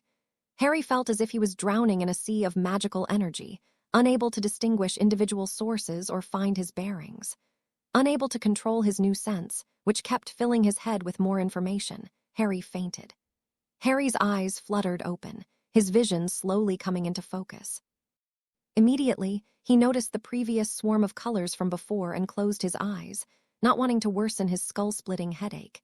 His mind felt foggy as he struggled to remember what had happened. Soon enough, the memories of the ritual came back, as did all that followed. "Oh, he managed to curse before his brain started registering all the magical signatures nearby. "Harry!" Sirius exclaimed as he rushed to his godson's bedside. Before Harry could respond, the overwhelming sensory knocked him off once again. Sirius watched helplessly as Harry slipped back into unconsciousness, noting the anguish in the youth's face. The situation was becoming increasingly worrisome, and Sirius knew he needed to find a way to help Harry. When Harry came to for the second time, Sirius was ready. "Harry, thank Merlin you're awake," Sirius exclaimed, relief evident in his voice. "What's happening?" Harry groaned, his eyes closed shut against the onslaught of his sensory input. "Everything's too much," he managed to rasp out. "I can see and feel magic everywhere, it's overwhelming." Sirius frowned, his concern deepening. He had never heard of such a side effect from an animagus transformation, albeit he hadn't heard of anyone becoming a magical creature either. And Harry became a dragon, then there was the ritual Harry had performed, which Sirius knew nothing about. All right, pup. Is it your feeling magic that makes you faint? He asked gently, trying to gauge the situation. Harry managed a slight nod that made Sirius' heart crack a bit. Sirius's mind raced, trying to think of a solution. His thoughts flashed from tome to tome that he had studied, searching for any little tidbit of information that could help his godson and to his own experiences. Suddenly, a memory surfaced. It was a charm he suspected McGonagall knew by heart, and one he should have probably gotten familiar with as well. James even used to tease him about it. An animagus with a mammal form who inherits their animal's heightened sense of smell in human form could face several challenges. Everyday environments might become overwhelming, as the subtleties of sense that go unnoticed by ordinary humans would become pungent and unavoidable. The smell of perfumes, food, or even unwashed clothing could be distracting or nauseating. Navigating public spaces like crowded streets or subways might become a sensory overload, and so droned on the dry text of the beast within by Elia's Selwyn. Next to that page, though, was a spell, meant to help an animagus who found themselves in such a situation. Sirius remembered how, when he first transformed back, he was lucky to have inherited a heightened sense of smell. It had caused some annoyance in the start, but since it wasn't too strong, he managed to mostly ignore it until he got the gist of it. While this wasn't exactly the same situation, he wondered if the spell could help Harry. "Harry, I want to try something," Sirius started slowly. "I'm not sure if it will help your case, but I'm confident it won't do anything to worsen your situation," Sirius explained and waited for Harry's approval. "Anything that will take the pain away," Harry mumbled weakly, his eyes still tightly shut. "I'm going to cast a charm on you now. I know that spell temporarily reduces the intensity of an animagus sense of smell while human. I hope it works for every trait inherited from the animal instead of just the smell. Just stay still and let me know if you feel better." With that, Sirius raised his wand and prayed that the spell would provide some much-needed relief for his godson. "Sensoria minora," Sirius intoned, waving his wand in a precise motion. A soft, shimmering light enveloped Harry, and for a moment nothing seemed to change. That was just for a moment, though, as Harry's tense expression relaxed and his breathing became more even. "Thanks, Sirius," Harry said gratefully, his voice still a bit hoarse. "That's so much better. I can still feel the magic, but it's not overwhelming anymore," he added as an afterthought. Harry slowly opened his eyes, ready to shut them close at the first sign of discomfort, and blinked as he adjusted to the new sensations. The overwhelming flood of sensory input and magical awareness had subsided to a manageable level, allowing Harry to focus on his surroundings once more. He still saw splashes of color where they shouldn't be and weird patterns dancing across his vision, but it was no longer overwhelming. With a sigh of relief, he turned to Sirius, a weak smile forming on his lips as he slowly sat up. "Thanks," Harry said again, prompting the older man to frown. "I'm your godfather kid. That's what I'm here for. You don't need to thank me for taking care of you," Sirius said seriously, and Harry just nodded, not showing just how much Sirius' words moved him. Harry glanced around the chamber, taking in the now muted display with fascination. "So, what now?" he asked, suddenly feeling so exhausted that he could barely keep his eyes open. Sirius noticed Harry's fatigue and gently placed a hand on his shoulder. "Now, you need to relax," Sirius said sternly and paused for a moment. "You've been through a lot and your body needs time to adjust. You can figure out those new abilities of yours later, but for now, just rest." He conjured a glass of water and handed it to Harry. "Drink this and try to get some sleep. We will talk more when you wake up and I can teach you that spell I just used." Harry nodded and took a hold of the cup. A wave of relief washed over him as he sipped the cool water. "I wonder if I could replicate the spell myself," he mused, his mind drifting back to the magical input he'd sensed when Sirius cast the spell. As he settled back onto his bed, Harry's thoughts drifted to the spell. "Sensoria minora," he tried in his thoughts. A sudden, inexplicable, and deep need to cast the spell filled his being, prompting him to take out his wand and cast the spell. However, exhaustion soon overtook him, and he found himself drifting off into Morpheus' realm. "Sensoria minora," Harry intoned, waving his wand in a precise motion. A soft, shimmering light enveloped him, and his senses became dull again. "It won't do to let them run free." Harry had never seen Sirius wave his wand and cast it, yet he somehow, instinctively, knew the motion. The incantation was almost pouring out of his lips with the barest effort, and he knew exactly how the spell felt and what it did. It still surprises that I cast it right on my first try, Harry thought with a small smile of satisfaction. You are doing it again. Fleur's pleasant voice broke through his thoughts. Harry turned to see the French witch looking at him.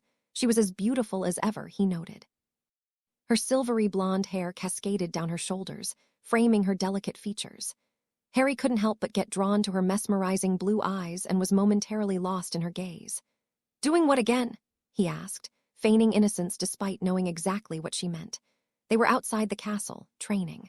The weather was unusually warm for January, and the sky was a bright, cloudless blue.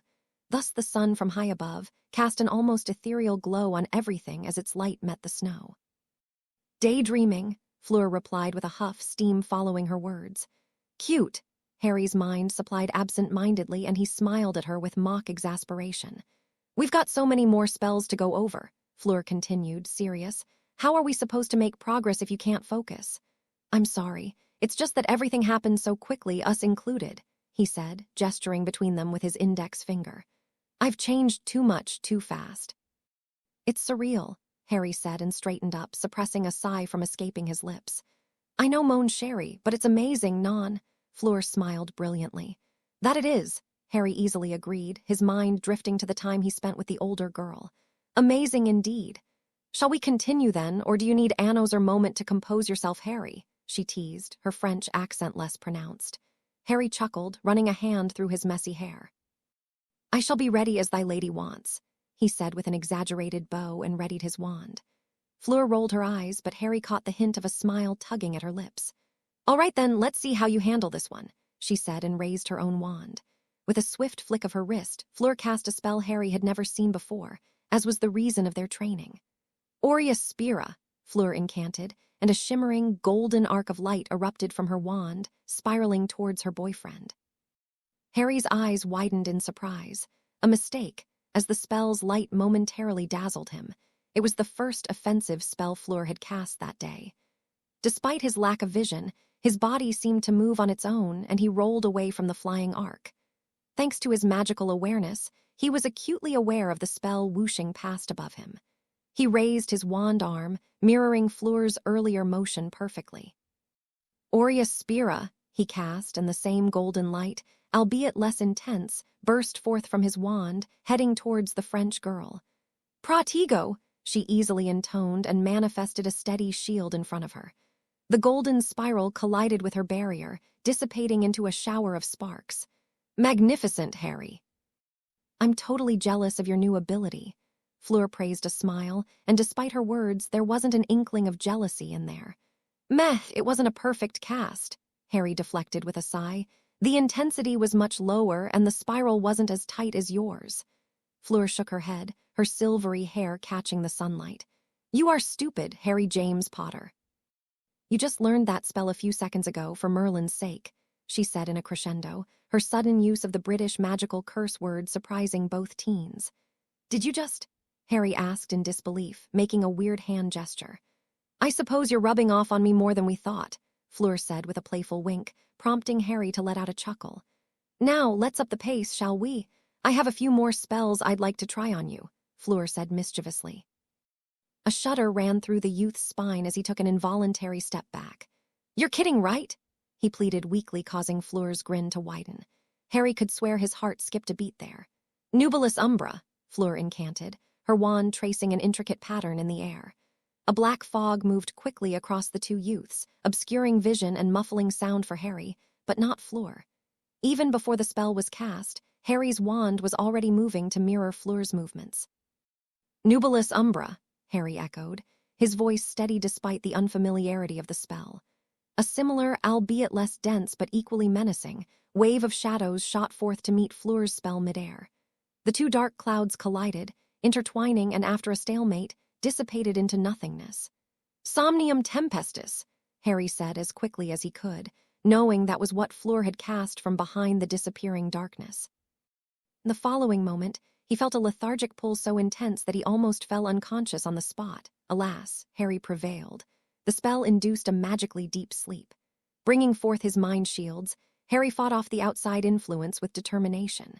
The magical assault on his mind receded enough for him to sober up. "Finite," Harry murmured whilst pointing his wand at his head, and felt the last remnants of the spell fade away. Shaking his head to clear the lingering drowsiness, he looked up.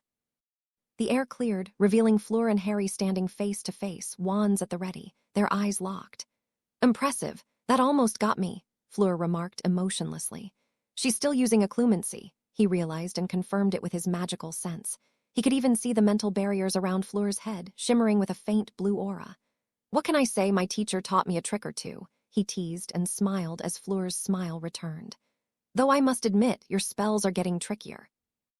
That last one almost had me dreaming of fluffy clouds and warm beds, and Merlin knows how I managed to utter the incantation without hearing it," Harry trailed off thoughtfully.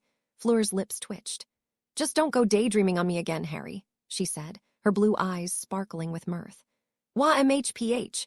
Harry's words were cut off as Fleur leaned in and pressed her lips against his. The sudden kiss caught him off guard, but he quickly melted into it, his mind going blissfully blank. When they finally parted, both were slightly breathless, their cheeks flushed from the cold that was unexpected, Harry murmured, his eyes still half-closed, to Fleur's melodious laugh. "Perhaps we should take a break from Z-training," she suggested, softly wiggling her eyebrows. Harry felt Fleur's warm breath on his face. The proximity sent a pleasant shiver down his spine, and he found himself lost in Fleur's beauty. For a moment, the world stopped.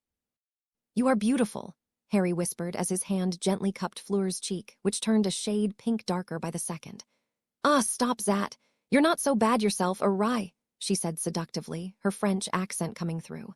"I'm more than quite charming," he quipped, drawing a melodious laugh from Fleur. Harry leaned in, closing the distance between them once more. As their lips met again, Harry couldn't help but marvel at how natural it felt, how right. "Bonjour, ma belle," Harry greeted and dropped next to Fleur. Fleur smiled delightedly and crammed her neck to give him a peck on the lips as she slid into the seat next to her. "Beautiful, she replied with amusement.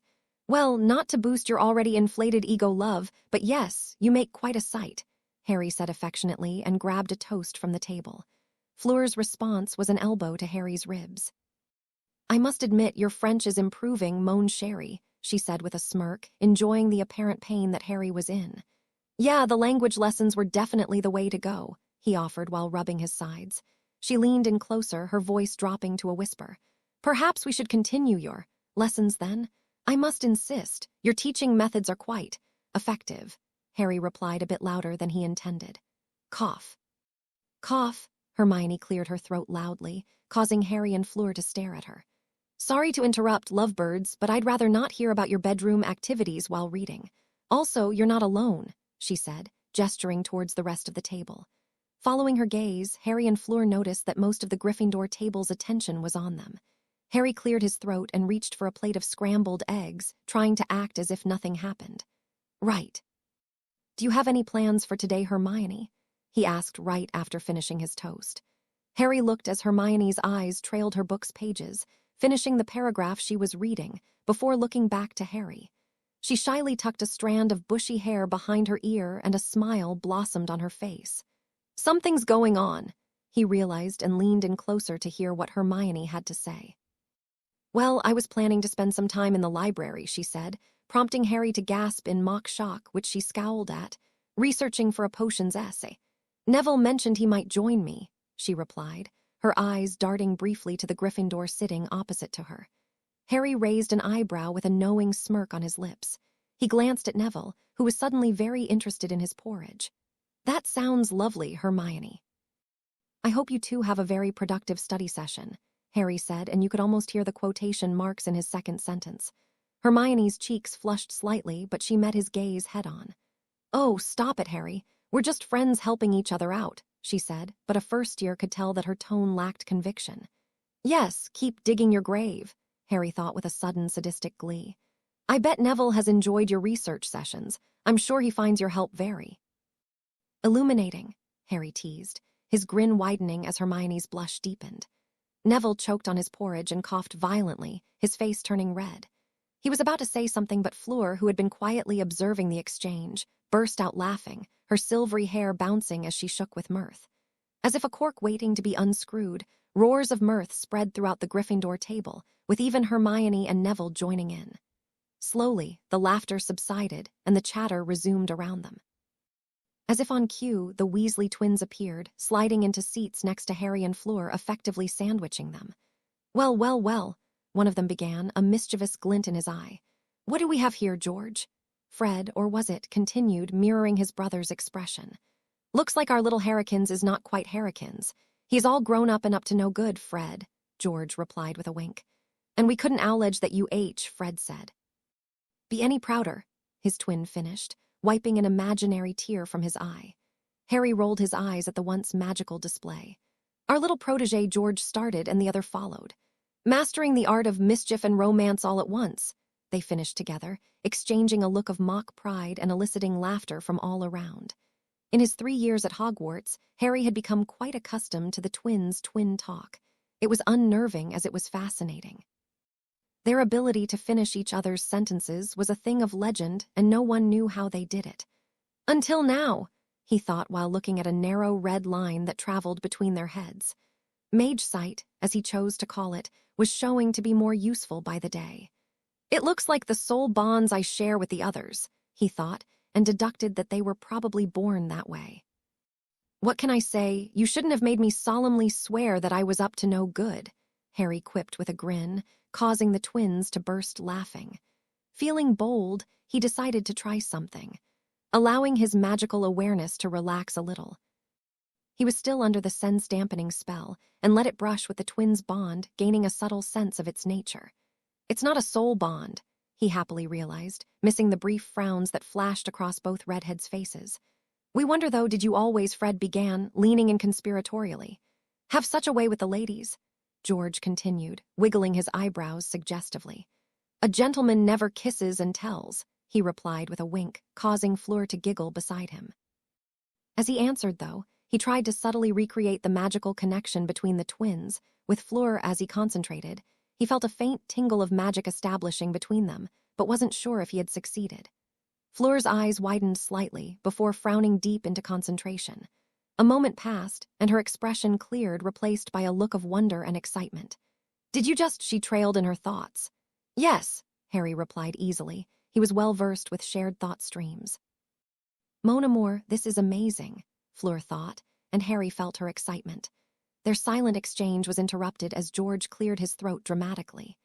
Oh, come now, Harry, Fred said, and George leaned in closer. Surely you can share some of your secrets with your mentors, he pleaded.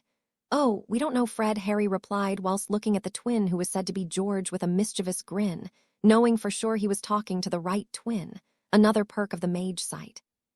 Fleur, who was listening to Harry inside her head, knew exactly the sentence he had in mind. We are not sure if you two could handle our secrets, Fred, Fleur chimed in smoothly, looking at George. The twins' jaws dropped simultaneously, their eyes widening in shock. They looked at each other, then back at Harry and Fleur, clearly trying to process what had just happened. Did you just? Fred began, his voice trailing off in disbelief. Finish each other's sentences. George completed, his tone matching that of his twin. I don't know, George, Harry started, mimicking their usual tone perfectly. Did we? Fleur finished with a playful smirk. The twins exchanged another shocked glance, their hopes of Harry and Fleur's twin talk being a fluke crushed meanwhile. The rest of the table, who was watching the heated exchange, erupted into laughter. Some of them even stood up to pat Harry's and Fleur's backs. The sight of the infamous Weasley twins being outdone at their own game was just too much fun. I could get used to this, Fleur shared in Harry's head. That's what she tried to say, at least. The thing that Harry heard was a jumble of French words and emotions. It took him a moment to translate that into something understandable. Harry couldn't help but smile at the warmth and excitement radiating from Fleur's mind. Don't worry, we'll definitely abuse this new ability. I can already think of a few ways it could come in handy, Harry replied mischievously. Fleur's mental laughter echoed in his mind as the twins tried to get them back. So, Harry asked back, bemused from Fleur's thighs. They were lounging in Fleur's private quarters in the Beauxbatons carriage, and Harry's head was currently resting comfortably on Fleur's soft lap as they enjoyed a rare moment of peace. There was a crackling fire which cast a warm glow across the room, its gentle light dancing on their faces. Fleur ran her fingers through Harry's messy hair. "The next task," moaned Sherry. "Have you given it any thought?" she asked calmly. Harry sighed. Everything was going so well after the ritual that he almost forgot about the looming challenge. "I totally forgot about that. I should probably start preparing despite the lack of information," he thought to himself. "To be honest, my thoughts were so occupied with the ritual, I haven't given it much thought," he admitted, his green eyes meeting Fleur's surprised gaze. "What's there to think about, really? We don't have any clues and there's no pattern to follow. The second task has always had a different objective in previous tournaments," he said, not particularly concerned, but not happy about the situation either. Over the past few days he had mastered so many spells, mostly by imitating Fleur. He felt confident he could tackle a lot of things that the judges could throw at them. "Wait, what do you mean? Didn't you receive the golden egg?" Fleur asked, her face sporting a look of confusion. She tilted her head slightly, her silvery hair cascading over her shoulder as she studied Harry's befuddled face intently. "Egg," he repeated dumbly. "You left right after slaying the dragon, didn't you?" she said, not waiting for an answer before continuing.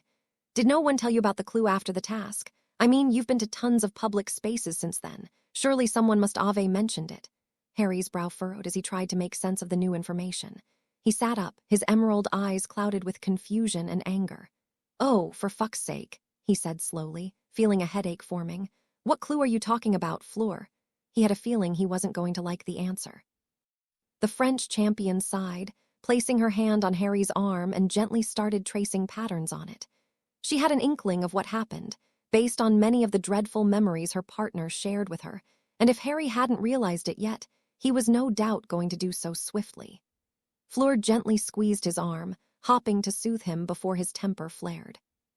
"Harry, after each champion completed the first task, our respective headmaster and headmistress in my case, came to us and gave us a small golden egg about this big."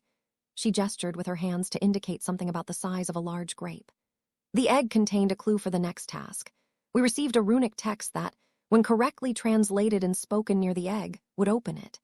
We then had to decipher the message inside," she explained, feeling Harry's muscles tense beneath her touch. Needless to say, Harry wasn't pleased to hear all that. He allowed himself a few breaths, doing his utmost best to calm down. He didn't want Fleur to see one of his infamous blow-ups. "Well, it makes sense, really. There was no way in hell that the bastard would make it easy for me," Harry thought bitterly. "Dumbledore," he spat out the name with venom, and Fleur couldn't help but nod. That was the conclusion she had reached as well. The old man's manipulation seemed to know no bounds. Another deep breath. "So, what exactly did this golden egg say?" he asked Fleur, trying to keep his voice level. Under different circumstances, she may have teased him and asked for something in return, something fun preferably. However, neither was in a joking mood. "If you simply open the egg, it emits a loud, piercing shriek," Fleur explained. "But if you submerge it underwater, you can hear the message clearly.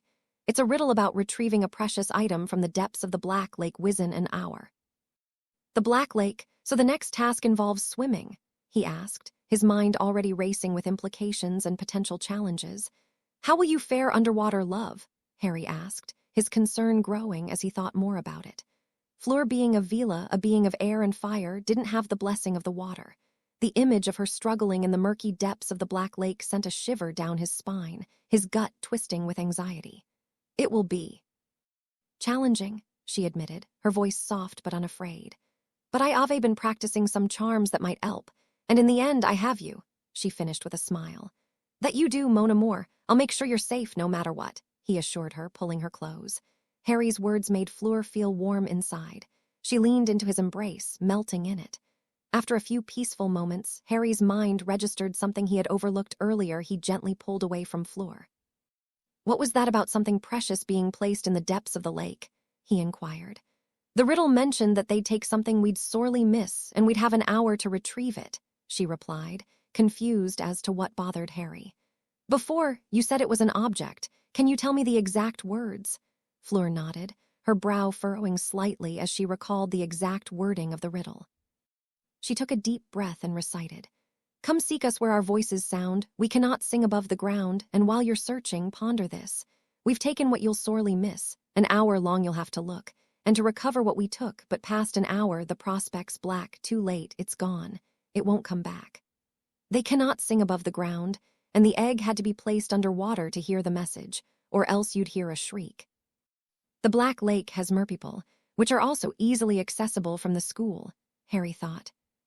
Having the answers beforehand made it very easy to glean the secret meaning of the message. Had Harry heard the recording, he would have noted that Fleur's melodious voice sounded much better than the merpeople's. However, he hadn't, and truth be told, at that moment, he wouldn't have cared as he stilled, processing the implications of the egg's words. The thought of someone taking something precious to him and submerging it in the depths of the Black Lake briefly ignited Harry's temper. Upon thinking a bit more about it, he realized that there wasn't anything they could take from him. Everything that he owned and cherished was either on his person or in the chamber. No one could get them. "Taken what you'll sorely miss," the line echoed in his mind. His mind raced, connecting the dots between the riddle and the judge's inability to take something precious from him. What can they take? They have to steal 4 things. I doubt anyone would give the judges anything precious for safekeeping. "I know I won't," Harry mused aloud. "Neither would I nor the Ozers," Fleur agreed. "I must confess I didn't think much on it. How would they choose what to take? I mean, do they know what we like and not? Will they ask the people that know us?" she asked aloud, not really waiting for Harry to answer. However, hearing Fleur talk, something clicked inside Harry's mind and his eyes widened as the full implication hit him. "We've taken what you'll sorely miss," echoed again in his mind. That line. Something precious, something so important that they'd have no choice but to jump inside a chillingly cold lake in the middle of February and retrieve it. Something that could leave and never come back again. Something they could take even from him without his consent. Not a thing, a person. Suddenly, the answer dawned on him with chilling clarity, and he felt his heart rate quicken. Surely they wouldn't, would they? "I mean, they brought dragons. They brought Ozith, for goodness sake," Harry mumbled to himself, not noticing Fleur's concerned gaze that followed his every movement. The idea that the tournament organizers would go to such lengths, endangering not just the champions but innocent bystanders as well, seemed almost inconceivable. And yet, given everything he'd experienced so far, he couldn't dismiss the possibility. In fact, he was certain that he got it right. He turned to Fleur, his voice barely above a whisper. "They're not going to take things, Fleur. They're going to take people." She clasped a hand over her mouth. "Exactly as you said, love, people close to us. Friends, family, anyone they can get their oily hands on," Harry said, each word dripping with growing dread. The library was more silent than ever. The usual whispers and rustling of pages had given way to an eerie stillness, broken only by the occasional creak of ancient wood settling. In this hushed atmosphere, Harry sat alone at a table in the Transfiguration section, surrounded by stacks of books. Fleur had taken her leave to return to her quarters as she was spent, and night approached. Harry, however, remained despite his girlfriend's protests, because he had stumbled upon a promising lead in a dusty tome about advanced human transfiguration. The concept of partial self-transfiguration seemed like a good idea at the time, particularly the idea of transforming specific body parts to adapt to underwater conditions. However, as he delved deeper, he realized that a partial transfiguration wouldn't do anything about Fleur's weakness in water. Anyhow, that was 2 hours ago. His eyes were starting to blur from the strain of reading for hours on end, yet Harry refused to give up. He was tired of heading to bed without any progress on Fleur's disadvantage. In the past weeks, they had learnt countless spells that could be used underwater and against the water dwellers, but were unable to find a way to put Fleur on an equal footing with the other champions. Harry's emerald eyes scanned the pages intently, searching and searching for any hint or clue that might lead to a solution. As he turned yet another page, a faint glimmer of hope sparked in his tired eyes. There, on the yellowed page before him, was a detailed description of a ritual. He was in the restricted section, one that granted temporary resistance to water's adverse effects on creatures of fire. If only we can make a spell of this, Harry thought to himself, afraid to dabble into rituals without Salazar's opinion. Sadly, the old man was dead, and Harry wasn't proficient in the art, yet. He made a mental note to discuss it with Fleur when he woke up and decided to call it a day.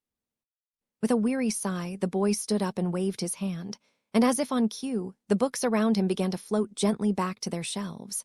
That was another little surprise that came from the ritual. Harry acquired wandless magic capabilities, allowing him to perform simple spells with but a thought. As the books settled silently into their proper places, Harry couldn't help but remember the previous week, when it first happened. Come on, Fleur. I have to stop using the spell eventually, and my senses could provide us with an overwhelming advantage for the task, Harry said, his eyes fixed on his girlfriend. Fleur gazed back, her brow furrowed with concern. Her silvery blonde hair was tied back in a practical ponytail, and she wore a light blue training outfit that complemented her eyes. Despite their rigorous training session, her skin remained flawless, the only evidence of her exertion being a light sheen of perspiration. Her wand was still held loosely in her right hand, ready to fire a spell at a moment's notice. "Right, I understand your point, but I'm afraid, okay," she replied, her French accent thickening with concern, momentarily resurfacing despite her now perfect English. She took a deep breath, her eyes steeling as she met Harry's determined gaze. "What if something goes wrong and you can't control yourself again, huh? Do you know how much you scared me when it last happened?" Harry felt a pang of guilt at her words and was momentarily stunned, unable to say anything. Nodding slowly, he replied, "You're right, I'm sorry, Fleur. However, it's been a month since that and my control grew by leaps and bounds. I'm pretty sure I can manage now." Fleur didn't look fully convinced, but Harry knew he had her. And just moments later, she let out a sigh of defeat, her shoulders easing a bit as she met his gaze. "Okay, right, we can try. But if anything feels off, I'll immediately hit you with Sensoria Minorand. I don't care if you have any problems with that," she said, her voice mixed with resignation, but also determination. Harry nodded and raised his wand, pointing at himself, a familiar gesture in the weeks following the ritual. "Finite," he murmured, his wand tracing a graceful arc in front of his face. Instantly, a rush of sensations flooded his mind. The vibrant, swirling auras of magic became much more pronounced once more. A glance told him that Fleur's form was surrounded by a mesmerizing, silvery red glow, pulsating with her Vila heritage. Of course, he knew that, but the sight didn't fail to leave him awestruck. Hogwarts grounds themselves seemed to come alive with magical energy, streams of magic flowing through the air, moving with life and power. In the distance, the ancient stones of the castle seemed to resonate with the world's magic, murmuring secrets that lay just beyond Harry's grasp. The poor magical censor took a deep breath, centering himself as he adjusted to the heightened awareness. He focused on the magical energies he could feel before, slowly mooting the new ones. "I can control it now," he said with a slight smirk, yet his voice was taut with concentration. Fleur penetrated him with a skeptical look, her eyes narrowing slightly as she looked him up and down. Harry could feel her gaze probing, searching for any signs of loss of control. After a moment, she nodded, seemingly satisfied with what she saw. "All right, let's continue then," Fleur said, and without warning, fired a spell towards him. The new magical energy lightened like a beacon in Harry's unshackled senses. He felt, before he saw, the stinging hex speeding towards him. However, Fleur had come too close to him whilst he adjusted his senses, and he didn't have enough time to cast a spell. He instinctively raised his hand, a shield charm materializing without a word or wand. The spell dissipated harmlessly against the barrier, leaving both Harry and Fleur wide-eyed at this unexpected display of wandless magic. Harry blinked, momentarily stunned by what he had just done. He looked at his hand, then back at Fleur, who seemed equally astonished. "Did I just?" Harry chuckled at the memory, pushing his occlumency to its limits, just to remember Fleur's exact expression. "She was quite cute," he mumbled aloud, sporting a stupid smile, shaking his head. Harry scanned the area, ensuring he left no trace of his presence.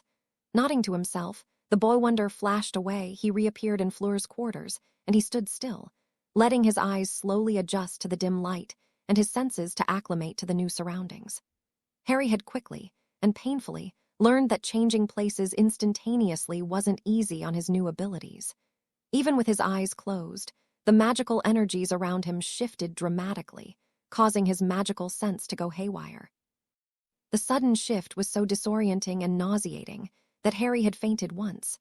That's why he pushed his hard-earned control to the max and lowered his magical awareness to almost nothing. With a quiet sigh of relief, Harry allowed his senses to gradually adjust, careful not to overwhelm himself. "Phew!"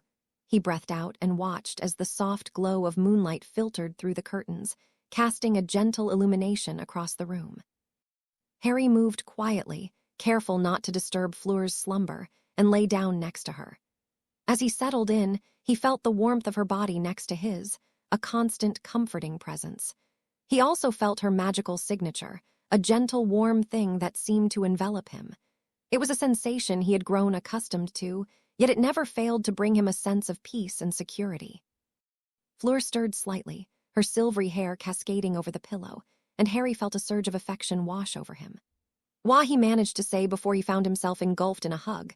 With a sleepy murmur, Fleur nestled closer, her arms tightening around him. Harry smiled softly, gently stroking her hair as he savored the moment. At that instant, he felt a profound sense of peace and belonging that he had never known before.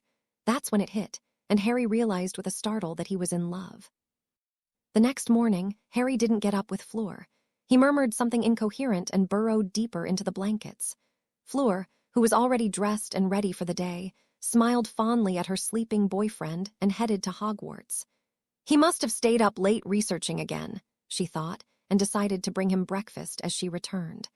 Little did she know that Harry didn't sleep at all last night.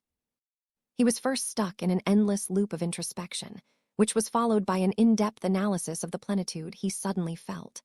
As the first rays of sunlight peeked through the curtains, Harry finally drifted off into slumber with dreams filled with silvery hair and blue eyes. Whilst the boy who learned love tackled imaginary obstacles in his head, Fleur reached the Great Hall. "Good morning, Fleur." Did Harry finally decide to catch up on his sleep? A friendly voice greeted her as she sat in her usual seat.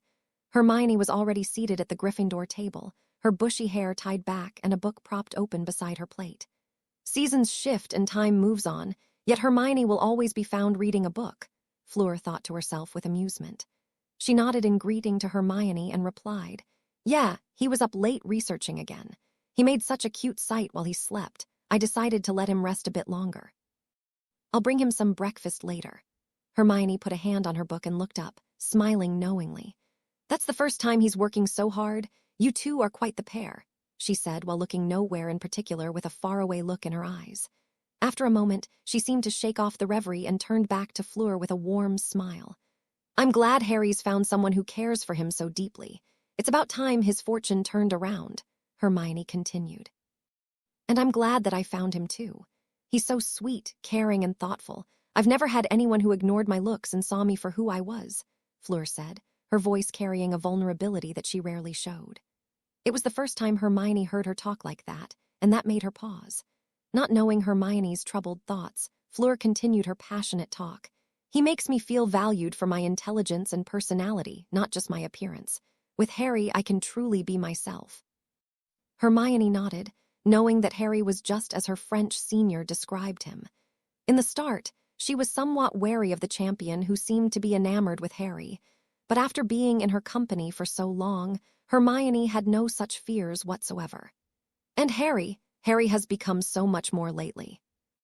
His magical abilities have grown exponentially, his emotional maturity has deepened, and his ability to handle stress and challenges is nothing short of admirable, Hermione thought to herself with pride. She was extremely happy to see her first friend's metamorphosis. She briefly found herself wondering what heights Harry might reach in the future, before getting distracted by her boyfriend. That was another recent development, albeit less shocking than Harry and Fleur's relationship. Hermione and Neville fueled the Hogwarts rumor mill for days. "Hermione, you've not eaten at all," Neville said, his voice tinged with exasperation as he gestured towards her untouched plate. Hermione blinked towards her plate, and just as Neville said, her food remained untouched. "Sorry, I got caught up in conversation," she said, taking a bite of her breakfast. As she ate, she started reading her book again. However, Neville was having none of that. With a swift motion, he gently took the book, marking the page Hermione was on, and closed the book before moving it aside. Needless to say, that earned him a glare from Hermione. Her eyes narrowed as she looked at Neville, a mixture of annoyance and fondness in her expression. Neville, however, remained unfazed, meeting her gaze with a gentle smile. "You need to eat, and before you say anything else, remember last time. You nearly fainted from hunger during Transfiguration class. Professor McGonagall had almost sent you to the infirmary," Neville reminded her gently. The girl nodded with a sigh and turned her attention back to her plate. As she ate, Hermione couldn't help but reflect on how much things had changed in recent months. Not only had Harry become a completely different person, improved in all regards, and found happiness with Fleur, but she too had made unexpected changes. their falling out with Ron being the most significant change. It had been a gradual process, starting with small disagreements that cropped up over the years and crescendoed at the tournament selection. Ron's jealousy and inability to understand Harry's struggles had driven a wedge between them, and Hermione found herself caught in the middle. Eventually, she had to make a choice, and she chose to stand by Harry. The other big change was, of course, Neville. Neville had always been a quiet, unassuming presence in the Gryffindor Tower, often overshadowed by Harry's fame and Ron's boisterous personality. But as her friendship with Ron all but evaporated and Harry disappeared to who knew where, Hermione found herself spending more time with Neville. His gentle encouragement and support of Hermione's pursuits, bundled with his growing confidence and improvement in all classes, except potions, gradually evolved into something more. And now here we are, she thought, a small smile playing on her lips. She glanced at Neville, who was now engaged in conversation with an odd Ravenclaw that was sitting at their table. "Michael, that's an amazing idea," Neville exclaimed, his eyes lighting up with enthusiasm. Hermione watched with amusement as Neville's passion for herbology shone through. Unbeknownst to her, Fleur watched her in return, a knowing smile playing on her lips. "I never thought about using Mimbulus Mimbletonia sap as a natural fertilizer for other magical plants. Have you tested it on any specific species yet?" The Ravenclaw boy, Michael, laughed and began to explain his experiments in detail. "Of course, it's an amazing idea, mate. Who do you think am I?" Michael replied with a grin, drawing a snort from the boy. "I've been working on this for the past week, and I've got to say, the results are quite promising, especially with some of the more temperamental magical plants." Hermione watched as the boys went back and forth, discussing the intricacies of their experiment. Shaking her head, she turned her attention back to her plate, intent on finishing it. Harry stirred hours later, waking up with the sensation of sunlight streaming through the curtains. "Damn sun," he cursed and shielded his eyes from the offending rays. The curtains had shifted sometime during his sleep. Probably when Fleur got up, he thought, and despite his initial annoyance, Harry couldn't help but feel a sense of renewed energy as the warmth of the star caressed his skin. Stretching, Harry sat up, running a hand through his tousled hair, making it even more messy than before. His mind slowly returned to the ritual he had discovered the night before. "We need to approach this carefully. I'll have to go over Salazar's tomes on spellcrafting and rituals, but we'll manage it in the end," Harry mused, his determination growing stronger as a plan took form inside his mind. Fleur needed his help, and Harry wasn't going to rest until he found the solution. No matter what, Fleur isn't going inside that lake without the protection. Swinging his legs over the side of the bed, he stood and was about to gather his things when he spotted a plate with a note on its side. Curious, Harry picked up the note and read it. "Good morning, Mon Amour. I hope you slept well. I've brought you some breakfast. Eat up, I'll be back after classes. Love, Fleur." A warm smile spread across Harry's face as he finished reading Fleur's message. "She even drew a small heart," he noted, feeling warm inside. He set the scrap of paper down and reached for the plate of food, which turned out to be warm, courtesy of a warming charm, no doubt. He picked up a piece of toast, savoring the warmth and flavor as he bit into it. Just as he was about to take another bite, he heard a sharp knock at the door. "Fleur!" Madame Maxime's voice called out, and Harry almost choked on his toast. There was a brief pause as the headmistress waited for a reply. "Oh shit," Harry thought, his heart racing. The last thing he needed was to be found in Fleur's room. Although rumors circulated about him staying in the Villa's room, getting caught, especially by the Beauxbatons' headmistress herself, wouldn't do good for his girlfriend's reputation. After a few moments of not getting an answer, though, she departed, her footsteps echoing down the hallway. Harry let out a breath he didn't realize he'd been holding. "I'm sure she would have felt it if I had flashed away," Harry thought to himself. He was pretty sure that Madame Maxime would likely have sensed any magical disturbance caused by his teleportation. While the woman no doubt is leagues below me in magical sensing, I can't simply discard her abilities, Harry thought. He made a quick work of his breakfast, wondering what that was about, and gathered his things. "Oh, I know her magical signature now," Harry belatedly realized, and flexed his senses to make sure that the witch wasn't nearby. Satisfied that the coast was clear, Harry decided it was time to leave. If Fleur returned before him, she knew where to find him and how to contact him. With a quick glance around the room to ensure he hadn't left anything important behind, He concentrated on his destination. In a blink, he was engulfed by flames and vanished from Fleur's quarters, reappearing moments later in a damp room. Unsurprisingly enough, a heavy cursing in Parseltongue followed his arrival. The hissing echoed off the stone walls, filling the room with an eerie cacophony. "Respectless little brat, flashing around little the proud peacock. You think you're so funny, don't you? Well, let me tell you, Harry, in my day we had proper respect for our elders and superior species. But I suppose times have changed, haven't they?" Ash hissed, his voice dripping with sarcasm. Harry, unfazed by the snake's irritation, merely smirked and offered a mock bow. "My apologies, O great Asmodeus. I'll be sure to send Hedwig the next time before I drop in." Ash hissed in response, his forked tongue flicking out in annoyance. "Ah, I see the snake is prattling on again. How generous of it to flaunt its ignorance so openly. Wouldn't you agree, Harry?" Fawkes mocked Ash telepathically, perched regally on his stand and looking down on the snake. Harry couldn't help but chuckle at the phoenix's dry wit.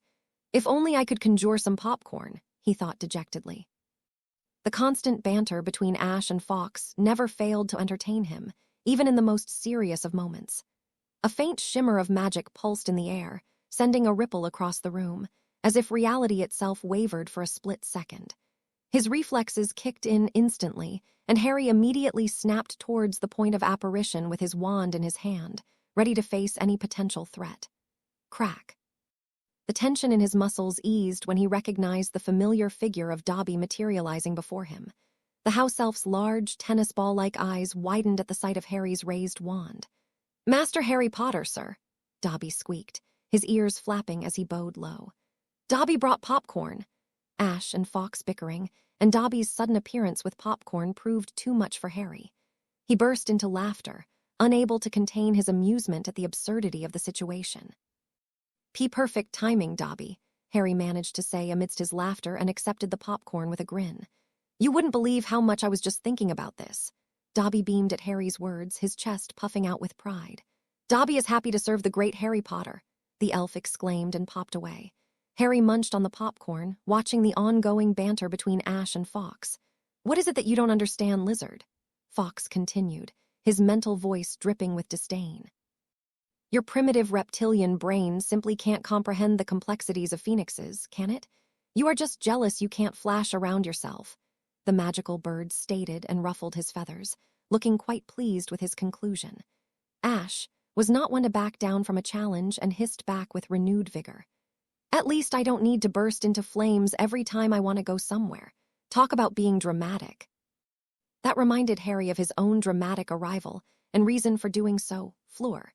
His merry mood took a dip, and he vanished the tasty snack with a wave of his wand.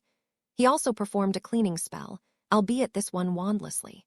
As his mind returned to the looming task ahead, the playful banter between Ash and Fawkes seemed like a distant memory, a luxury he couldn't afford. Noticing the sudden change in Harry, the two magical creatures stopped their banter and turned their attention to him. Fawkes trilled softly, a melodious sound that seemed to echo with Harry's soul, and took off from his perch, landing gracefully on Harry's shoulder. "What's up, little one?" Fawkes asked slowly through their bond. As far as he knew, Harry was well, albeit anxious about the closing second task. The boy sighed, his green eyes reflecting his concern. "It's about Fleur and the second task. You know the effect water has on her," he explained. "I found a ritual that might help protect her from the lake. But it's complex, and my only hope of getting any use from it is converting it into a spell." Harry paused, running a hand through his messy hair. "The problem is, I'm not sure if I have enough time to master the intricacies of spell creation before the task. And even if I do, there's no guarantee it'll work as effectively as the ritual." Ash, who was silent until now, slithered closer, his scales gleaming in the dim light of the chamber. He swiftly made his way onto his favorite spot, Harry's arm, and hissed softly. "You worry too much, young speaker. The ancient magics of Salazar Slytherin flow through your veins. If you can't succeed with this, then I doubt anyone can," Ash said in a surprisingly harsh tone. It wasn't often that the snake got serious. Oddly enough, that managed to reassure Harry, and he nodded, grateful for the unexpected support. Fawkes trilled softly, his soothing melody calming Harry's nerves. The phoenix then took flight, gracefully alighting on the chamber's longest desk. Shaking off any doubts, Harry quickly made up his mind. He had work to do, and Ash was right. He could it. He stepped over to the table where Fawkes had landed and concentrated. "All right," he murmured under his breath. "Let's see what you've got for me, Salazar." Closing his eyes, Harry focused intently on the specific books he needed, then waved his hands. In response to his mental command, several ancient tomes flew from the shelves, landing neatly on the desk before him. Their leather-bound covers were worn with age, but the golden lettering still gleamed in the dim light of the chamber. Harry opened the first of the tomes, careful not to tear the fragile paper as he sifted through it. Hours passed, book after book, yet Harry found nothing. The boy was nothing if not tenacious, though, and his focus remained sharp. There were a lot of times when he thought he might have found a lead, a way to convert the ritual into a spell, but nothing. It was whilst he was following a lead like that something tugged in his senses. It didn't feel in any kind malicious, instead, it felt warm and comforting, and he didn't react immediately. However, before Harry could fully process this new sensation, a bright flash illuminated the chamber. A Patronus, Harry thought, recognizing the familiar magical signature. The silvery form of Fleur's hummingbird materialized before him, its wings beating rapidly as it hovered in the air. The Patronus opened its beak, and Fleur's melodious voice filled the chamber. "Harry, we've got a problem. Meet me in my room as soon as you can," the message delivered. The silvery hummingbird dissolved into wisps of light, leaving Harry with a sense of foreboding. Without hesitation, he dampened his senses and flashed away, not even bothering to close the tome he was studying or stand up. The flames engulfed Harry's vision, a familiar sensation of warmth washing over him as he traveled through the ethereal pathways of Phoenix fire.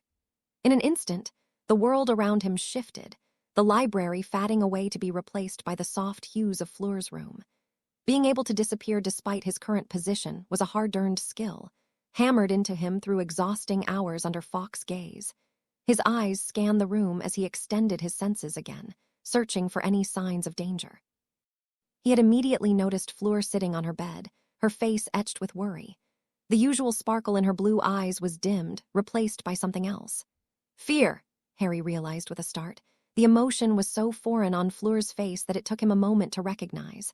She looked up as Harry materialized, relief briefly flashing across her features before the tightness in her features returned full force. "Fleur, what happened?" Harry asked directly, his voice laced with concern.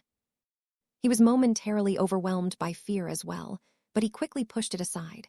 Someone had to remain calm after all. Harry moved closer to Fleur, his emerald eyes searching her face for any clue about what could have upset her so much. He sat down next to her, gently taking her hand in his. Fleur was quiet for a long moment, her fingers twisting nervously on her lap.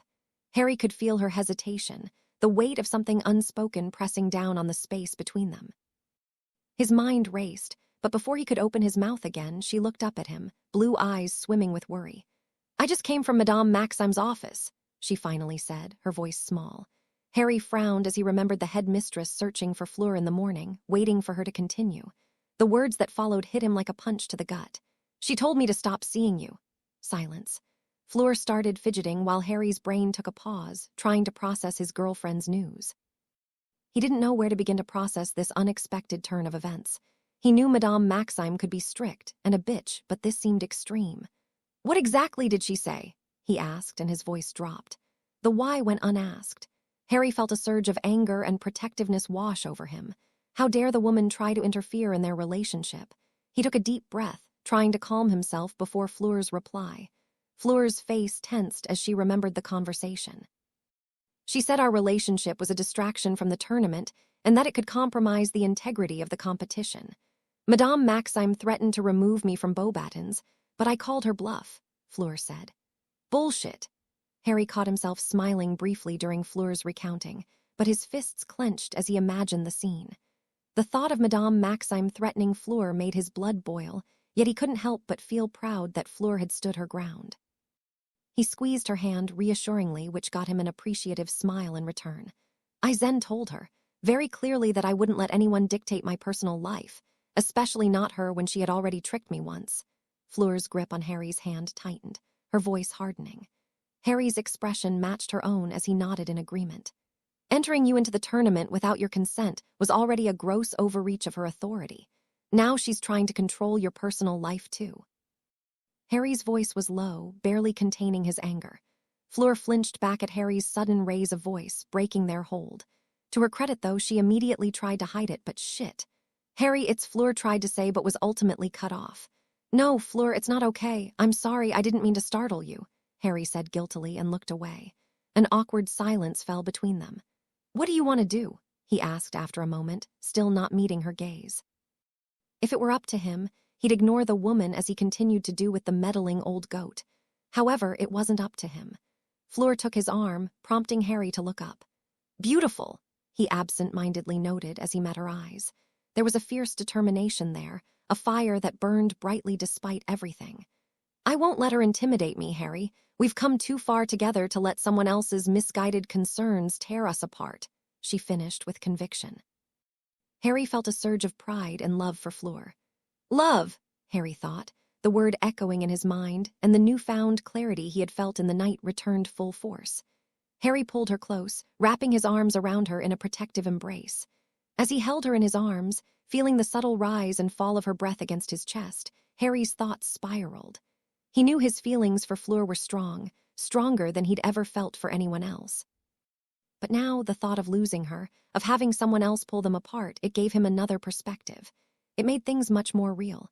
This wasn't just attraction or admiration.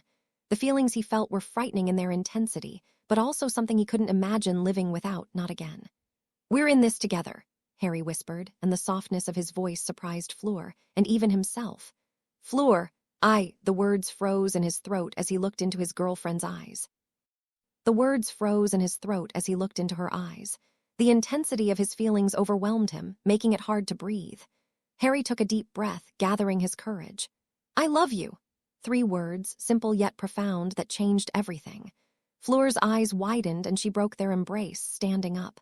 Her expression was a mix of shock and something else Harry couldn't quite read. He felt his heart stop, fearing he might have made a mistake. He had laid his heart bare, vulnerable in a way he had never been before, but then a radiant smile broke across Fleur's face and her eyes shimmered with tears. She threw her arms around Harry's neck, falling onto him. GTA Aussie, awry, she whispered and muffled down her sobs. The words were soft and foreign to his ears, but they were just what Harry wanted to hear. His heart soared, a warmth unlike any he had felt before, spreading through his chest. All thoughts of Madame Maxime and her threats faded away. Are you sure? It's not something you can say. Of course I am, you idiot, Fleur said with a laugh, her eyes sparkling with joy. She cupped Harry's face in her hands. I've known for a while now, I was just waiting for the right moment to say it. Harry leaned in, pressing his lips against hers, pouring all his feelings into the kiss. Fleur responded with equal passion, her fingers threading through his hair. Harry caught Fleur's eyes as they broke apart, breathless and flushed. After holding her gaze for a few moments, he seemed to realize something and broke down laughing. Fleur looked at him quizzically, a mix of amusement and confusion on her face. What's so funny? She asked, her lips quirking into a smile. Harry shook his head, still chuckling, and pulled her close once more. Just thinking about how we got here, from me being a little boy to rivals to this, he gestured between them. Fleur's confusion melted away as she caught onto his train of thought, and she started giggling, her laughter mixing with Harry's. Oh, mon amour, we've come a long way, haven't we? She said between laughs, resting her forehead against his.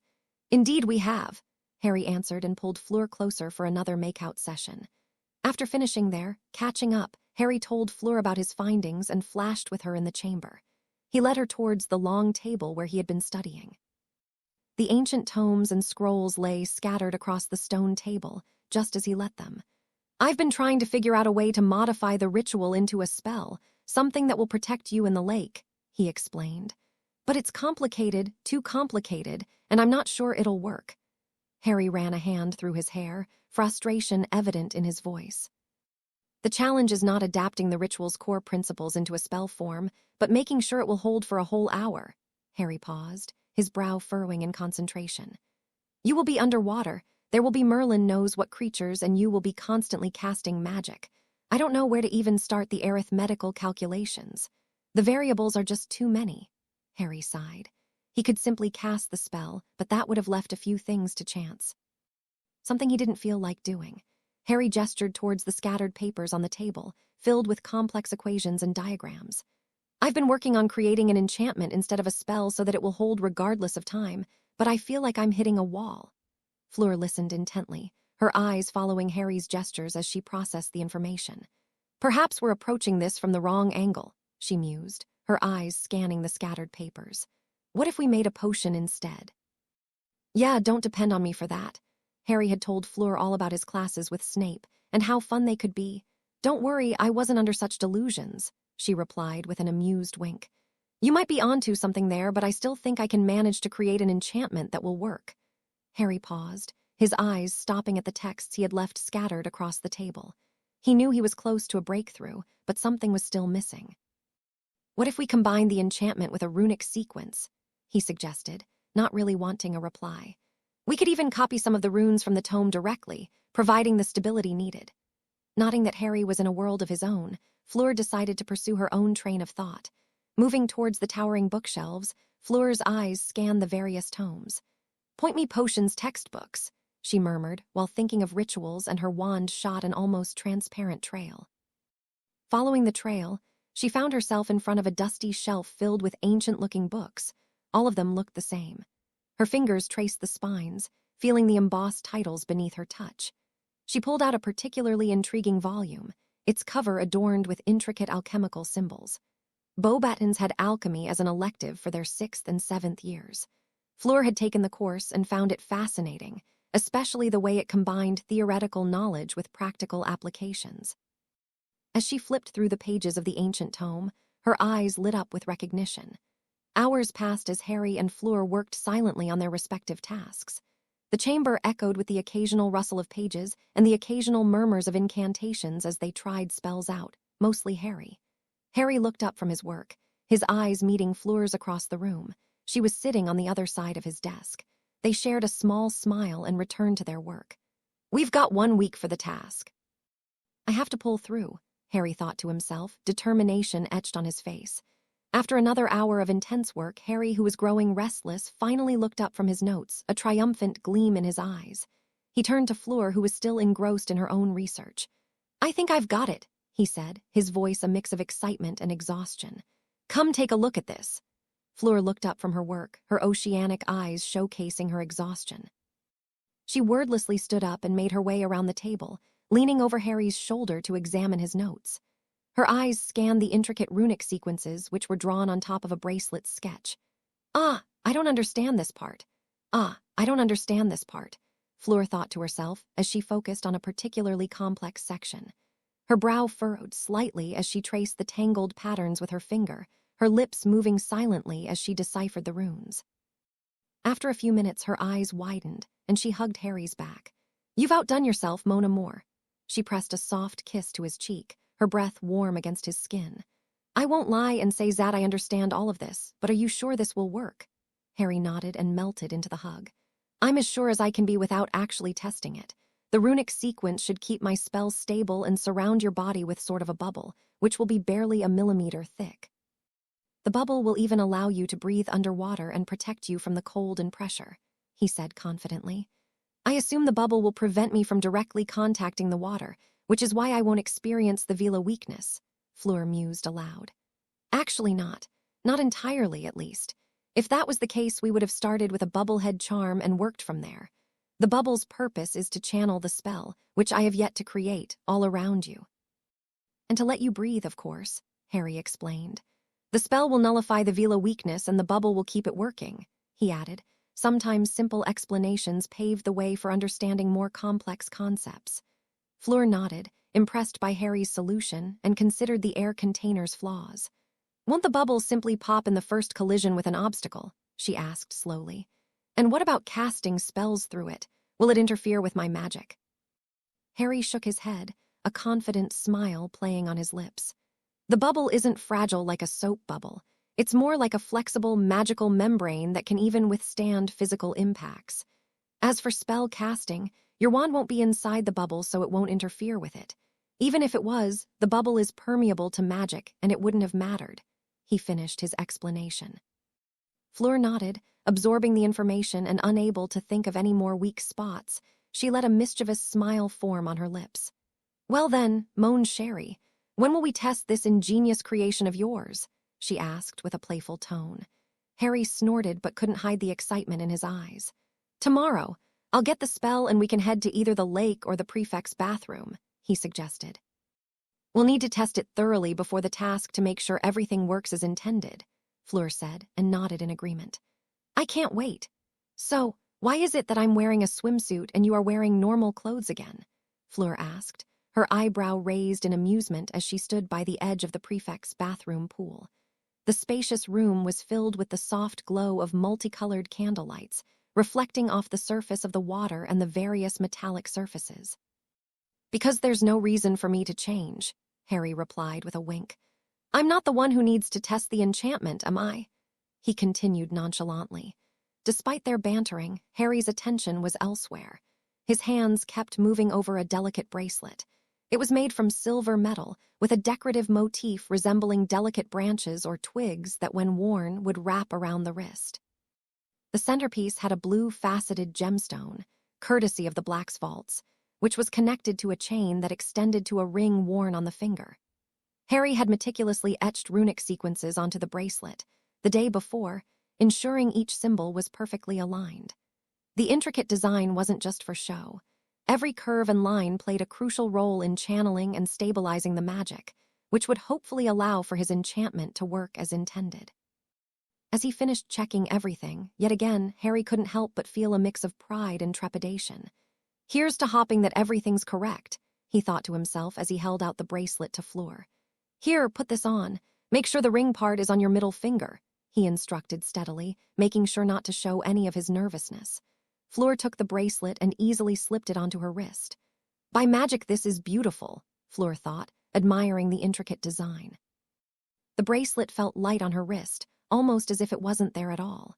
She flexed her fingers, testing the movement, and noted with relief that she felt no discomfort at all. He came a long way into transfiguration if he managed to create something this intricate, Fleur mused, admiring the craftsmanship. All right, are you ready to test it out? Harry asked, and Fleur nodded. Without further ado, the boy who lived raised his wand and touched the bracelet. There was no incantation, yet a soft blue glow emanated from the gemstone. Fleur felt a tingling sensation spread across her skin as the enchantment activated. Taking a deep breath, the Vila closed her eyes for a moment. With a graceful movement, she stepped closer to the edge of the pool and dove into the water. When she fully submerged, Fleur felt a growing panic as her Vila instinct screamed at her to surface. But then, a moment passed, and then another, and nothing happened. The water feels different, warmer, almost, and I can breathe, Fleur realized with delight. She then opened her eyes underwater and marveled at the clarity of her vision. The enchantment is working perfectly. With a newfound excitement and all her previous worries forgotten, Fleur swam gracefully through the water. She simply enjoyed herself and did her best not to think about how unnatural it felt to move underwater without any discomfort. While Fleur was having fun in the water, Harry tried watching her from the edge of the pool. However, there were too many bubbles and foam obscuring his view. What if something went horribly wrong with the enchantment? That thought was enough to make Harry jump into the water without a second thought. He quickly stripped down to his underwear, cast a bubblehead charm on himself, which was Fleur's plan before they dismissed it, and dove in. As he swam towards her, he realized his worry was unfounded. Fleur was gracefully gliding through the water, a look of pure joy on her face. Gosh, she looks absolutely stunning, Harry thought dumbly. He hadn't let himself appreciate Fleur's body in a swimsuit before due to his anxiousness, but now, when Fleur noticed Harry's presence, she swam towards him with a radiant smile, breaking him from his stupor.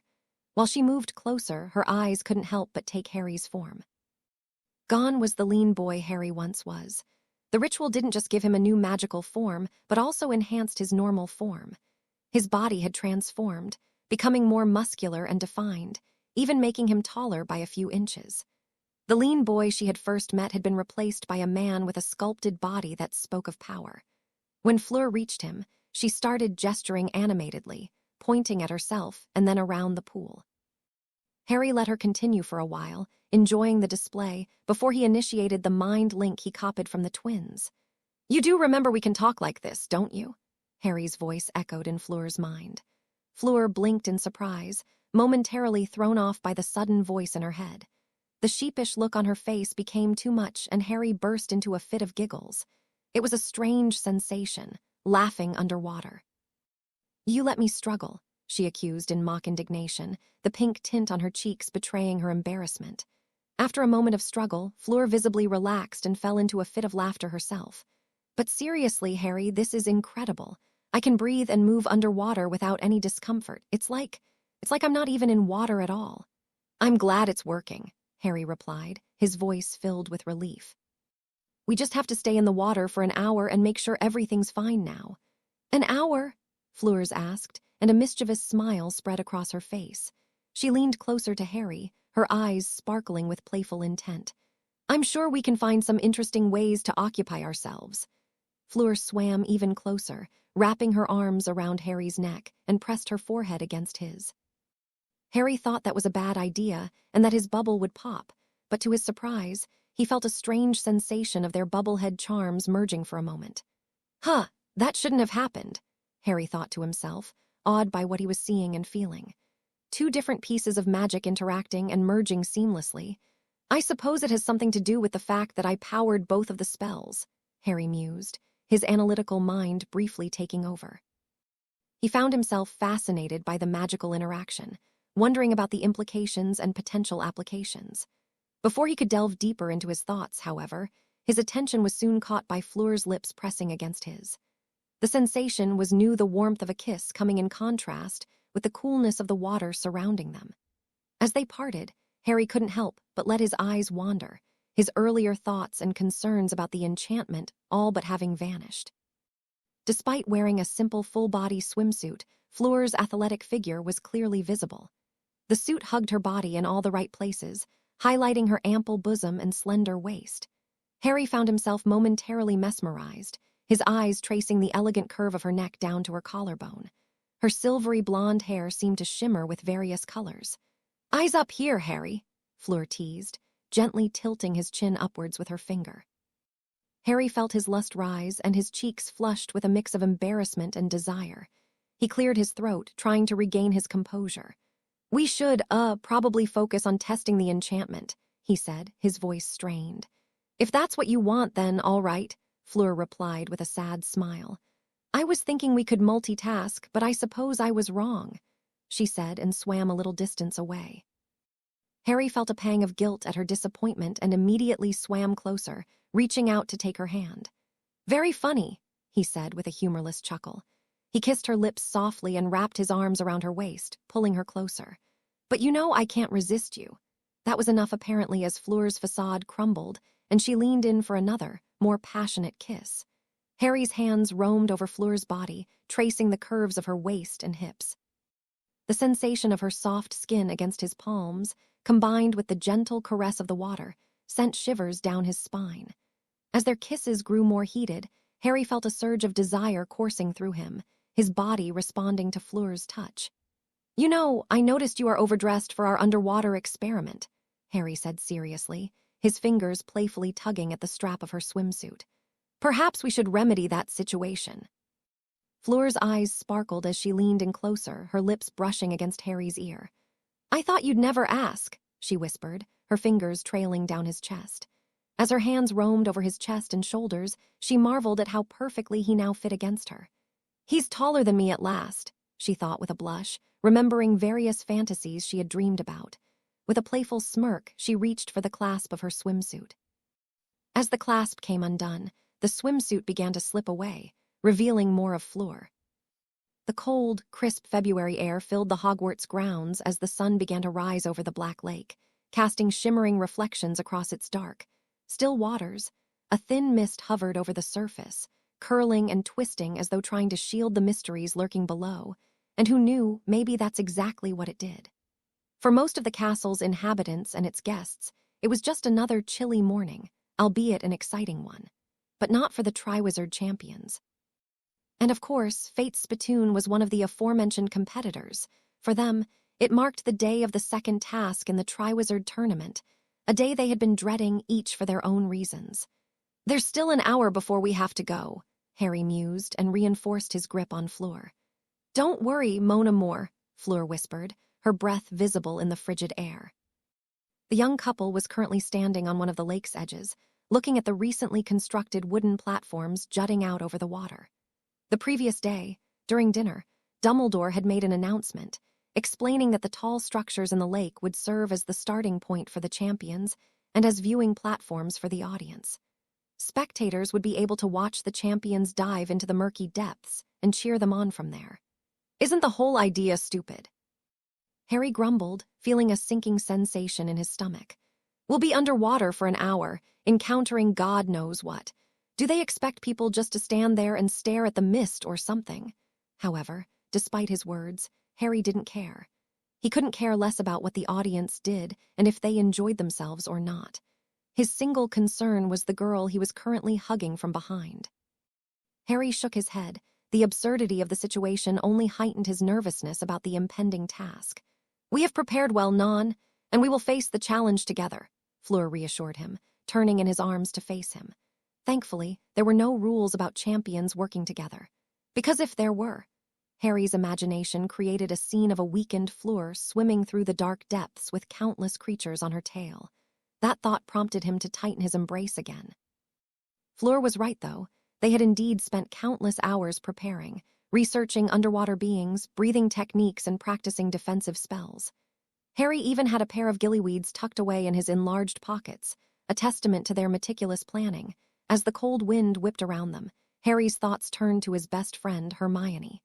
Do you think that they'll still get people to participate as hostages? Harry asked suddenly.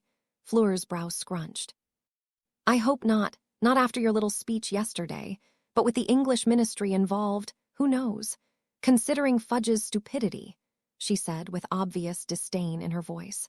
Let's just say that it wouldn't surprise me if they went ahead with their original plan, disregarding all the valid concerns you raised. Harry nodded in agreement, his mind drifting to the previous day's events. Right after Dumbledore had announced the last details of the task, Harry had stood up and gave an impassioned talk, arguing against the use of human hostages in the task. He had gone over the speech with both Fawkes and Ash and even asked Fleur's input, ensuring that his message was impactful. Dumbledore's face after that was a sight to behold. Harry briefly wondered what would happen if he tried to power a Patronus with that image in mind. I bet it would be powerful enough to banish every single Dementor in Britain, he thought with a wry smile. The memory of Dumbledore's stunned expression brought a brief moment of amusement. The headmaster's usually twinkling eyes had widened in shock, his mouth slightly agape as he struggled to maintain his composure. It was clear that Harry's unexpected challenge had caught him completely off guard, leaving him momentarily speechless in front of the entire Great Hall. In the end, the old man simply said something along the lines of I'm Dumbledore, I'm never wrong, and brought the dinner to a close. Fucking bastard, Harry muttered, wondering if Mr. Too Many Names was simply spouting nonsense or, heaven forbid, actually believed his own rubbish. He is, she agreed easily guessing who her boyfriend was thinking about. Harry glanced once more at the looming wooden platforms, then back to the beautiful face of the girl in his arms. We should probably get going, Harry said reluctantly, and released Fleur from his embrace. They shared a brief, meaningful look and turned towards the lake. They walked together, hand in hand, following the edge of the water as the morning sun cast long shadows across the grounds. As they moved closer, they encountered more and more groups of students. Some simply watched them with a mix of awe and curiosity, while others whispered excitedly and pointed at them. There were even those who waved and called out to Harry, wishing him luck. He managed a few forced smiles and nods, but his focus remained on the girl beside him. In no time at all, they made their way to the middle platform and Harry spotted the last two champions, Cedric and Crumb. Cedric was talking with Cho Chang, Harry's previous unfortunate crush, while Crumb was listening to an older woman. As they approached the other competitors, Harry felt Fleur's hand tighten around his. Vidikeatao air, Zana yasha kaakaveota area bevea dawana peravisha. Payervea, Bayer de vania mataya elya nes elya detavea any dao enyas yesalavea, the older woman said with a stern voice. Who do you think she is? I'd say she his mother, Harry asked Fleur through the twin bond. His eyes were still on the stern-looking woman, comparing her features with that of the Bulgarian champion when Fleur responded. If she was surprised at the sudden voice in her mind, she didn't show it.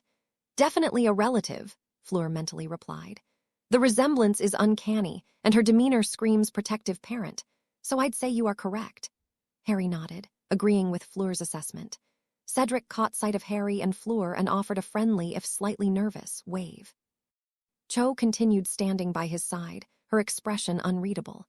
Harry gave them a nod, but his attention soon drifted back to Crumb and the assumed mother. Crumb stood rigidly as the woman finished speaking to him. Whatever she said in the end, it didn't sound like a gentle pep talk, Harry thought to himself, and wondered if all mothers were like that. Then again, Petunia couldn't even say no to Dudley, so I suppose mothers can be quite different. As the minutes ticked by, the reality of the task began to resettle.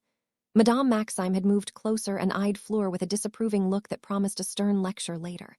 God, your headmistress is angry, Harry told Fleur. I bet she is. After all, I don't have my priorities straight and don't listen to her every whim. Imagine how disappointed she must be with me. If looks could kill, Harry was sure that Maxime would fall dead on the spot from the intensity of Fleur's glare. The French champion's eyes blazed with defiance, a silent challenge to her headmistress's disapproval. The other heads of the schools were also present, mingling near the platforms as they spoke in low voices. From the corner of his eye, Harry could see Ludo Bagman, already looking overly enthusiastic, chatting animatedly with several ministry officials. Harry, Fleur, a familiar voice called out. It was Hermione, pushing her way through the crowd of spectators with a determined expression on her face. No mere crowd could stop Hermione Granger when she put her mind into something.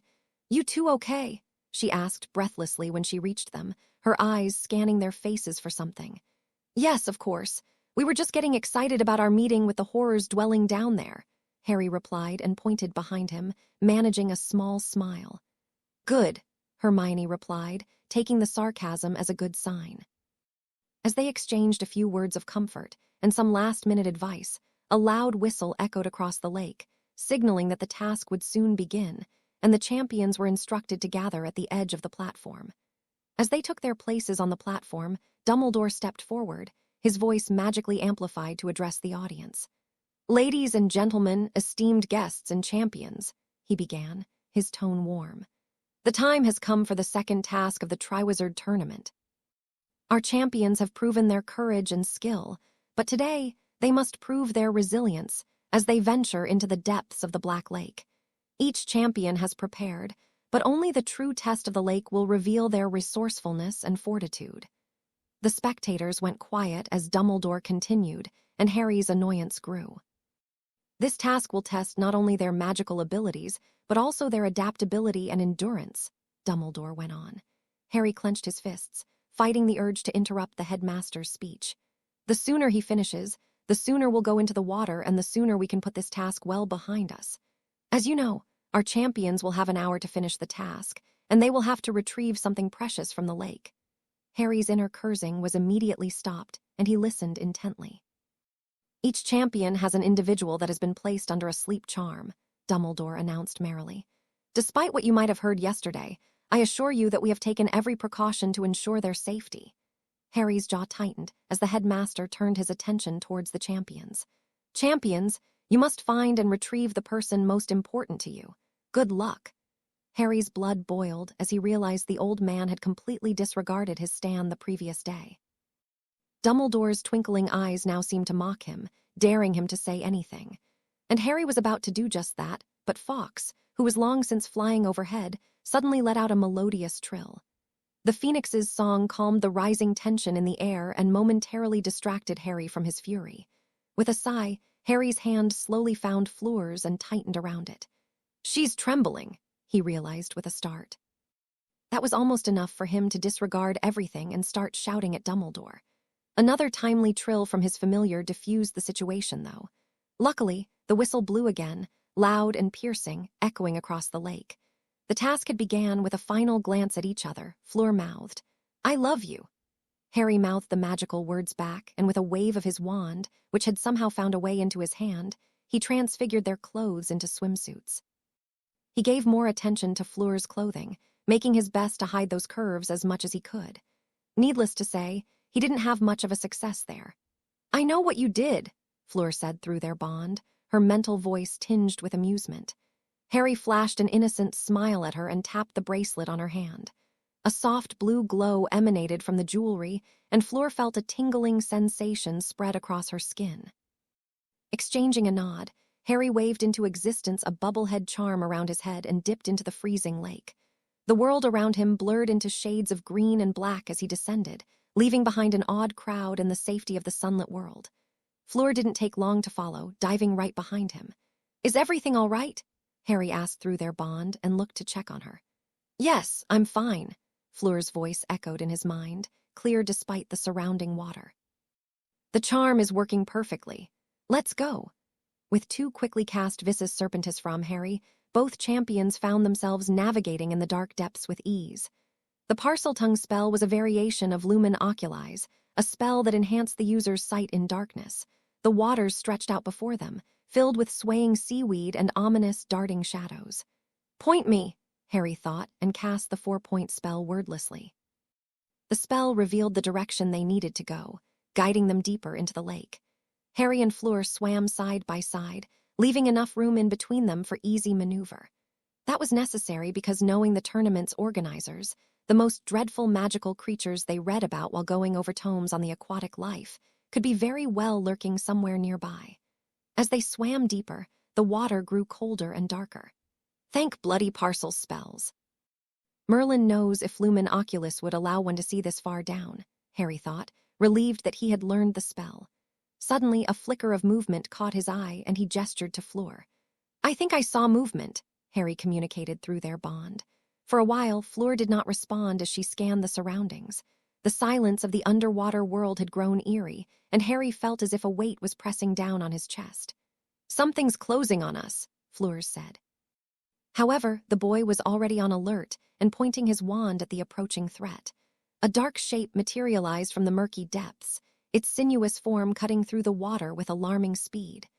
Harry had already cast a silent stunner, the red jet of light illuminating the underwater scene for a brief moment before striking its target.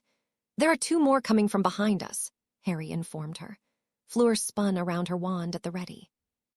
With a swift, graceful motion, she cast 2 nonverbal petrifying curses in quick succession.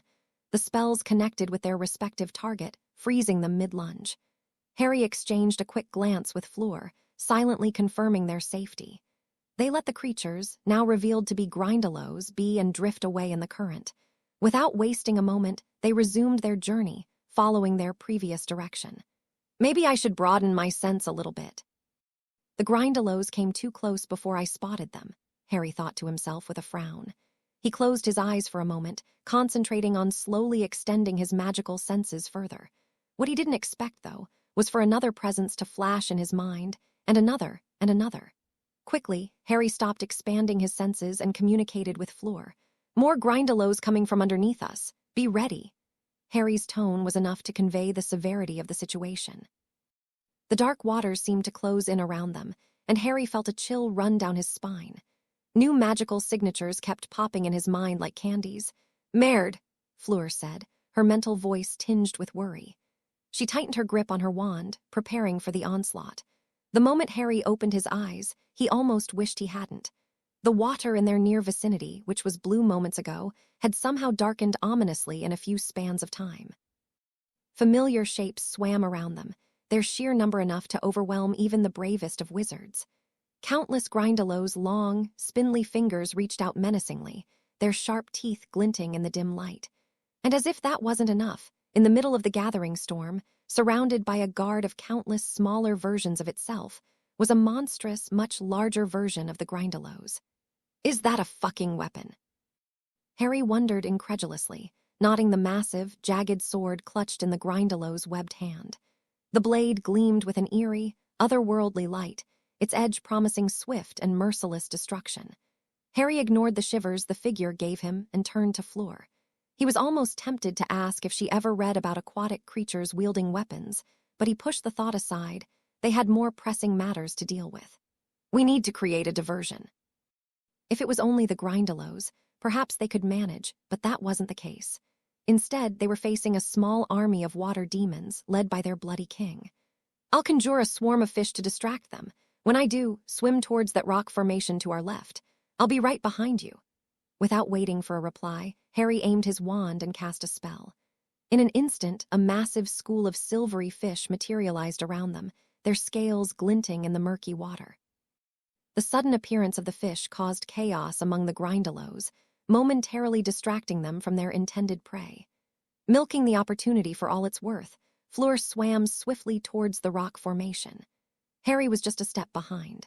His eyes darted between their escape route and the chaotic scene they were leaving behind. As they reached the rocky outcropping, they watched the Grindylows' monstrous leader become entangled in the swirling mass of conjured fish. Serves him R. Harry's satisfaction was for a short-lived. The Grindylow king, with a powerful thrash of its tentacles, burst through the school of fish, its beady eyes now fixed on them. Harry's response was a bunch of parcel-tongue variations of the cutting spell. The spells sizzled through the water, leaving trails of bubbles in their wake. The big water demon let out a roar and deflected the spells with its sword. The creature's strength was evident as it effortlessly parried Harry's spells, its eyes gleaming with malice. Tenacious bastard, aren't you? Harry thought, and ignored the growing sense of unease in his stomach. Harry, Fleur's voice echoed in his mind. We need to move. There's a clearing ahead just beyond those kelp forests. Harry nodded, his eyes never leaving the approaching Grindylow king. With a swift motion, he cast a powerful Confundus charm that barely hit its intended target and momentarily disoriented the pursuing creature, taking advantage of the king's momentary confusion. Harry grabbed Fleur's hand and propelled them both towards the kelp forest. The dense, swaying fronds provided some cover as they swam swiftly through. As they emerged on the other side, they almost collided with another figure, Cedric Diggory, his face pale with terror, eyes wide as he frantically gestured behind him. Run! He shouted through his bubblehead charm and swam behind them. Just in front of the couple, a truly massive shape slowly began taking form. The dark waters parted to reveal a colossal figure emerging from the shadows, its outline gradually coming into focus. Harry's breath caught as he took in the creature's immense size, larger even than the basilisk. The menacing water serpent's dark, scaly body wound and twisted through the murky depths, a living nightmare made flesh. Where do they even find these things? Harry thought incredulously, his eyes widening at the sight before him. The serpent's eyes glowed an eerie green, piercing through the murky depths and stopped on Harry. Its fanged mouth, large enough to swallow a human whole, opened and closed rhythmically, a silent, ominous warning. Cedric's panicked shout echoed in Harry's mind. Merde, Fleur's voice trembled slightly, betraying her unease. We need to get out of here. Now. You don't have to tell me twice, Harry replied through their mind link. They didn't get far, however, when they stumbled on the Grindylow king. Cedric's face paled as he caught sight of yet another creature. Harry guessed that his fellow schoolmate was getting tired of his luck, and he couldn't agree more. Cedric's eyes widened in disbelief, and he instinctively gripped his wand tighter. Merlin's beard, he whispered, his voice barely audible through the bubblehead charm. Harry's attention snapped back to the new presence. The colossal serpent slithered through the water, its scales shimmering like dark, wet gemstones. It moved with a quiet, deadly grace. Its eyes, a piercing green, were locked onto Harry with an unsettling intensity. Parseltongue, Harry thought, his mind racing. I can try to communicate with it, but will it listen? He quickly cast a sidelong glance at Fleur and Cedric. Fleur had her wand gripped tightly, while Cedric's eyes were darting between the two monstrous threats they now faced. Needless to say, the Hufflepuff chose to face the much milder-looking enemy. The Grindylow king gathered its minions around, ready for a coordinated assault. The serpent moved closer, its massive head tilting slightly as if studying Harry. It opened its mouth, revealing rows of jagged, needle-like teeth. Harry's heart pounded as he heard a sibilant whisper. You dare enter my domain, little wizard, the serpent hissed. Why do you not flee like the others? It asked curiously, its massive head flicking towards Fleur and Cedric's back. Harry swallowed hard, forcing himself to remain calm. We mean no harm. We are here not by our own volition, but for a task as set by our masters, he said, his voice echoing through the cold water. Let us pass, and we will leave your waters as quickly as we can. The serpent's eyes narrowed, its tongue flicking out as it tasted the water around Harry. Your words are meaningless, little wizard. I assess smell fear, and I assess smell power. Its tail lashed, stirring the water into a turbulent swirl. You bring magic here. Assess such magic. I've not smelt anything like it in many, many years. Damned Potter luck. Great Harry thought self-mockingly, The giant snake is some kind of a magic connoisseur which found me tasty. Before he could respond, though, the serpent lunged, its jaws snapping shut just where Harry had been a moment ago. He barely managed to dodge, swimming to the side and raising his wand. Defindo Maxima. He yelled, sending a powerful slashing spell straight at the serpent. Saying the incantations out loud allowed him to channel more power into his spells. The water parted as the spell surged forward, but the serpent deftly twisted its body, the spell slicing harmlessly through the water. The serpent hissed again, louder this time, a mocking laughter in its tone. "SSS, such feeble tricks. Do you think you can wound me, little wizard?" Harry didn't bother replying. The snake was fast, too fast for straightforward attacks. As the serpent coiled back, preparing for another strike, he reached out through the mental bond to Fleur. "I'm going to try and keep the serpent busy. You and Cedric handle the Grindylow King and make us a way through. Don't do anything reckless," Fleur's worried voice echoed back in his mind. Harry didn't have time to respond before the serpent struck again. He rolled, water rushing past as its jaws snapped shut where he'd just been. Shit. Harry pointed his wand at the serpent's head, which was very close to him, his eyes narrowing in concentration. "Confringo Maxima!" A fiery explosion erupted from his wand, the spell shooting straight at the serpent's eyes. This time, the spell hit its mark, the blast causing a shockwave that reverberated through the water. The serpent's roar reverberated through the dark waters, a low, rumbling sound that sent shivers down Harry's spine, yet its eyes were undamaged. The serpent had closed its eyelids just in time. The massive creature's protective membranes had shielded its eyes from the worst of the blast, leaving it momentarily disoriented but largely unharmed. It glared at Harry, its eyes burning with fury. "Impressive, but not enough," the serpent snarled, baring its teeth. The serpent lunged again, its movements a blur beneath the dark, rippling water. Harry barely had any time to react, his wand raised instinctively as he whispered, "Pratigo Tria." He braced himself and poured his magic into the spell, casting the sturdiest shield he could manage. A shimmering barrier sprang to life just in time, but the force of the serpent's attack sent shockwaves through the water, cracking the edges of the shield and pushing Harry back. This thing's relentless, he thought, trying to steady his breathing. He caught a glimpse of Fleur and Cedric, who had engaged in a fierce battle with the Grindylow King. The water around them was filled with flashes of light and dark silhouettes as they fought off the horde. Harry flicked his wand, quickly casting Aguamenti Fortissimus. An immensely powerful jet of water blasted out, forcing the serpent back and giving Harry a moment of respite. "I need to hit it with something it doesn't see coming," Harry thought, his mind quickly rifling through spells. Meanwhile, Cedric and Fleur had their own hands full. The Grindylow King bellowed a low, gurgling roar, its minions advancing in a synchronized wave. Fleur raised her wand and muttered, "Glacius!" A jet of ice shot from her wand, freezing several Grindylows in place, their bodies trapped in crystal-like structures. Cedric followed up immediately with Expulso, causing a blast that shattered the ice, sending shards flying through the water and dispersing more of the creatures.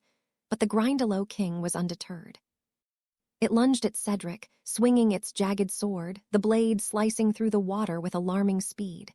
Cedric barely managed to block with a hastily cast Pratigo, the shield shimmering as the blade glanced off it. "Fleur!" he managed to gasp out as he dodged another attack. The French girl sprang into action, her wand ablur as she cast a barrage of spells. "Reducto! Expulso! Bombarda Maxima!" The Grindylow King snarled, its bulbous eyes narrowing as it absorbed the impact of the spells, momentarily staggering but far from defeated. Meanwhile, Harry was still locked in his deadly dance with the serpent. It circled him, its long, sinuous body undulating through the water with a terrifying grace. "Incarcerus!" he yelled, suddenly inspired, sending a ginormous magical rope that snaked around the snake's neck, pulling tight. The humongous conjuration almost made Harry double over. The sheer power required to conjure and maintain such a massive rope was draining, but he knew he couldn't afford to let up now. The serpent thrashed, enraged, but Harry took a deep breath, forcing himself to steady his shaking hand. As he prepared to cast a spell, he raised his wand slowly, his arm moving in a deliberate, sweeping arc, as if he were slicing through the water itself. With a sharp, fluid twist of his wrist, he brought the tip of his wand back down in a slashing motion, directing all his focus on the serpent. The movement was swift and precise. A faint glow began to emanate from the tip of his wand, growing brighter as he channeled his magic into it. He opened his mouth, effortlessly slipping into parcel tongue. Perfringo horribilis! A burst of light orange energy exploded from Harry's wand, rippling outward in jagged, erratic lines. The spell cut through the water like a blazing comet, leaving a shimmering trail of heat in its wake. It crackled with an intense, searing power, burning fiercely as it raced towards the serpent. The serpent seemed to acknowledge the danger it was in and redoubled its efforts to break free.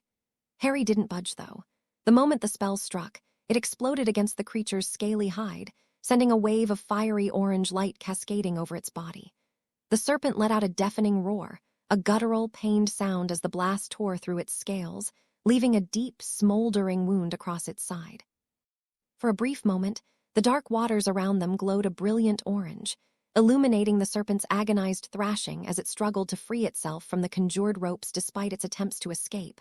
The serpent's eyes remained locked onto Harry, burning with a mixture of fury and newfound respect. "Enough, wizard!" The serpent hissed, its voice a rumbling growl that echoed through the murky waters and broke free. The dolphin swam gracefully towards Harry, its sleek form a stark contrast to the menacing creatures they had been battling. As it approached, Harry noticed something peculiar. The dolphin's eyes glowed with an otherworldly intelligence. Suddenly, a melodious voice echoed in his mind. "Young wizard, your courage is admirable. Follow me, for I know the path to safety." Victor Crumb was having a bad day. Not only was it the day of another vicious Triwizard task, but he got bit by a damn mackled malaclaw. The little beast was a magical creature, closely resembling the lobsters Crumb had been eating lately. However, this particular creature was far more dangerous than its tasty cousin. As any competent witch or wizard knew, bitten by a malaclaw was known to cause extreme bad luck for up to a week. Experts advised anyone cursed with the beast's bite to cancel all bets, wagers, and ventures, as those would almost certainly turn against them. And Crumb could already feel its effects taking hold. After all, how could one come face to face with a cloaked lethifold in the depths of a British lake? Not only were they even rarer than their land-based cousins, the normal lethifolds, but they were also far more dangerous, for humans at least. The cloaked lethifold was known for its ability to meld seamlessly into its surroundings. They could disappear almost entirely when submerged, blending into the dark waters like shadows in the night. Crumb had read only once about them and discarded the idea as mere folklore or urban legend, the kind that wizards told to scare each other over late-night drinks, but he never thought he'd come face to face with one. Especially not during the fucking Triwizard Tournament, he thought bitterly. Karkaroff had promised him that the tournament would be safe and that he would probably walk away injury-free. Crumb tightened his grip on his wand, his jaw clenching with determination. He'd be damned if he let some aquatic phantom get the better of him. He saw it, slithering through the water with an eerie, predatory grace, its dark, cloaking tendrils drifting around it like a sinister veil. Crumb had barely made out its form, a faint shimmer in the dim light. He lost sight of the creature, though, and he could hear his heart pounding in his chest as he frantically scanned the murky waters. Crumb could feel it watching him. "Where is it? Where did it go?" The question echoed in his mind as he spun in a slow circle, his eyes straining to catch even the slightest movement. A soft ripple to his right made him turn, just in time to see the lethifold flicker back into sight, its tendrils stretching towards him like creeping vines. With a sharp flick of his wand, Crumb bellowed through his half-shark maw, "Lumos protectis maxima." A blinding light burst forth, cutting through the darkness and creating a bubble of protective light around him. For a brief moment, the lethifold recoiled, its shadowy form shimmering under the harsh illumination. Needless to say, it wasn't enough to drive it back.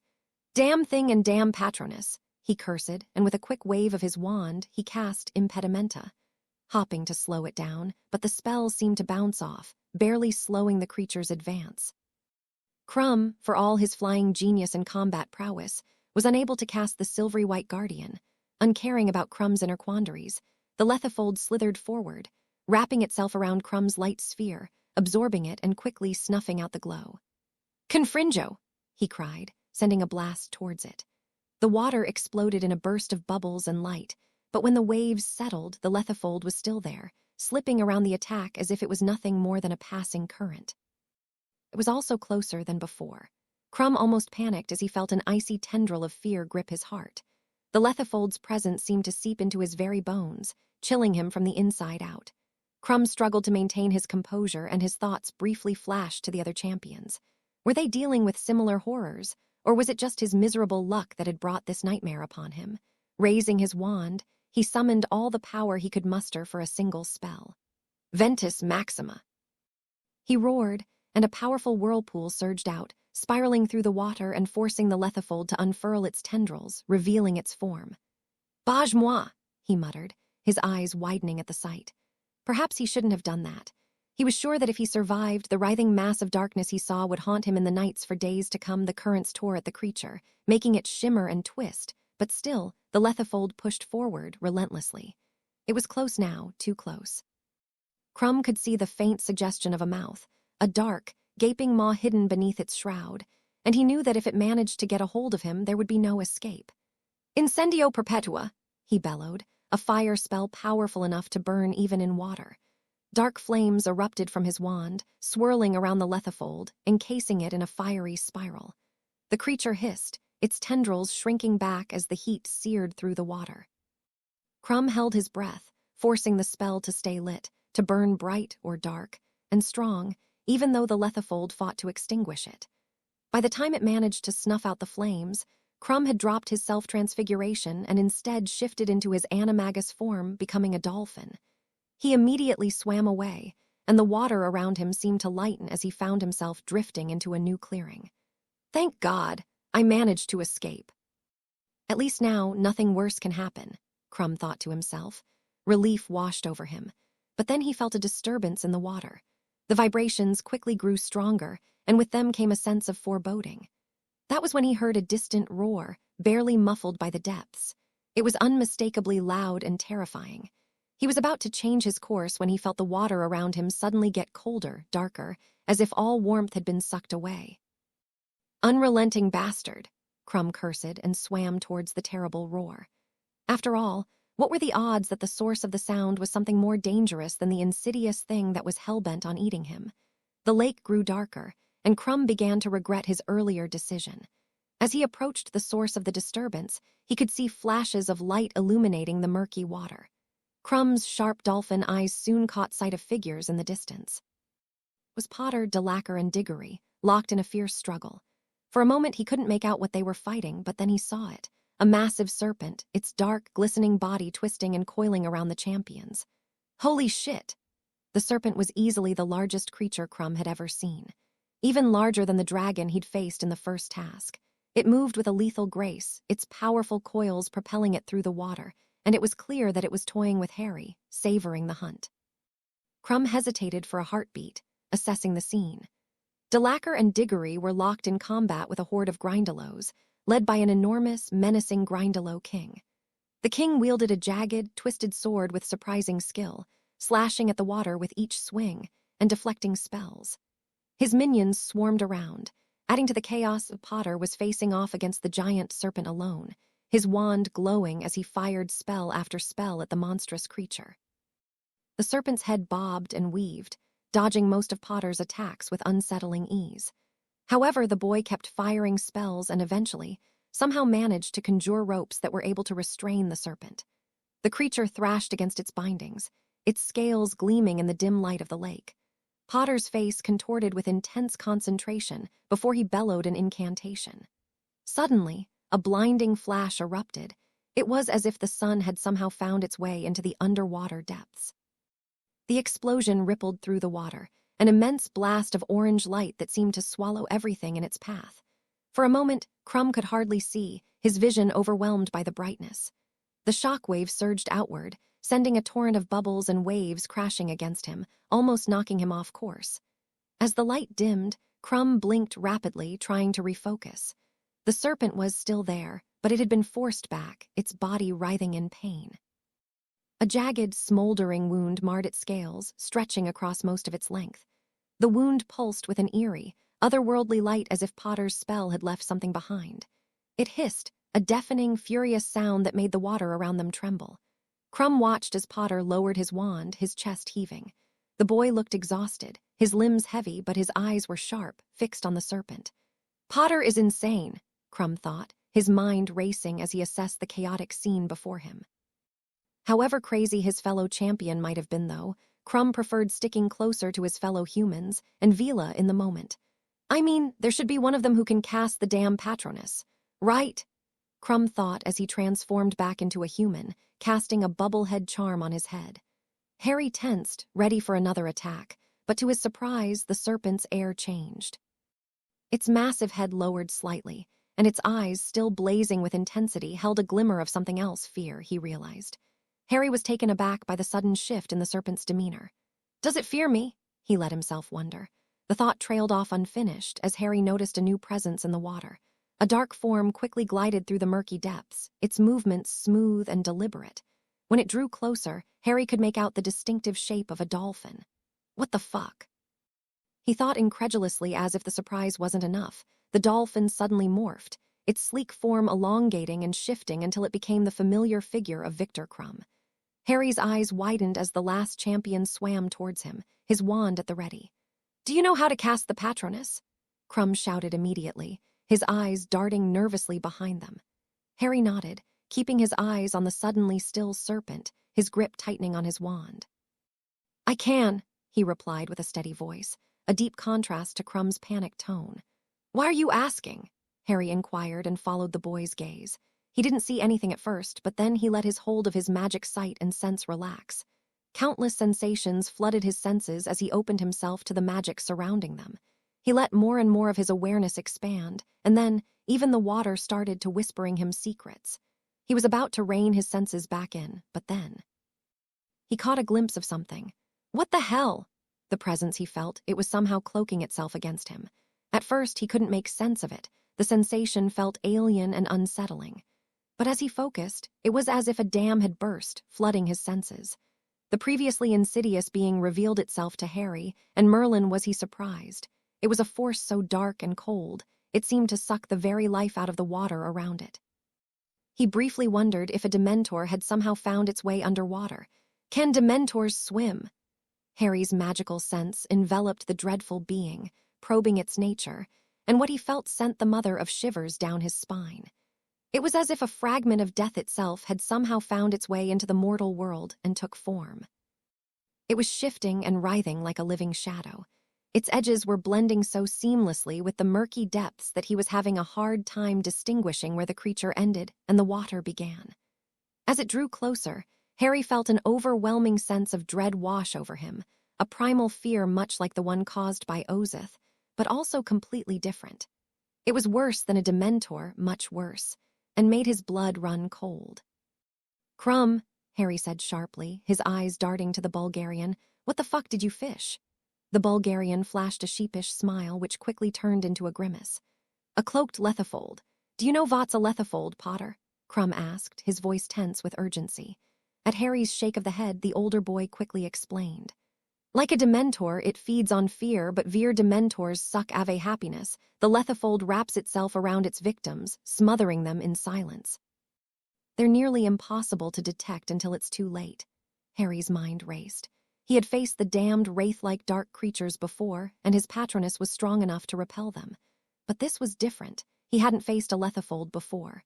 A simple Patronus might not be enough to drive it back. It's been hunting me since I encountered it earlier in the lake. We need to act fast before it gets too close to us, Crumb continued, unaware of Harry's internal deliberations. The Bulgarian's words snapped Harry back to the present. All right, when that dreadful creature comes, you will distract the snake long enough for me to deal with it, Harry stated. Whether Crumb could hold back the serpent long enough for him to deal with the cloaked lethifold was another matter altogether. And he'd rather not contemplate if he could deal with the darkness incarnate. What choice do we have? He wondered absent-mindedly. The giant serpent, though wounded, was still a formidable threat, and now they had a lethifold to contend with. Speaking of the snake, it seemed to break from whatever trance it had been in and suddenly lunged forward. Its massive jaws opened wide, revealing rows of razor-sharp teeth as it barreled towards them. Crumb's eyes widened in shock as the serpent surged forward. With barely a moment to react, the Bulgarian whipped his wand, slashing at the oncoming death sentence. Mortius Ignes. A torrent of purple fire erupted from the tip, spiraling through the water like a fiery serpent itself. The flames lit up the darkened depths, casting eerie shadows against the serpent's closing teeth. Crumb's spell made the massive creature hesitate for a moment, but it still pressed forward. "Oh shit," the Bulgarian thought. The spell connected, and predictably the serpent recoiled, its scales sizzling where the purple flames had touched. The underwater depths were once again reverberating with terrifying roars of pain. Yet the serpent's eyes gleamed, because it knew that it had its prey. Despite the searing pain from Crumb's spell, the snake didn't slow down for even a moment, and Crumb had realized that much too late. Crumb's eyes widened in terror as the serpent's massive jaws were closing in, its teeth gleaming in the murky water. "If I find that mackled Malaclaw in the afterlife, I'll make sure it regrets ever dying," Crumb thought bitterly. His life flashed before his eyes and he braced for the inevitable impact. Images of his family, his friends, and his early Quidditch career, when things were simpler, flashed in his mind.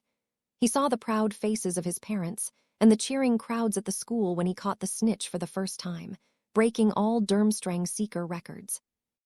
He closed his eyes as the serpent's jaws enveloped him and were about to snap. But the impact never came. What? Unlike Crumb, Harry wasn't surprised by the snake's sudden lunge. Despite talking with the older boy, he wasn't dumb enough to stop observing the snake. His reflexes, honed by years of Quidditch and live-or-die situations, kicked in instinctively. In a fluid motion, Harry raised his wand, his mind already formulating the perfect spell to counter the imminent threat.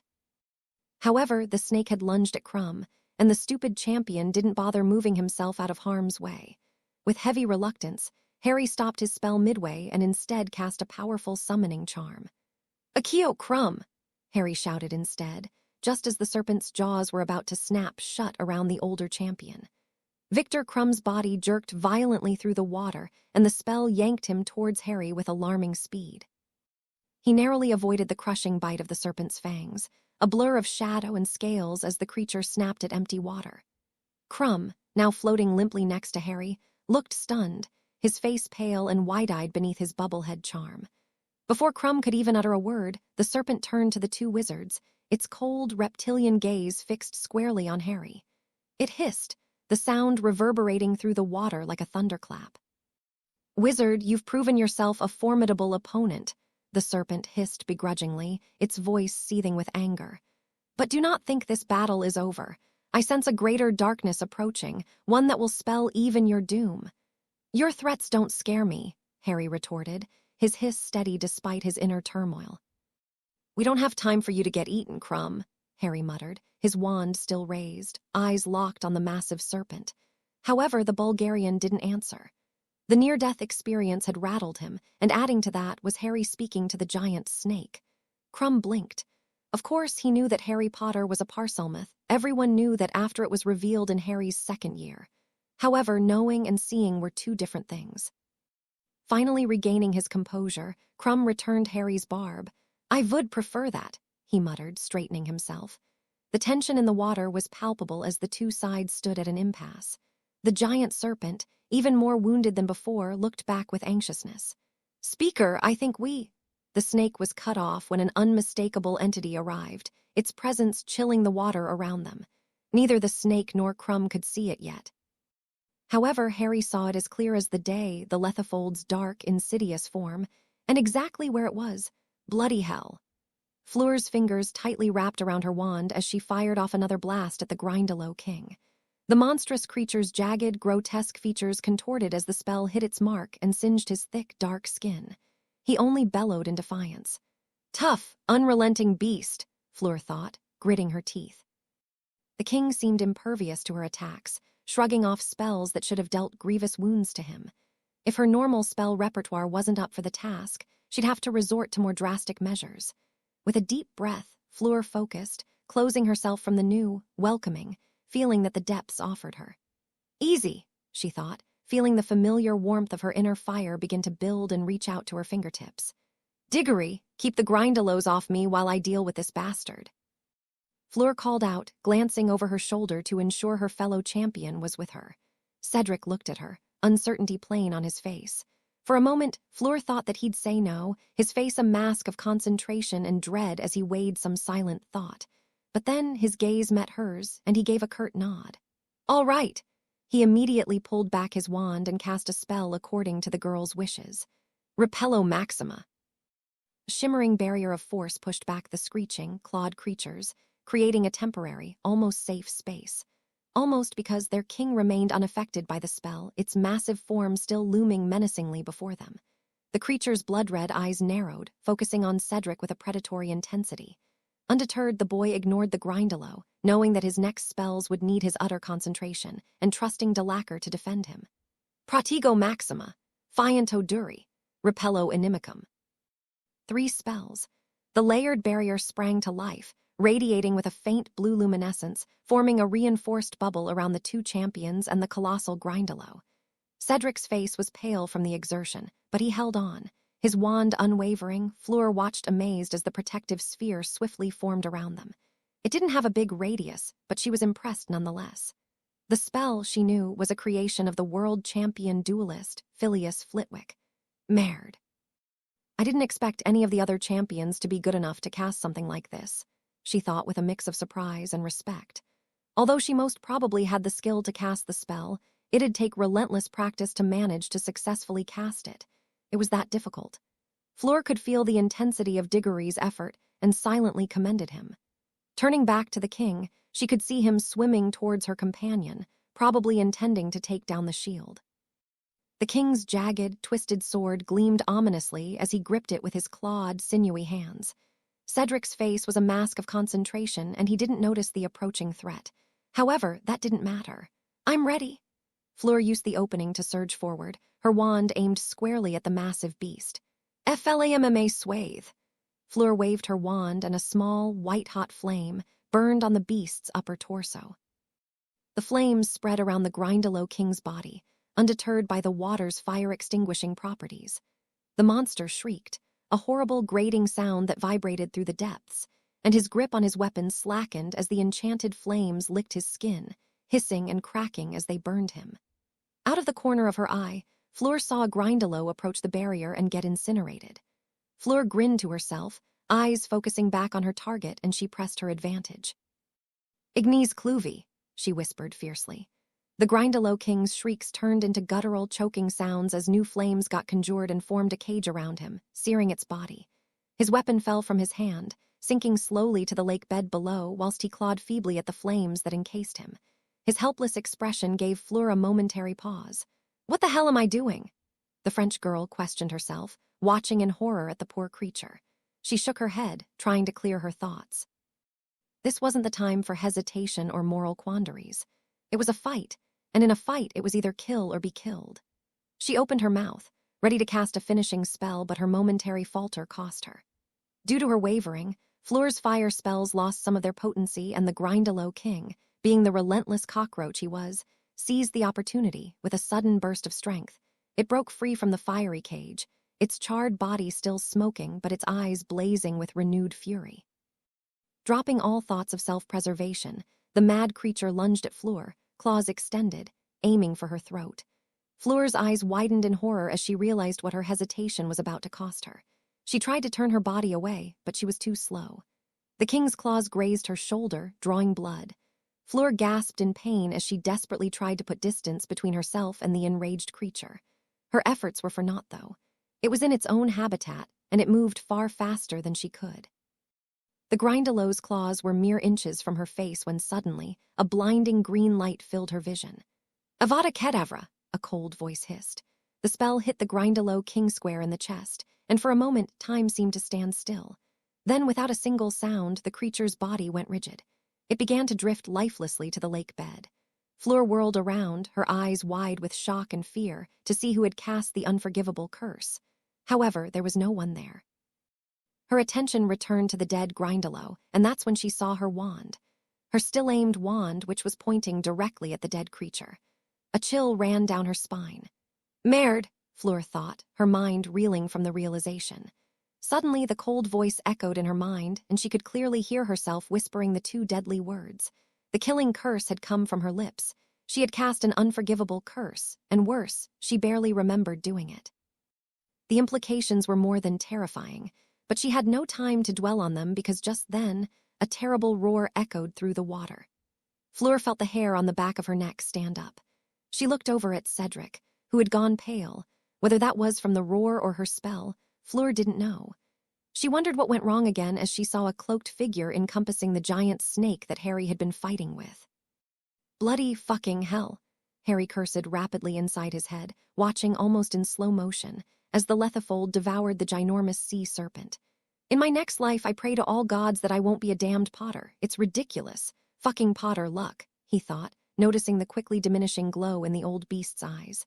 KRUM, snap out of it and get the fuck out. Harry bellowed and spotted Fleur, immediately starting to swim towards her. Being considerate, he looked back to see if Crumb had heeded his words. Thank Merlin he's not a bloody idiot, he noted, watching as the Bulgarian, who was back to his dolphin form, swam behind him at full speed. Harry's arms burned as he propelled himself through the murky water, each stroke a testament to his determination. His breaths came in ragged bursts through his bubblehead charm as his eyes, dull with exhaustion, narrowed and locked back on Fleur. As he swam closer to her and Cedric, though, he noticed something. Fleur was clutching her shoulder, which was bleeding, his heart clenched. Fleur! He shouted, though the sound was muffled by the depths. The water felt heavier now, as if the entire lake conspired to slow him down. His mind raced. He knew she was capable, more than capable, but seeing her like this set off every protective instinct he had. Come on, Potter, faster. He growled inwardly, forcing his body to push harder and feeling its effects right off the bat. His muscles screamed in protest, but he pushed through the burning sensation. Yet the human spirit was a famous fuel for in desperate time. Harry's hands brushed against the boundary of Cedric's shimmering protective barrier, feeling its magic. I see. Ingenious, yet it's no good against experienced wizards, he thought, and with a flick of his wand he brought it down. Cedric, who was still holding the shield steady, opened his mouth, no doubt to express heavy displeasure and maybe even hex Harry. Throwing the Hufflepuff a meaningful look, he swam straight to Fleur, ignoring everything else. Harry's eyes scanned her face, searching for signs of how bad the damage was. Are you all right? He asked, his voice sharp with concern as he gently steadied her by the uninjured shoulder. I'm fine, Fleur said through gritted teeth, though her pallor and the blood seeping from her wound said otherwise. Like hell you are, Harry muttered, his fingers brushing against the torn fabric of her robes. Thankfully, the gash wasn't worryingly deep, but it was enough to make his stomach twist with worry. It's fine. As long as we get out soon, Madame Pomfrey would fix it in a jiffy, Harry thought and glanced at Cedric, who was pale and visibly drained. Do you know where the hostages are? He asked with a no-nonsense tone. Cedric's face scrunched, and Harry realized that he was going over the pros and cons of telling Harry what he knew. After a short moment of deliberation, Cedric nodded, his jaw tight. Yeah, I saw the mermish village where they are being held before stumbling to the fuck Grindelows. If you will follow me, Cedric said, his voice strained but steady, and started swimming almost towards the giant snake. Fuck me with a hippogriff and call me satiated. Harry thought and started firing weak fire spells at the frenzied Grindelows. Without a king, they were surprisingly easy to deal with. Harry turned his attention back to Fleur. Can you swim that far, or do you need me to carry you? Fleur gave him a sharp glare despite the pain in her shoulder. I'm not some damsel in distress, Harry. Fine, just let me patch this up, Harry insisted, already pulling a small vial of Dittany from a waterproofed and enlarged pocket of his swimsuit. He popped it open with practiced ease and carefully let a few drops fall onto her wound. The flesh began to knit together instantly, though Fleur winced at the faint sting. I said I'm fine, she protested, though her voice lacked its usual bite. Harry didn't answer, making sure that the wound was sealed instead. Only when he was satisfied did he look back into her eyes. You're bloody stubborn, you know that. And you're bloody overbearing, she shot back, though her lips curved into a faint smirk. He snorted, the brief exchange cutting through the tension. But their moment of reprieve was short-lived. The water around them trembled, the vibrations sending chills through Harry's weary body. The snake's roar echoed again, or was it the Lethifolds now? Let's follow Diggory, Harry said, re-establishing his mental link with Fleur. He tightened his grip on her uninjured arm and looked her in the eye. Stay close to me. No heroics, got it? She arched a brow, clearly unimpressed with his tone, but she gave a sharp nod. Harry turned to Cedric, who was swimming ahead, the faint glow of his wand lighting their path through the murky depths. Crumb was also following, close behind him. Harry and Fleur followed suit, staying close to one another. Albeit, the boy's eyes couldn't help but flick on Fleur's injury every few seconds, though he knew better than to comment on it again. The champions moved with purpose, their strokes steady despite the exhaustion enveloping each and every one of them. During the chaos, the serpent's figure somehow blended into the murky depths and disappeared. I can't even sense the damned monsters, Harry thought, feeling his surroundings. The closer they got to the location Cedric had mentioned, the colder the water enveloping them got. Can the others even see in this darkness? Harry wondered as the light from above barely penetrated the thick, dark gloom. He was only seeing because of the viscous serpentis had cast on himself and Fleur at the start of the task, which was more powerful than most of the underwater vision spells. A few minutes later, they reached their destination. The mermish village unfolded before them like an eerie underwater realm from a dark fairy tale. It was a cluster of jagged rock formations covered in shimmering algae that cast a ghostly green-blue glow across the surroundings. The structures were crude yet intricate, formed from coral, shells, and stone, arranged in patterns that seemed both chaotic and deliberate. Tower-like edifices rose from the lakebed, their spires capped with glowing orbs of jellyfish tethered to the tops. Other homes appeared to be hollowed-out rock domes with narrow openings, their interiors faintly glowing with an inviting light. Not creepy at all. Suspended near the central structure were the hostages. They floated in a net-like enclosure woven from greenish strands that emitted a faint aura. The bindings appeared alive, writhing slightly as though infused with sinister magic. Thankfully, the hostages were seemingly unharmed, their forms limp and their expressions serene. And last but not least, there were the merfolk, who patrolled the village with sharp, angular tridents in hand. Their forms were sleek with long, silvery hair floating around their heads like halos. The water people's eyes glinted with a predatory gleam, and they moved with an unparalleled grace, fluid as the water around them.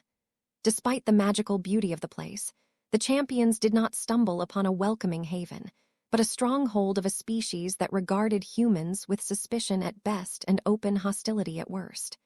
"Let's get our hostages out, shall we?" Harry said with a grim voice. Cedric and Crumb, who had transformed back to his human form, nodded grimly, while Fleur's grip on her wand tightened. What's the worst that can happen?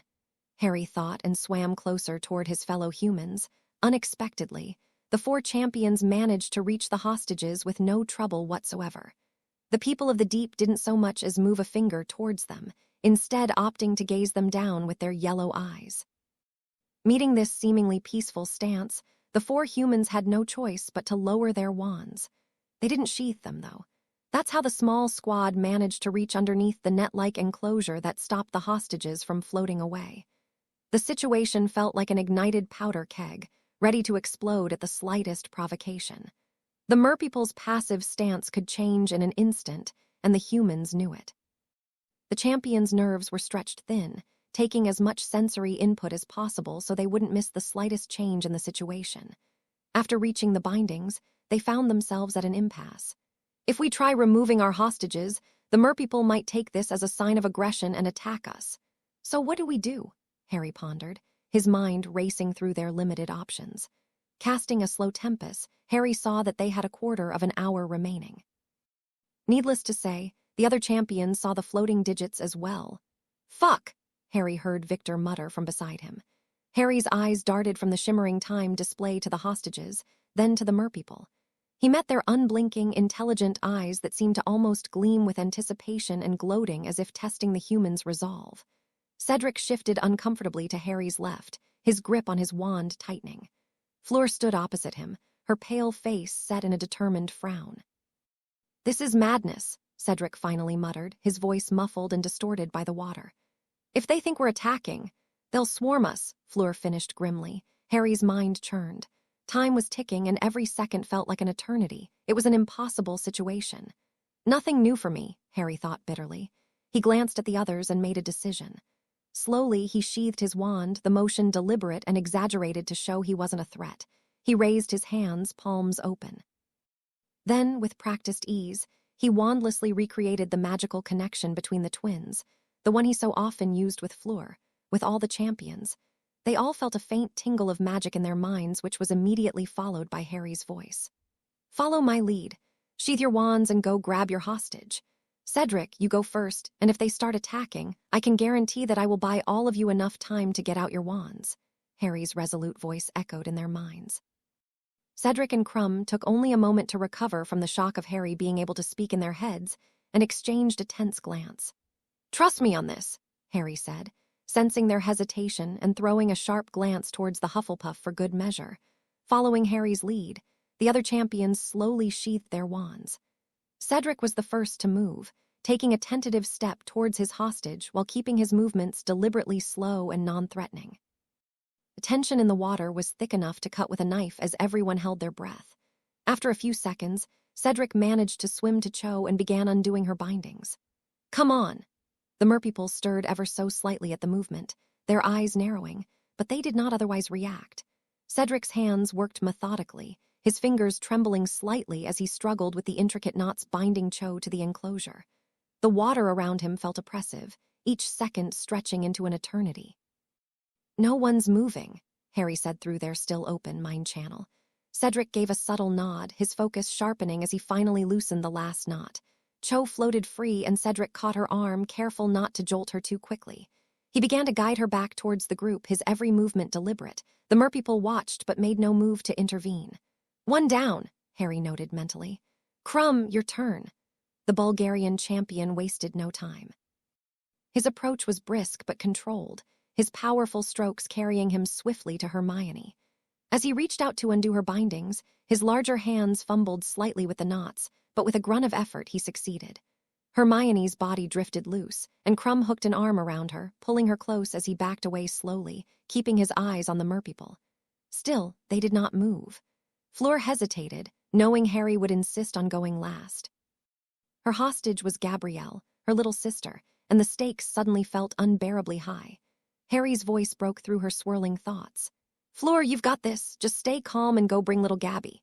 Fleur's lips pressed into a thin line, and she nodded, her silvery hair floating around her like a halo as she approached Gabrielle. Her hands moved deftly, her determination overshadowing her fear. Within moments, she had Gabrielle free and was holding her protectively. Now it was Harry's turn. He felt the weight of everyone's gazes, his fellow champions, the Renervate stages, and the ever-watchful merpeople. The pressure was almost suffocating, but he forced himself to remain composed as he swam toward Neville. Unlike the others, Harry didn't fumble with the knots.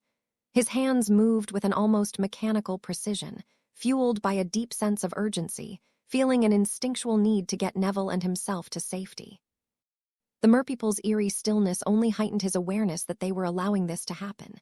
His fingers worked faster, and faster until he finally managed to free his friend.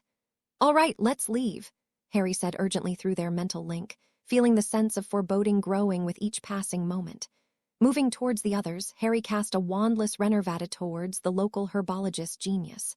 "Ha, Harry, wha's going on?" Neville asked groggily through his bubblehead charm. I was underwater," he mumbled, blinking in confusion as bubbles escaped his mouth. Harry was about to answer the confused teen when his senses flared with danger. The merpeople's passive demeanor vanished in an instant as dozens of yellow eyes suddenly blazed with hostility.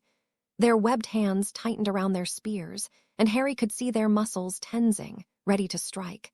But they weren't addressed towards them, no. The giant serpent was back, and if the magic it was emitting was anything to go by, things had just taken a turn for the worse. Harry immediately closed and re-established the mind link, this time including the 4 hostages. "Everyone, brace yourselves." Harry's voice rang sharply in their minds, sending a jolt of adrenaline through the group. The serpent's massive form loomed behind the merpeople, its eyes glowing dark with an unnatural intensity. Its mortal wounds from the earlier skirmish glistened in the water, making the snake seem about to die off, but its sheer presence seemed stronger, more menacing than before. Neville, still dazed but instinctively gripping Harry's arm for support, blinked at the massive creature with wide eyes. "Blimey, Harry, what is that thing?" "Not the time, Nev," Harry replied, eyes darting between the serpent, the merpeople, and his companions. The merpeople, while clearly intimidated by the serpent, didn't back away. Instead, they positioned themselves defensively, their spears aimed not at the champions but at the approaching monster. Through their mind link, he barked out orders. Fleur, keep Gabrielle shielded. Cedric, back away with Cho. Crumb, take Hermione and watch our flank. Neville, stick with me. The champions moved with synchronized urgency, pulling their hostages closer and retreating towards Harry. The water thrummed with tension as the serpent closed in, its gaze now flicking between the champions and the merpeople. It hissed, a sound so deep it seemed to reverberate through their bones. Foo-wooed. Harry's grip on his wand tightened. Move, people, move, he bellowed in the humans' minds. The serpent lunged forward with terrifying speed, its massive jaws snapping at the nearest merperson, swallowing him whole. The first attack was immediately followed by a barrage of others as the snake lunged again, coiled and bumped into its prey. The snake's sheer weight killed everything it touched. The merpeople's formation scattered as they tried to avoid the beast's attacks. However, Harry didn't give a damn about them and swam away. Following the fourth champion, the rest of the wizards managed to get away from the village safely. Harry, what was? Keep moving. Don't stop for anything. We need to reach the surface fast, Harry said, cutting Hermione off. After that, if anyone had any questions, they kept them to themselves as no one talked again. Harry's heart pounded in his chest, but he kept his gaze forward, his mind focused on one thought. Just a little farther. After a minute, Neville, still clutching Harry's arm, glanced nervously over his shoulder. Harry, it's gaining on us. What do we do? Fuck this and definitely fuck Dumbledore, Harry thought furiously. Nodding that they almost reached the surface, Harry decided to take matters into his own hands. Everyone take a deep breath, he commanded. Nothing that everyone did as he said. Harry thrusted his wand upwards and cast a heavily modified version of the Ascendio charm, propelling them all towards the surface at breakneck speed, breaking all of their bubblehead charms, except Fleur's in the process. Got him, knit, it's fucking fast, he thought, feeling the malevolent magic that was almost keeping up with them. Fast or not, though, there was only so much water between them and the surface. With a final burst of speed, they broke through the surface of the lake, gasping and spluttering as they emerged into the cold winter air. Behind them, a massive splash erupted as the serpent breached the water's surface, its massive jaw following the group. The crowd in the stands erupted in screams of terror at the sight of the monstrous creature. Dumbledore was confused. One moment, there was almost complete silence, only broken by the occasional whisper from the people in the stands. The next moment, there was a huge eruption in the previously tranquil surface of the lake, and Harry Potter, along with the other champions and their respective hostages, was flying through the air. That wasn't all, though. There was a humongous snake, the size of which he had never seen before, following their ascending figures. And as if that wasn't enough, the damned creature was consumed by a cloaked lethifold, if the magic signature it let off was anything to go by. Something's wrong, he quickly deduced and briefly thought about letting the abomination kill Harry, nullifying the prophecy that was stopping him from killing Voldemort and becoming a slayer of 2 Dark Lords. They'd sing my name alongside Merlin's, but no. He couldn't allow the other champions to perish. The backlash would be catastrophic, especially after Harry's confrontation the day before. Reluctantly, Dumbledore raised his wand to attack, yet even he wasn't prepared for what happened next. Harry glanced over his shoulder, confirming the input from his magical sensing ability. The serpent was right behind them. Fuck me with a hippogriff and call me satiated. He wasn't quite sure what was worse. The fact that a giant sea serpent was chasing them through the air, or that said the serpent was now devoured by a mythical fucking lethifold. The situation wasn't good. Not good at all. Harry watched as the rest of the champions, and surprisingly even Hermione, cast their stronger shields in an attempt to save them. He couldn't help but groan at the display, knowing better than to rely on them. Nothing so simple could possibly stop the damned Leviathan mid-lunge, albeit he wasn't so sure about Crumb. Changing its trajectory, though, that might just work, Harry thought, running through his mental list of spells that could achieve the desired effect. The serpent finally managed to catch up with the humans and made contact with Hermione's basic Protego shield, which shattered like glass upon contact with the beast's massive head. Cedric's modified Tudemen shield came after that, and it held for a fraction of a second longer, its silvery surface warping before collapsing under the immense pressure. Thankfully, Fleur's distinctly French Bouclier Argenté which was a shield variation that relied more towards charming the opponent into inaction rather than physically stopping them, showed more resistance. Its pearlescent surface rippled like disturbed water when the serpent made contact with it. The serpent slowed down for a brief moment, its massive form wavering as if unsure whether to continue its charge or fall back into the water. But then something pulsed through the creature's form, and with renewed vigor it shattered through Fleur's shield instantly. Victor's barrier spell was the last line of defense. Harry gritted his teeth, feeling his stomach knot tighter as the serpent obliterated shield after shield. His heart was pounding a mile a minute and his head was throbbing like crazy. There has to be a way, a solution, something. The first spell that he had jumped to was one of the most obvious answers, Fiendfire. Fiendfire would work. It was pure, destructive chaos, and if anything could scare away something as insidious as the lethifold that consumed the serpent, or even slay it, it was the cursed flames. He clenched his wand, preparing to cast the devastating curse, but rationality held him back. No, he decided after only a second of hesitation. That was insane. Not only would Fiendfire likely incinerate everyone within range, including himself, but he wasn't confident he could control it properly, not in his current state of mind. And if the bastard somehow survived the flames, they'd be in an even worse situation. Perfringo Horribilis was immediately ruled out due to its devastating destruction capabilities. Aguamenti Fortissimus won't work as well as it did in the water, albeit it should be enough to save us. Harry grimaced at the thought. He didn't like taking chances with his life, and he found out he hated taking chances with Fleur's life. Here goes nothing, I guess. Harry took a deep breath and gathered his magic. He could feel the raw power building up, ready to be released in a torrent of water. Just as Harry was about to let the spell, the serpent met their last line of defense at last. Harry's eyes widened as Victor's spell bore the attack. The shield was a pulsing dome of deep crimson energy that crackled with primal power and seemed to draw from the Bulgarian's considerable magical reserves, growing stronger with each passing second. The serpent's massive head collided with the dome and Crumb roared something in Bulgarian, his voice straining with effort as his shield expanded, crackling with fierce intensity. For a moment, it almost seemed as though Victor's magic could hold, and even knock the beast back. Alas, the beast was relentless. Shadowy tendrils appeared out of nowhere, wrapping around Victor's shield. They were made of pure darkness, and their every touch made the crimson energy flare brightly, throwing sparks into the air like fireworks.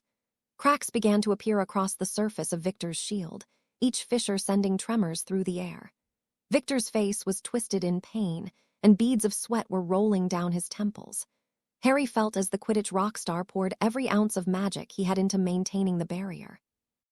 Then, with a deafening shatter, the dome collapsed. The cloaked lethifold, unimpeded now, reached to finish its prey, Aguamenti Fortissimus.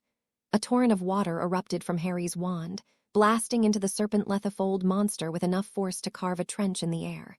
The sheer pressure pushed the creature's back and changed its course.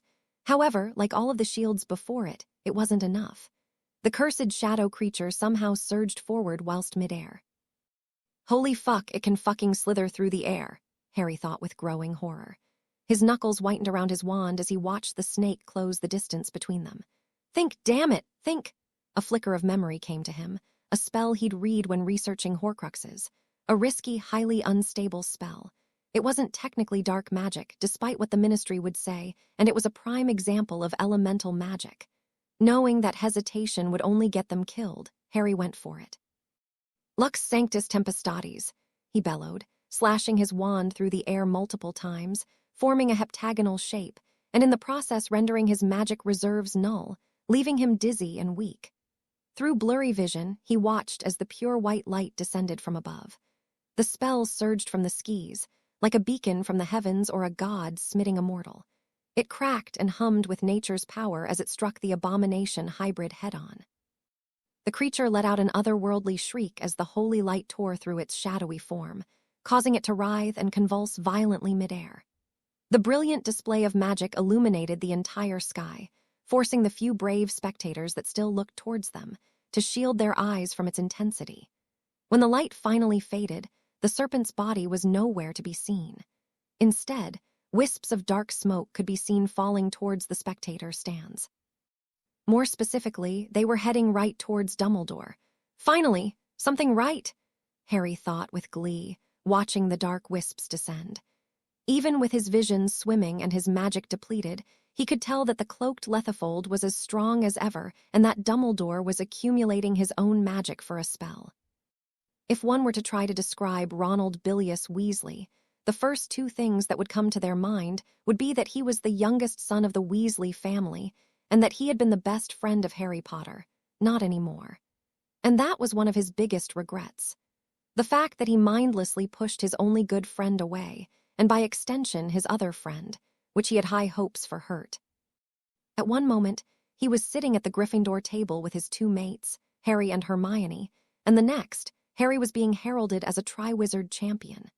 He saw red. All of his petty jealousy and insecurities, honed by years and years of watching his siblings rise one by one and escape their pitiful fate, the one that was still in store for him, had gotten the better of him during the champion selection.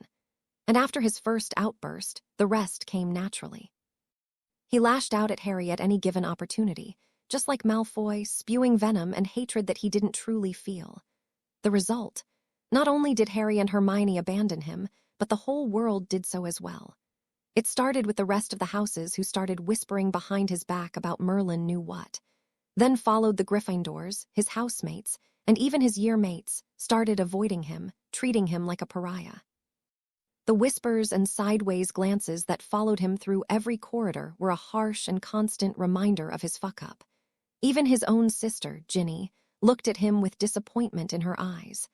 That's why when Ron saw Harry jump out of the water together with the rest of the champions and the hostages, he didn't run away in fear, even though he felt like it. He stayed back. Ron watched with growing horror as shield after shield broke after coming in contact with the monstrosity that followed them from the depths of the lake. He watched as crumbs, the last shield, shattered, and the snake moved to strike, ready to deliver what could only be a fatal blow. He didn't know what he was doing until he acted. Ron raised his wand and started firing any spells that came to mind. Of course, at that range, and with Ron's mediocre magical strength and knowledge, nothing he cast could damage the ginormous snake. However, things changed. Harry managed to redirect the serpent's path with a surge of water, but the abomination could somehow swim through the air and move to attack again. A distant part of the ginger screamed at him to run, to let Harry handle it. After all, Harry always did.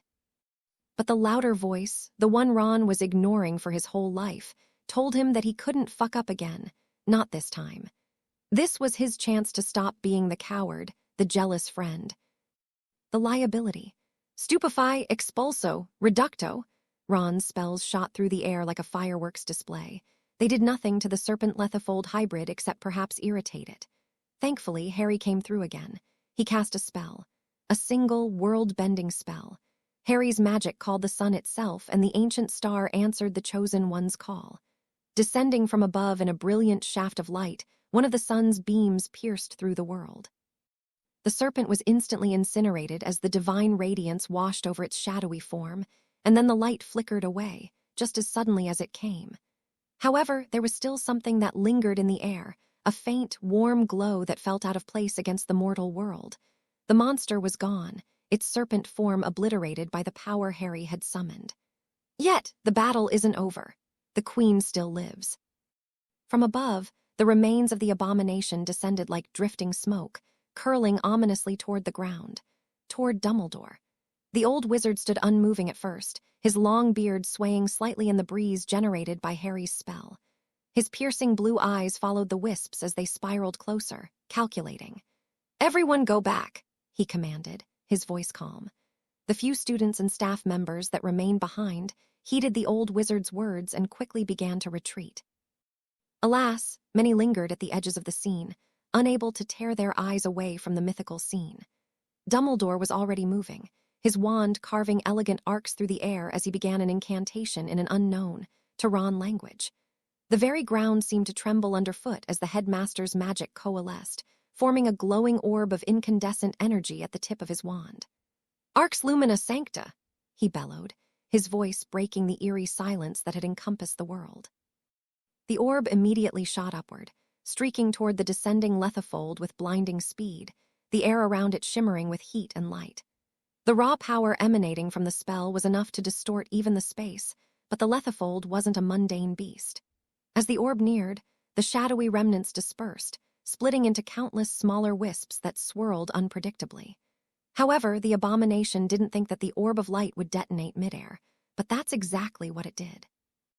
The radiant explosion vaporized many of the tendrils, not all of them, and sent them flying in a random direction.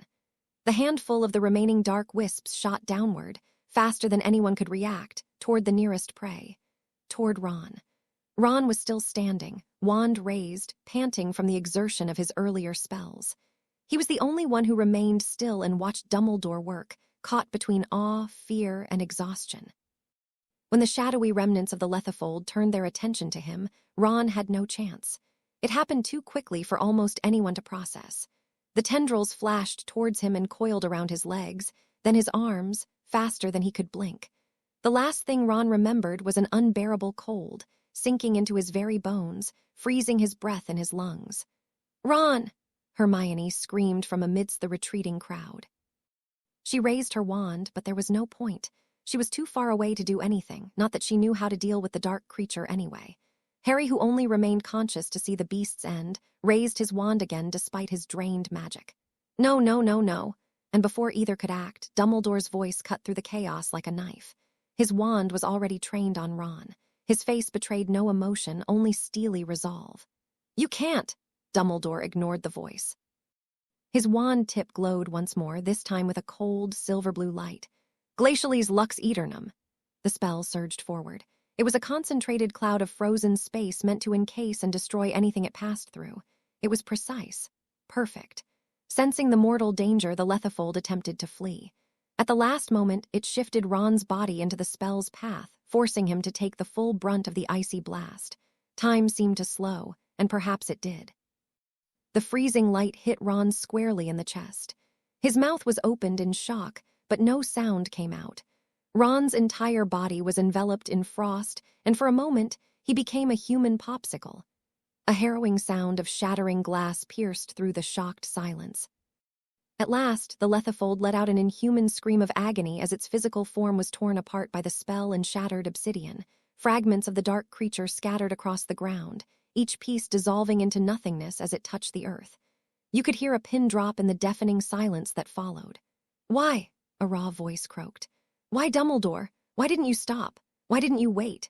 Fred Weasley collapsed to his knees, his wand slipping from his grasp. He stared at Ron's still form, his mind unable to process what had just happened. Dumbledore lowered his wand slowly, his expression unreadable. "The creature was a threat that could not be allowed to persist. Your brother was caught in the crossfire." "Caught in the crossfire?" George shouted, his voice cracking with rage. "That's all you have to say." Dumbledore's gaze flicked to the standing twin, his blue eyes cold. "A difficult choice, Mr. Weasley, but one that had to be made." Ginny, who had been further back and run back as soon as she heard one of her older brothers shouting, started sobbing quietly.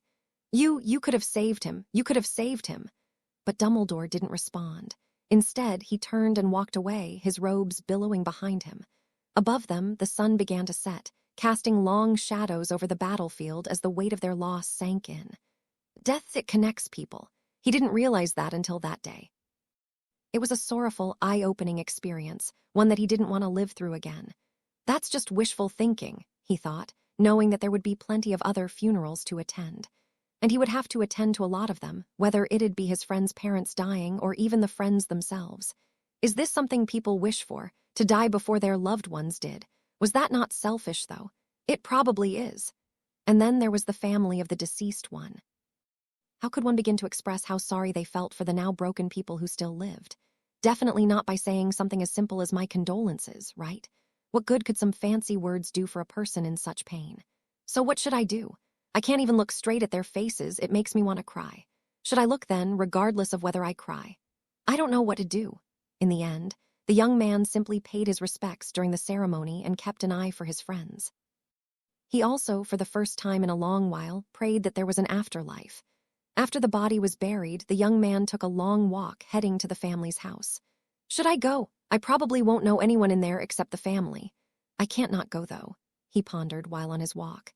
He concluded that he simply had to at least pass by. It was his responsibility to do so, and pay his respects personally, even if they were quick. And that was exactly what he did. He passed by people he didn't know and entered the house. The young man immediately noticed his friend's mum and went to hug her, before moving away, leaving her with her relatives. He then moved to walk upstairs and stumbled upon his friend's brother while climbing the stairs. He didn't know what to say.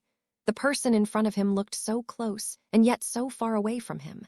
The young man did all he could. He climbed another step and hugged the other boy, because there were simply no words that could express his feelings, the empathy and sadness he felt for him. After a short while, they broke the hug and proceeded to have a small, and understandably awkward small talk. The young man departed shortly after, leaving the other boy alongside his family, not knowing if the other boy understood how he felt.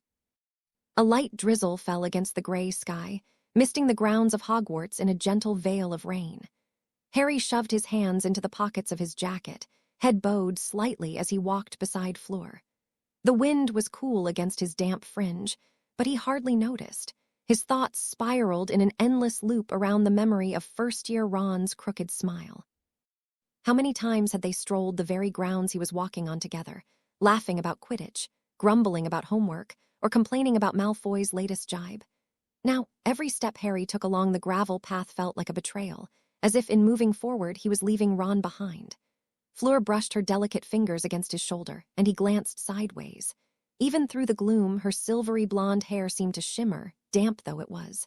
She offered him a tentative smile. "Harry, are you all right?" Her French accent was softer now, nearly blending with a British lilt. Harry hesitated, swallowing the knot in his throat. It had been 3 months since they'd started seeing each other, and Fleur had been gentle, almost reverent with his grief. Still, he struggled to find the words that could convey the weight he felt. "I'm okay," he whispered eventually, but they both knew it wasn't true. They passed a cluster of elm trees near the lake. Harry paused to stare at the tranquil surface, droplets of rain distorting the reflection of the castle's towers. A swirl of memory played in his mind. He and Ron fishing for plimpies with Hagrid near the shallows, joking about how Hermione would scold them for skiving off homework. That had been back at the beginning of their second year, so long ago now that it felt like someone else's life. Fleur slipped her arm around his. "You do not ave to pretend with me," she said gently. The sincerity in her tone made Harry's chest tighten. He closed his eyes, letting the patter of rain wash over him. The funeral had been just a few days ago, a blur of eulogies, tearful goodbyes, and raw sorrow. He'd stood in the back, separated from the Weasley family by his own sense of guilt and shame. In truth, he couldn't remember any of the words spoken. All he remembered was the crushing finality of the casket. "I keep thinking, maybe if I just handled things differently, if I'd tried harder to make Ron understand," he broke off, voice catching. "We never made up, Fleur. We never got to fix things." The drizzle intensified, and Fleur raised her wand to cast a subtle charm to shield them from the rain, letting the raindrops roll away from them in soft arcs. "Ron was stubborn," she said softly. "It was not entirely your fault." Personally, she thought that Harry was more than generous with his late best mate, but she kept that thought to herself. It wouldn't do any good to Harry now, not when he was already drowning in his own guilt. Harry's hand clenched around his wand in his pocket. "I know," he said, though self-reproach gnawed at him. "I know we were both at fault, but it feels like I lost him long before he actually—" He couldn't finish the sentence.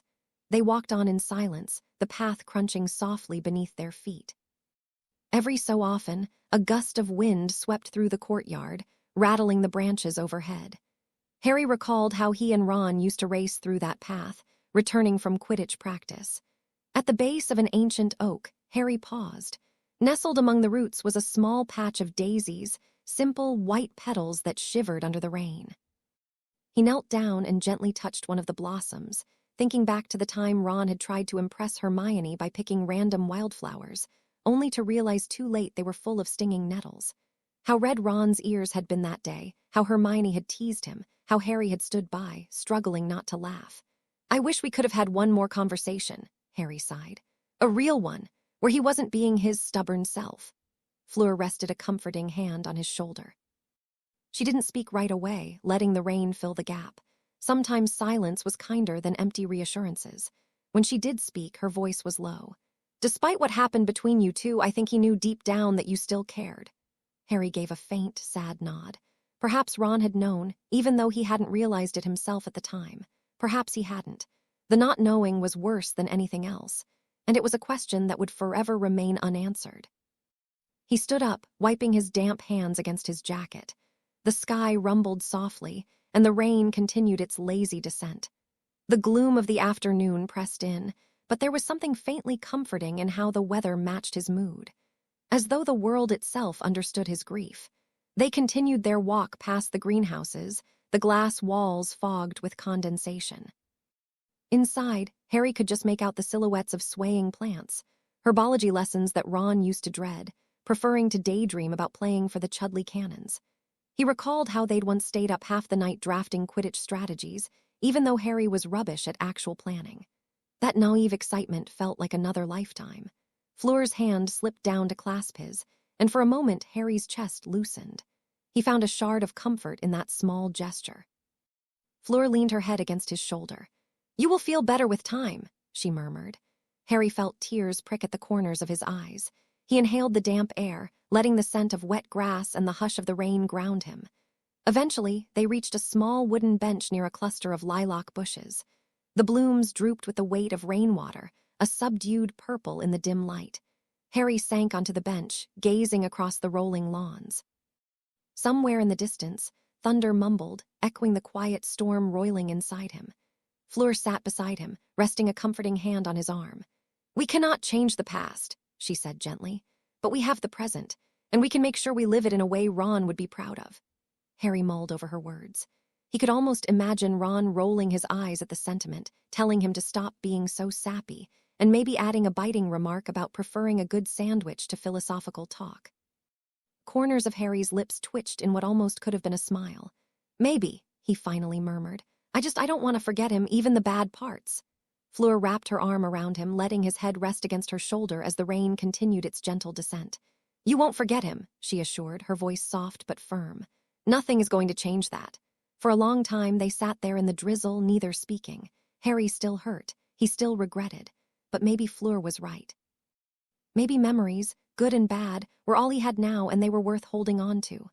The rain grew heavier, but Fleur's spell kept them relatively dry as they sat in silence. "What will you do about Dumbledore?" Fleur asked, studying his face and the dim Harry's jaw tense on her shoulder, and his fingers curl into fists at his sides. "It's high time he started paying." A flash of lightning streaked through the sky, illuminating the courtyard for the briefest moment. Thunder rumbled a second later, rolling into the hush that hung between Harry and Fleur. Her wand remained raised, the rain continuing to arc neatly around them. A step ahead, Fawkes was perched on the low stone wall, his red-gold feathers flickering in the gloom. "You seem troubled," fledgling came the phoenix's voice in Harry's mind, the mental tone gentle yet tinged with concern. Even after 4 months, the telepathic link still felt surreal, like a bright, warm presence in the back of Harry's thoughts. Unlike Ash, he thought, amused. Harry exhaled, forcing himself to focus on the here and now. "I'm fine," he sent back, though he knew it was only half true. "Just a lot to think about." It felt odd that the range of human speech and emotions could be compressed so directly into a mental nudge. Still, he was grateful for Fawkes's steadying influence. Fleur lowered her wand and the shield vanished, letting the drizzle patter softly onto their heads. "You said we should go in," she reminded him quietly. Harry nodded, turning toward the archway that led into a side corridor. The castle loomed ahead, torchlight flickering behind rain-streaked windows. Fawkes trilled softly, and Harry felt an encouraging warmth radiate from their link. They walked in silence for a few moments, boots crunching gravel. The hush inside Hogwarts was broken only by the distant crackle of torches. Water dripped from the hem of Harry's jacket, forming tiny puddles on the worn stone floor. "I hope Filch won't catch us tracking water through his precious corridors," Harry thought wryly, not really caring about the caretaker's potential reaction. He dealt with enough of the man's grumbling over the years to know it would pass like everything else. Fawkes hopped down onto a nearby railing, surveying the gloom with sharp, golden eyes. Harry caught the flicker of curiosity in his companion's mental presence. Fleur's gaze drifted to Harry. "Earlier, you spoke of Dumbledore. You said he must pay." The anger simmering beneath Harry's grief rose to the surface again. He inhaled deeply, steadying himself. I won't do anything reckless, but I'm done with him and his secrets. If not for his manipulations, maybe Ron would still be. He broke off, throat tight. Fleur hesitated, then stepped closer and laid a comforting hand on his arm. The corridor's dim torchlight sculpted shadows on her face, but Harry could see the compassion in her eyes. You have a plan, she ventured. Harry glanced at Fawkes, whose gaze met his in silent encouragement. He remembered how, a few months ago, that same Phoenix had bonded with him after Dumbledore's attempt at obliviating Harry. That betrayal had changed everything. I do, Harry said, voice low. First, I'll handle Dumbledore's public image. He's built it up carefully for decades, but I've got leverage. A delicate arch of Fleur's eyebrow prompted him to continue. Harry couldn't help but recall Rita Skeeter's smirking face, her acid green quill dancing in the air. I have an understanding with someone, he added. Someone who owes me big time, and let's just say they'll do whatever I ask if it'll protect their own hide. Fleur's grip tightened on Harry's arm, but if she felt any moral reservations, she kept them to herself. If it buys you room to breathe, she said softly, then I understand. A wave of empathy rolled through Harry from Fawkes. Caution, fledgling. The Phoenix's mental voice was soft but firm. Do not let the thirst for justice consume you. The line between justice and vengeance is thin, Harry finished for him. I won't, don't worry. Fleur seemed to sense his shift in focus. Though she couldn't hear Fawkes's thoughts, she knew they were able to communicate mentally. You might still need to confront Dumbledore directly, she said, stepping aside to let Harry pass. Her eyes flicked warily to the gloom of the corridor ahead. He won't just stand by while you undermine him. He's already tried to break into your mind once. Harry's jaw tightened. He won't succeed, Harry replied, determined. My occlumency is leagues beyond my old self, and if he tries to duel me again... He paused, remembering how it had been to face the old wizard's raw power and skill. I am confident that I can at least escape. There's also Fawkes now. A rush of warmth and pride flowed through their mental link as Fawkes puffed up his chest feathers. Fleur nodded in solidarity. I suppose you are right. They continued through the winding corridors, passing the occasional student who complained about the weather. Thankfully, none lingered to stare. Most had grown used to seeing Harry and Fleur together. Eventually, they reached a narrower passage branching off from the main hallway. Fleur stopped walking, turning to Harry. Before you leave for your training, do you want to talk to me about us? Harry hesitated, swallowing. She looked vulnerable for a moment, uncertain. He recalled the weight of her confession, how she'd killed a Grindylow with the killing curse, purely out of reflex and fear. Of course, he knew about that before she told him. The unforgivable had blazed like a beacon to his heightened magical awareness, and he hadn't judged her for it. However, Fleur wasn't so easy on herself, and the memory still haunted her. Fleur, you're a part of this, Harry said quietly. I don't want to push you away, but you've seen how bad things can get. His voice hitched slightly. This might get worse before it gets better. She reached out, lacing her fingers through his. I know, and I'm here by choice. If I wasn't willing, I would have left a long time ago. Her eyes, usually so bright, shone with raw conviction. A gentle warmth radiated from Fawkes, a subtle pulse of approval. Harry squeezed Fleur's hand. All right, he said. Then we do this together. First, I'll set Skeeter on Dumbledore and force him to explain himself to the public. After that, well, we'll see. He finished lamely, unwilling to promise more than he could guarantee. Fleur gave him a small nod, and a ghost of a smile touched her lips. I think Ron would approve of at least giving the old man some trouble, she said softly, her tone bittersweet. Harry felt something inside him loosen grief, yes, but also a flicker of wry amusement. He could almost see Ron rolling his eyes and muttering again about sappy moments. Probably, Harry said, exhaling. It's been a long day. We can talk more tomorrow morning, he said, shaking off the heaviness. The mid-morning sun filtering through the enchanted ceiling did little to brighten Harry's mood as he settled at the Ravenclaw table with Fleur. Across from them, Luna Lovegood was humming quietly, fiddling with a pair of lilac quills behind her ears. Next to Luna, Hermione and Neville were deep in a discussion about applying fertilizer in Professor Sprout's advanced herbology course, but they both paused to greet Harry and Fleur. Harry couldn't help but grin at the innocent brushing between them. They seemed completely oblivious to how their shoulders kept touching during their animated discussion.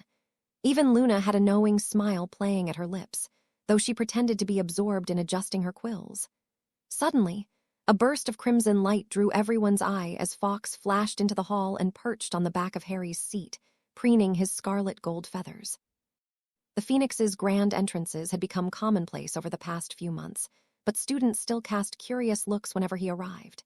Harry paid them no mind, smiling faintly at the soft trill that seemed to brighten the great hall's mood in an instant. He reached up to gently stroke the phoenix's wing, feeling the comforting warmth radiating from his familiar's feathers. "Did you forget to bring Ash with you again?" Fleur asked with a knowing smile, gesturing to the phoenix. Fawkes trilled softly in response. Harry could tell his familiar was quite pleased with himself for accidentally leaving the snake behind in the chamber. Just then, the rush of wings overhead announced the arrival of the morning post. Birds of every size and color swooped down to deliver letters and parcels. Hedwig, her snowy white plumage unmistakable, soared gracefully among them. She circled once above Harry's head before landing, rather pointedly, right on the table in front of him, almost knocking over his goblet of pumpkin juice. She held the Daily Prophet in her beak, her amber eyes fixed on Fawkes in a silent challenge. Fawkes responded with a low musical note, ruffling his feathers in what Harry could only interpret as mild offense. "Your bird has quite the attitude towards her superiors," Fawkes communicated through their bond.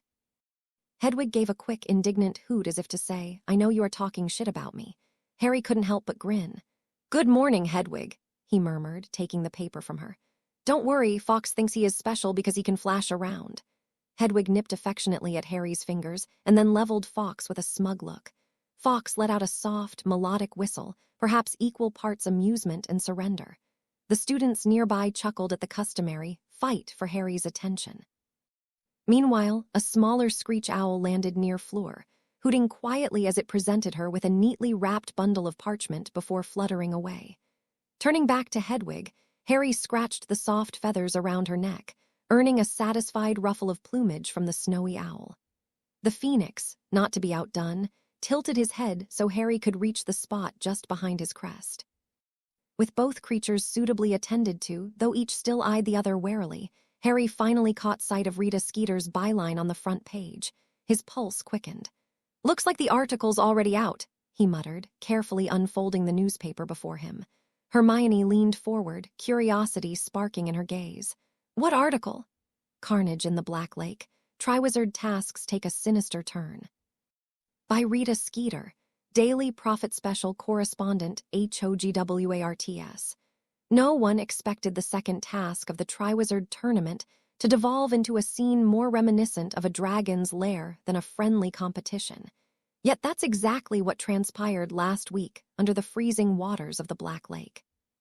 A colossal serpent, twice the size of any recorded sea creature in British wizarding history, made an unexpected appearance, devastating the local Grindylow population and terrorizing our champions. If that wasn't monstrous enough, this super serpent was also fused with a mythical cloaked lethifold, creating a nightmarish hybrid we never thought we'd see outside the darkest texts of the restricted section. That alone would have been enough to strike terror into the heart of any skilled auror, let alone 4 school-aged competitors. But dear readers, brace yourselves. The task also featured human hostages, living and breathing friends and family of the champions, underwater, tied up, defenseless. All approved by the esteemed tournament judges, most notably Albus Dumbledore, headmaster of Hogwarts, who many believed would uphold the highest standard of care for students. Well, it seems those many were mistaken. Just a day before the second task, Hogwarts champion Harry Potter, yes, the same Harry Potter who saved us all when he was nothing but a babe, made a stirring speech calling for an end to the use of human hostages. In a passionate stand witnessed by all 4 houses, Potter said, "We are here to celebrate unity and courage, not to endanger innocent people for points." Such words, however, fell on deaf ears. Dumbledore and his fellow judges pressed on. And oh, how quickly it all went wrong. Word from sources inside the castle confirms that the other champions, meaning Victor Crumb of Durmstrang, Cedric Diggory of Hogwarts, and Fleur Delacour of Beauxbatons, each showed visible unease about the hostage element.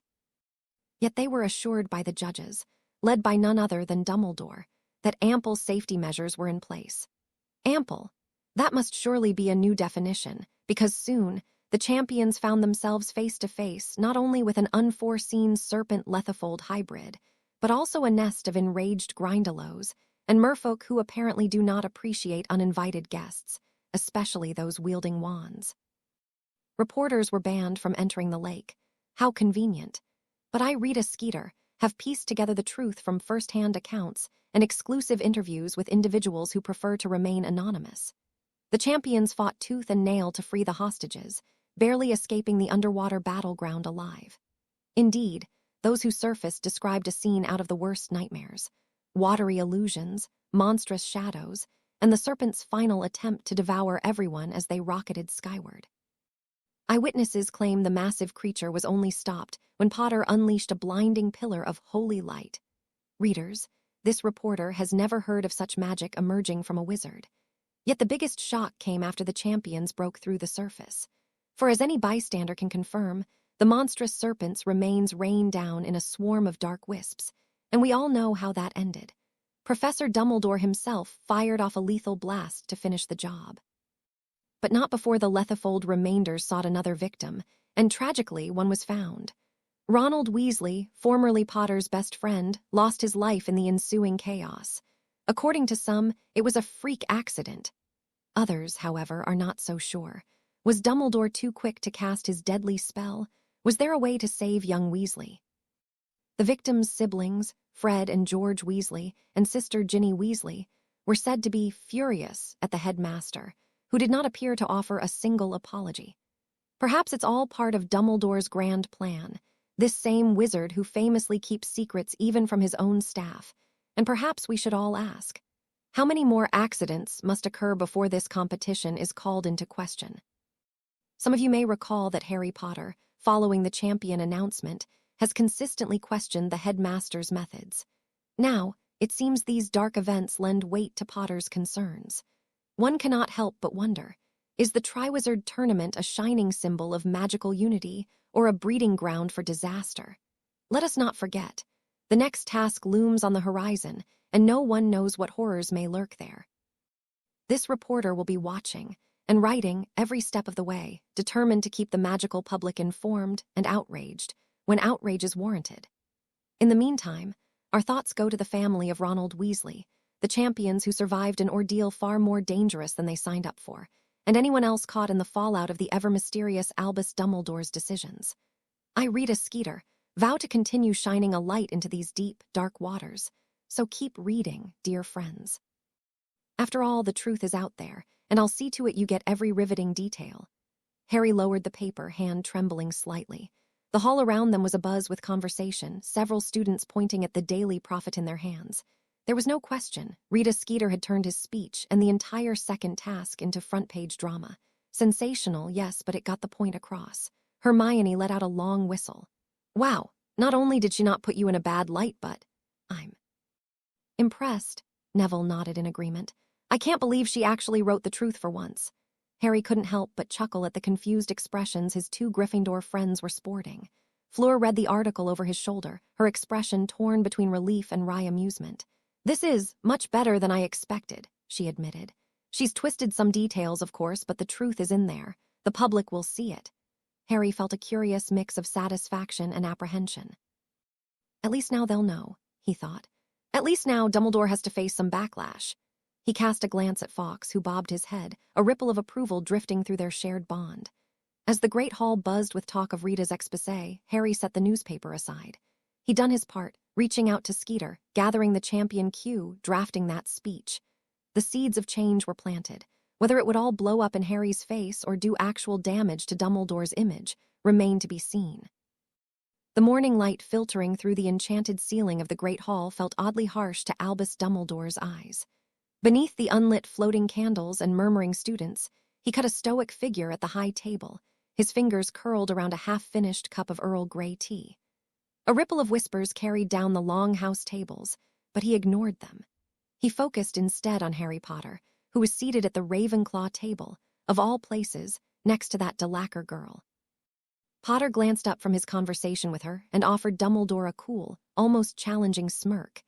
It was the barest twitch at the corners of his mouth, yet it spoke volumes. Once upon a time, Dumbledore had expected that boys' every glance to carry admiration and even awe. Now there was only defiance. Fawkes, of course, was perched on Potter's shoulder. That detail still stung Dumbledore's pride.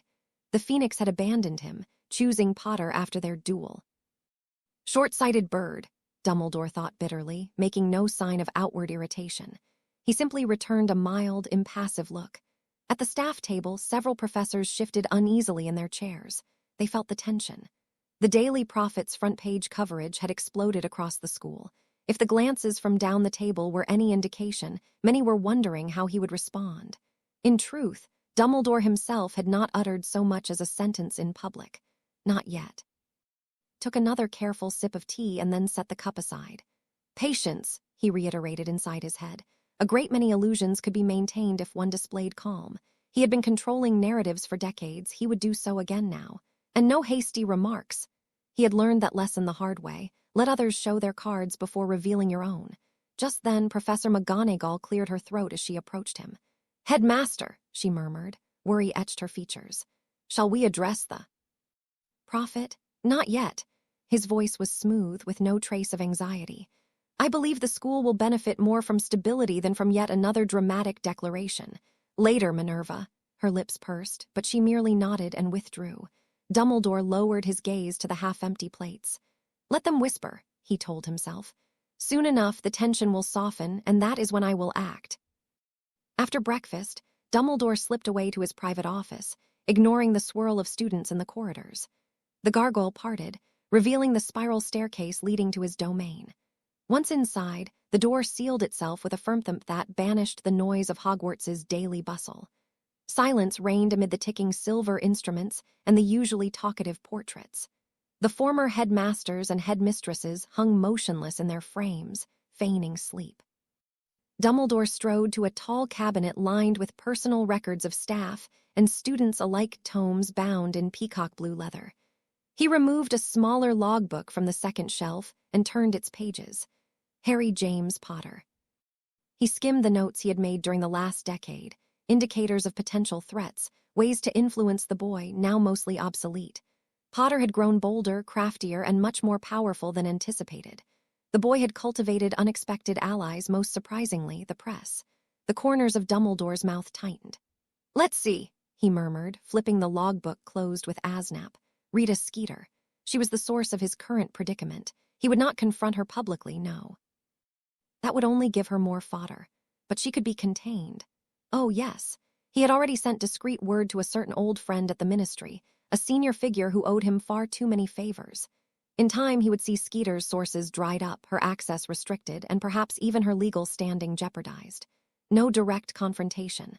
That would be beneath him. But subtle letters with well-placed suggestions about unregistered animagi, those could do wonders. Next, there's the damned boy, Potter himself. The boy had proven far more dangerous than he once believed. Stripping him of house points or giving detentions would be petty, too transparent, and pointless. No, Dumbledore needed to erode the foundations of Potter's support, discreetly. Reaching for another drawer, he retrieved a parchment. A list of prefects, Quidditch captains, and older students with influence. Dumbledore traced his finger down it, pausing at certain names. A subtle word in the right ear, a hint that Harry Potter was unhinged or meddling in dangerous affairs. Small rumors, cultivated carefully. He's not the only one who can play games, Dumbledore thought darkly. I have decades of experience, and unlike an impetuous teenager, I know the value of working from the shadows. Patience, he reminded himself. He would ensure that key staff took a more watchful eye on Potter. I'll put Severus on heightened surveillance duty. His personal grudge against the boy would serve well, and his natural inclination towards suspicion could be particularly useful. Perhaps a few chance encounters in the corridors would suffice. Yes, Dumbledore decided. No furious outbursts, no hasty counterspeech. Let Potter think he has the upper hand for a while. I'll let the wizarding public froth over Rita's dramatic accounts, and by the time they realize I have never publicly addressed the matter, it will be too late. I'll have already moved behind the scenes, pressuring Skeeter into silence, sowing doubt about Potter's mental stability, and quietly fortifying my own power base at Hogwarts. He steepled his fingers, eyes drifting to where Fawkes's perch used to stand. Ungrateful bird. An unwelcome pang of loss rose in his chest, but he brushed it aside. Soon enough, the wizarding world would either accept his decisions or find themselves outmaneuvered. Already, a half-smile touched Dumbledore's lips. They might revile him in private, but publicly he would remain what he had always been. Albus Dumbledore, headmaster of Hogwarts, champion of the light. It was a mask he wore well, and for all Potter's newfound cunning, the boy still had much to learn about these political games.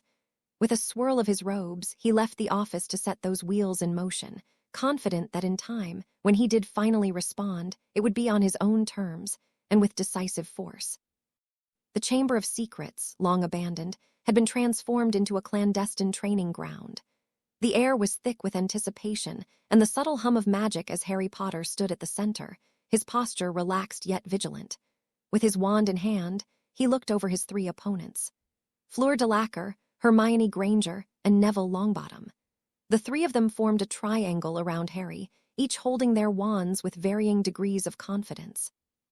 Fleur, with her silvery blonde hair elegantly tied in a bun, exuded an aura of grace and competence. Hermione, ever the scholar, had her hair pulled back in a practical style, her eyes sharp and calculating. Neville, though earnest, looked slightly uneasy, his wand trembling in his grasp. Harry glanced around, appreciating the familiarity of the chamber despite its transformed state. "Ready, mon amour?" Fleur said with a playful voice that sent all kinds of alarms through Harry's body. Harry nodded, offering her a reassuring smile. "Ready as I'll ever be." And with that, Hermione stepped forward, her wand moving in a precise arc as she cast, Flector Stella's. A barrage of glittering silver projectiles shot toward Harry, each one aimed with meticulous intent. Harry's magical awareness kicked in instantly. Without even moving his eyes, he extended his left hand, a shimmering golden shield materializing in front of him. The silver stars fizzled harmlessly against the barrier. "Nice try, Hermione," he replied cheekily. With a fluid motion, Harry flicked his wand in a tight loop, casting Confusio.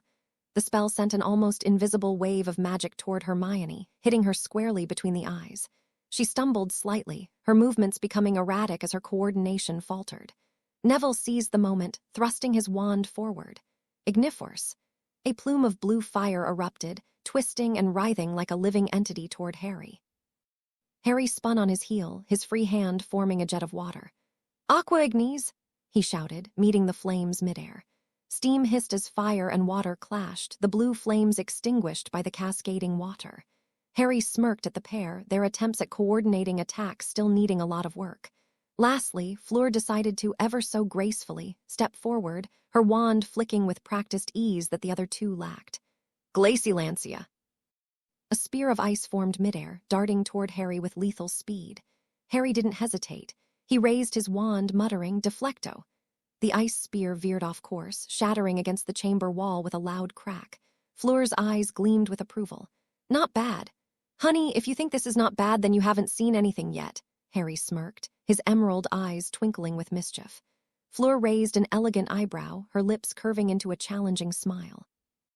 "Show me then, mon cœur," she purred, her wand twirling between her fingers with deadly grace. "Terramatus!" The ground beneath Harry trembled violently, cracks snaking outward as chunks of stone threatened to destabilize him. "Flamma swathe!" Fleur chanted without missing a beat and waved her hand, conjuring a flame just beneath Harry's feet. And as if the two spells weren't enough, she also wordlessly cast the spear of ice from before. Harry's response was naught but a smirk. Channeling his magic, he focused on the earth beneath his feet and stomped. Not only did the very ground respond, swirling and twisting into a chaotic whirlwind that surged toward Fleur with surprising speed, but he also aimed at the growing flames beneath his feet, extinguishing them with another burst of magic. Harry grinned, feeling just a bit of adrenaline rushing through his system. Feeling bold, he closed his eyes briefly, relying on his enhanced magical senses to track the spear's trajectory. As the ice spear was about to meet his face, he extended his hand, palm open and ready. With seeker-worthy reflexes, he caught the ice spear mid-flight, his magic instantly dissolving the crystalline projectile into harmless snowflakes that drifted to the ground, creating a small snowman. Fleur's eyes widened slightly at the display. "Impressive," she conceded, though her stance remained ready for another round. Harry's playful smirk widened as he spread his arms in an open challenge. The trio of opponents, undeterred by Harry's flawless counters, exchanged determined glances. Hermione adjusted her grip on her wand, while Neville took a deep breath. Both of them looked at Fleur, waiting for the command. The three of them had been training with Harry for a week now, and though they couldn't match his prowess, their coordination was slowly improving. Their shared determination shone in their eyes as they prepared for their next assault. Hermione began with a swift motion, casting Luminara. A blinding flash of white light erupted toward Harry. Simultaneously, Neville, summoning every ounce of his rudimentary dueling knowledge, cast Petrivolans. Small and jagged stone projectiles flew from his wand, aiming to pin Harry down. Fleur, not to be outdone by her two juniors, followed with Morty's Umbra. Shadowy tendrils writhed from her wand, seeking to ensnare Harry and drain his magical energy. Harry felt the barrage of spells approaching. His senses were keener than ever. He closed his eyes briefly, not even bothering to use the counter to Hermione's spell. Harry briefly played with the idea of casting Nubilis Umbra, the black fog spell that Fleur had taught him in one of their first duels. Ultimately, he decided against it. It's not needed anyway. He thought with a slight smile. His heightened awareness had mapped out the incoming threats before they had even materialized.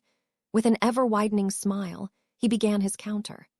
First, he countered Hermione's attack by making a quick pistol gesture with his fingers and firing a stunner, using her light spell to cover his own.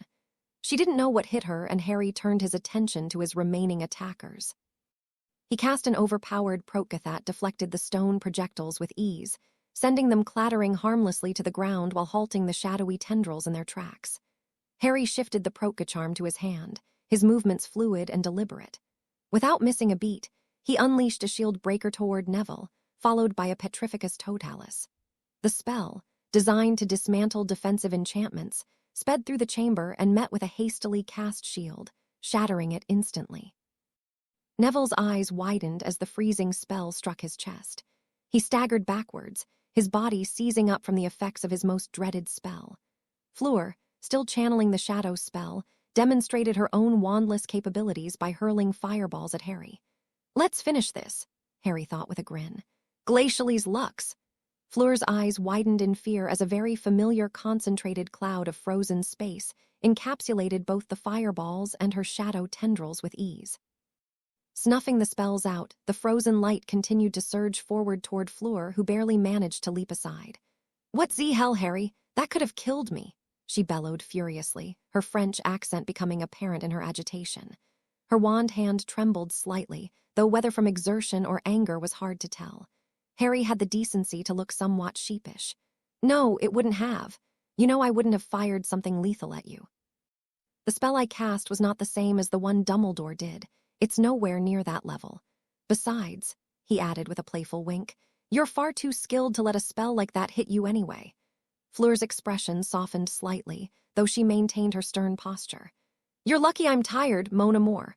Her irritation simmered down, and Harry went to revive his two downed friends, giving her some much-needed space. I suppose we should wrap this up early today, Harry murmured after everyone was up, getting nods of agreement. Being the girlfriend of one Harry Potter was not the easiest of things.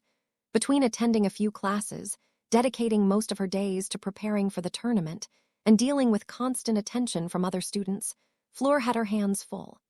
Not to mention the ever-present worry about his safety, given his tendency to find himself in dangerous situations.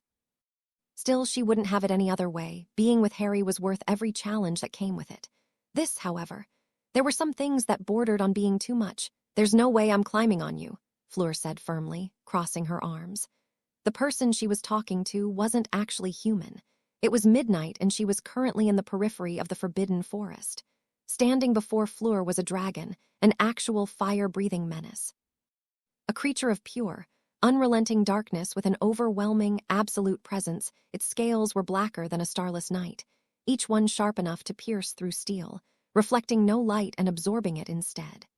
Massive, leathery wings were folded tightly against its sides, and its serpentine tail coiled menacingly around its enormous body. Every part of it exuded strength and terror, a living embodiment of the abyss itself. Its head was even crowned with jagged horns. When its massive maw opened, rows of sword-like teeth glistened, capable of effortlessly rending through any creature foolish enough to challenge it. "Oh, come on, please," the dragon rumbled in a surprisingly whiny tone. Its massive head lowered to her level, sparkling green eyes gleaming with an almost puppy-like pleading expression that seemed bizarrely out of place on such a terrifying creature. Fleur was not in fact scared by the dragon, No, but rather by his request. The idea of riding on her boyfriend's back while he was transformed into a massive, fire-breathing monster was simply absurd. Even for someone who had grown up in the magical world, this was pushing the boundaries of what she considered reasonable. Absolutely not, Fleur repeated, though she felt her resolve wavering slightly at the sight. It took me a whole hour to perform the transformation. Are you really going to let all that effort go to waste? And for no good reason whatsoever, Harry argued, his draconic features somehow managing to convey exasperation despite their terrifying nature. I even practiced landing and taking off to make sure it would be completely safe. Just one quick flight, that's all I'm asking for. In truth, he had only practiced once before. It was the second time he transformed into his draconic form by choice. What Fleur doesn't know can't harm her, he thought. Fleur pinched the bridge of her nose, exhaling slowly as she tried to process the absurdity of the situation. Here she was in the middle of the night arguing with her boyfriend, who also happened to currently be a dragon. A quick flight, she repeated incredulously, gesturing at the towering beast in front of her. Do you even hear yourself, Harry? You're a dragon. You could sneeze and cause a small forest fire. Harry's massive shoulders sagged, his wings drooping slightly. I wouldn't sneeze near the forest, he grumbled. I've got control, you know. It's not like I'm about to accidentally roast you or anything. And we both know that you are good with fire. Fleur crossed her arms again, fixing him with a glare that could rival even McGonagall's sternest expression. Control. You nearly flattened Dobby when you flapped your wings just moments ago, moaned Cher. I'm not exactly filled with confidence right now. Harry's green eyes flickered with guilt at the reminder. That was a one-time thing. Besides, Dobby was fine, he even said so. His tail swished behind him, a clear sign of his frustration. Fleur shook her head, resisting the urge to roll her eyes. This is insane. I can't believe I'm even considering this. She muttered a string of words in rapid French under her breath before looking up at him again. If you drop me. I won't, Harry interrupted earnestly, leaning in closer so his enormous snout was nearly touching her. I swear, Fleur. You know I'd never let anything happen to you. His deep, rumbling voice softened, the sincerity in his tone cutting through the absurdity of the moment. Fleur stared at him for a long moment, her expression unreadable. Finally, she let out a resigned sigh. If I end up falling to my death, I will haunt you for the rest of your days, Harry Potter, she said, jabbing a finger toward his snout. Harry's eyes brightened instantly, his excitement palpable. Deal. He crouched down, lowering one of his massive forearms to the ground like a ramp. Climb aboard, mademoiselle. Muttering something about how this was probably the worst decision of her life, Fleur carefully stepped onto his forearm. The scales were cool and smooth beneath her hands, glinting faintly in the moonlight. Harry remained perfectly still, his gaze fixed on her to ensure she was steady. Hold on tight, he said, his voice reverberating through the night as his wings began to unfurl. Their sheer size took Fleur's breath away, the leathery membranes rippling as they caught the faint breeze. Fleur swallowed hard, her hands gripping tightly onto one of the ridges on his back. I can't believe I'm doing this, she muttered. With a powerful leap, Harry launched into the air. The sudden rush of wind stole Fleur's breath, and for a moment her stomach lurched as gravity seemed to disappear beneath them. Am I going to throw up? She wondered, her fingers gripping tighter onto Harry's scales. But then they were soaring. The forbidden forest stretched out below them like a dark, endless sea, and the castle of Hogwarts gleamed in the distance, its towers illuminated by the faint glow of moonlight. The air was crisp and cold, but it carried a sense of freedom that Fleur had never experienced before. Harry let out a low rumble of satisfaction, his massive wings beating steadily as they glided through the night. What do you think? He called back, his voice surprisingly clear despite the wind. Fleur hesitated, her heart still pounding in her chest. Slowly, a smile spread across her face as she took in the breathtaking view. It's incredible, she admitted reluctantly, her grip relaxing just slightly. But if you do anything reckless, I will hex you into oblivion, dragon or not. Harry chuckled, the sound like distant thunder. Do you mean something like this? Without warning, Harry rolled to one side, causing Fleur to tighten her grip with a startled gasp. The sudden maneuver sent them spinning through the air in a graceful barrel roll, the world turning upside down for one heart-stopping moment. Harry James Potter, she yelled over the rushing wind, but there was no real anger in her voice. Her heart was raced with fear and pure joy as she clung tighter to his scaled back. Sorry, I just wanted to check what you meant by reckless, he said, his tone teasing. Now hold on, I'm going to show you something amazing. Before Fleur could protest, Harry tilted his wings and dove, sending them plummeting toward the earth in a thrilling spiral. Fleur's scream of surprise quickly turned into laughter, the rush of adrenaline making her forget her earlier fears. As they leveled out once more, soaring above the treetops, Fleur couldn't help but marvel at the strange, magical life she had stumbled into. And then, without warning again, the dragon roared. The sound was deafening, a primal declaration of power that shook the very air around them. Fleur's hands instinctively tightened on Harry's scales as the roar sounded across the world. She was sure that the entire castle would wake up to investigate the sound, but Harry was already banking away, putting distance between them and Hogwarts with powerful beats of his wings. In contrast, being Harry Potter's girlfriend might have been madness, but it was a madness she relished. "Harry, I love you." Harry's deep, rumbling laugh echoed through his massive form. "I love you too." Quick AN, the following scene should have been written much sooner. Every conversation thought is obviously in French. One of her year mates had told her that Madame Maxime wanted to see her. "I swear to Morgana, if she tells me to stop seeing Harry again, I might just throw a fireball at her," Fleur thought darkly, the mental image making her smile. Needless to say, Maxime's previous concerns about improper fraternization and distracting boyfriendship had fallen on deaf ears. The very thought of being told whom she could or couldn't date made Fleur's Vila blood sing with fire. "Even father, the bastard, doesn't dare tell me whom to date." Sebastian de Lacquer was a powerful politician in France who barely showed any affection towards his daughters. Fleur's beauty and brains could be valuable assets to him, but so far, he knew better than to sink so low and use her as a political pawn.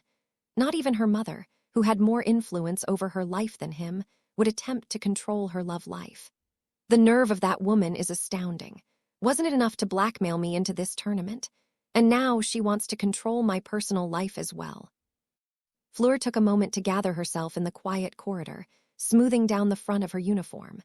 The sight of her own calm reflection in the polished marble floor almost made her laugh.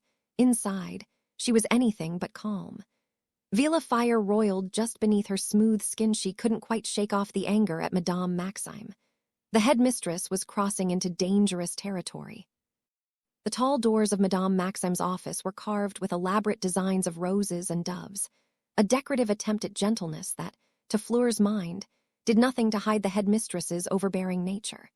Taking a deep breath, Fleur raised her hand and knocked. "Enter," came the commanding voice from within.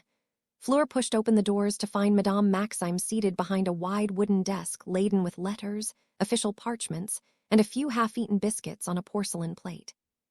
The headmistress looked up, her dark eyes settling on Fleur with that same penetrating gaze that had unsettled countless students over the years.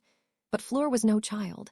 She wasn't about to be intimidated by stern looks or sweeping threats of expulsion. Not anymore. "Ah, Fleur," Madame Maxime said, folding her hands over a piece of parchment. "Please, sit."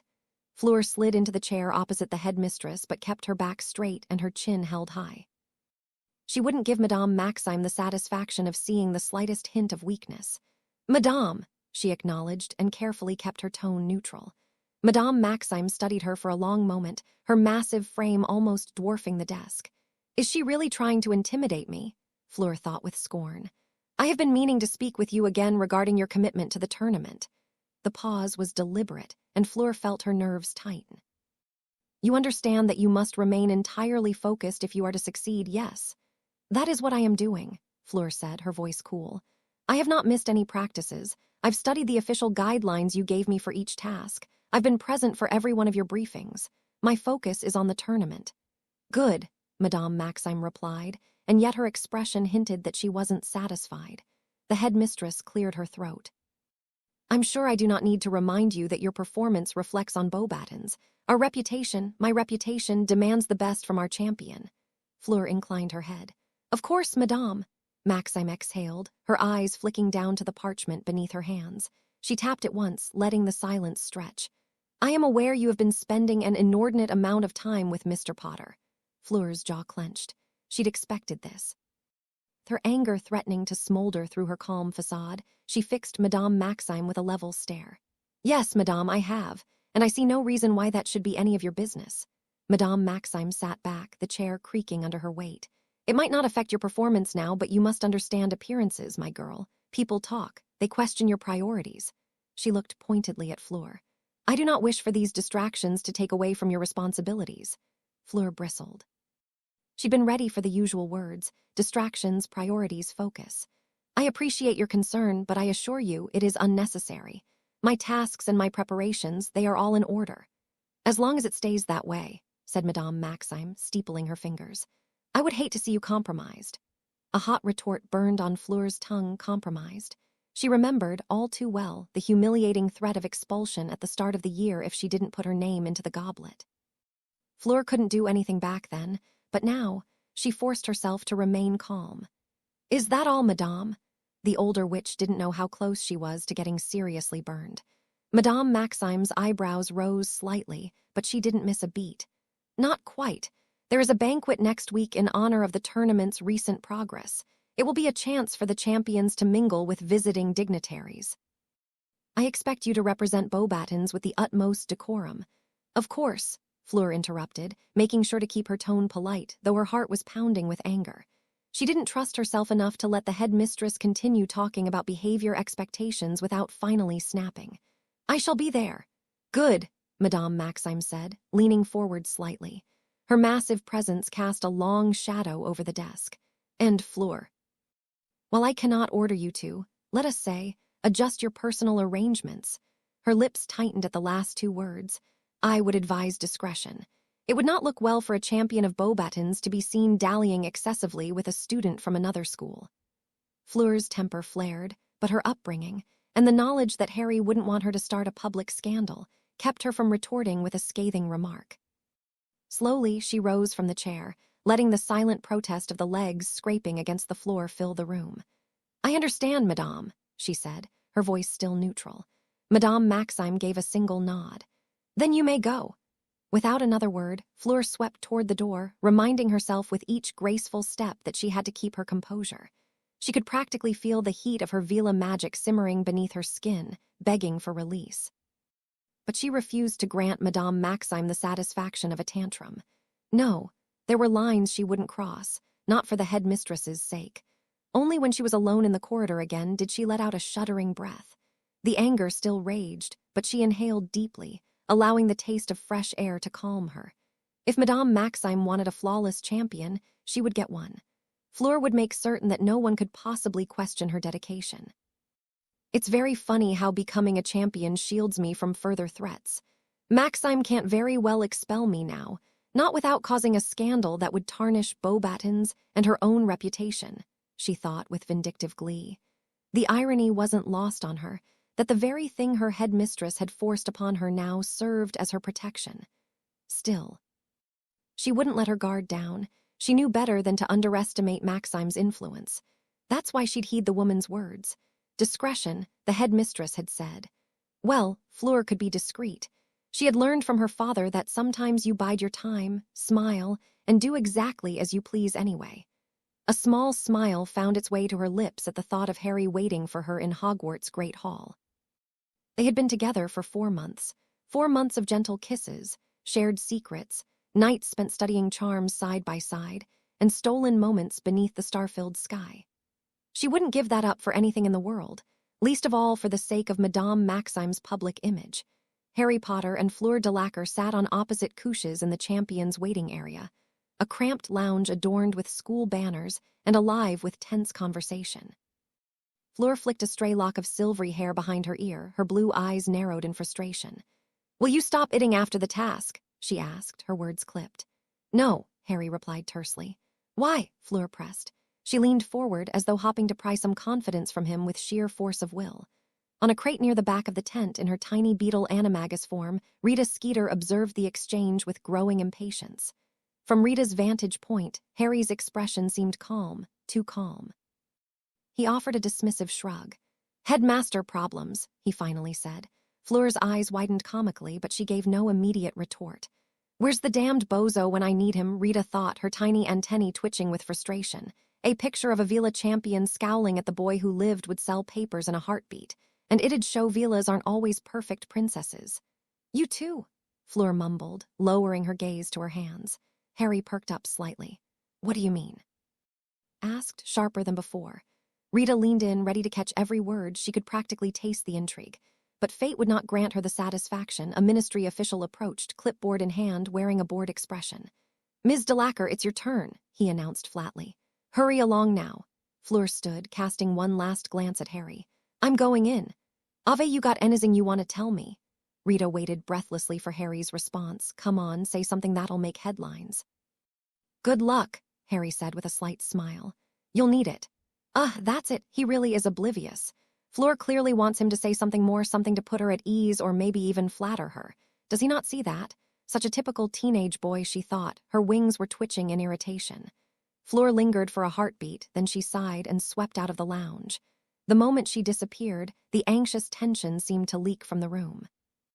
Harry leaned back on his couch, shifting slightly as if readjusting his robes.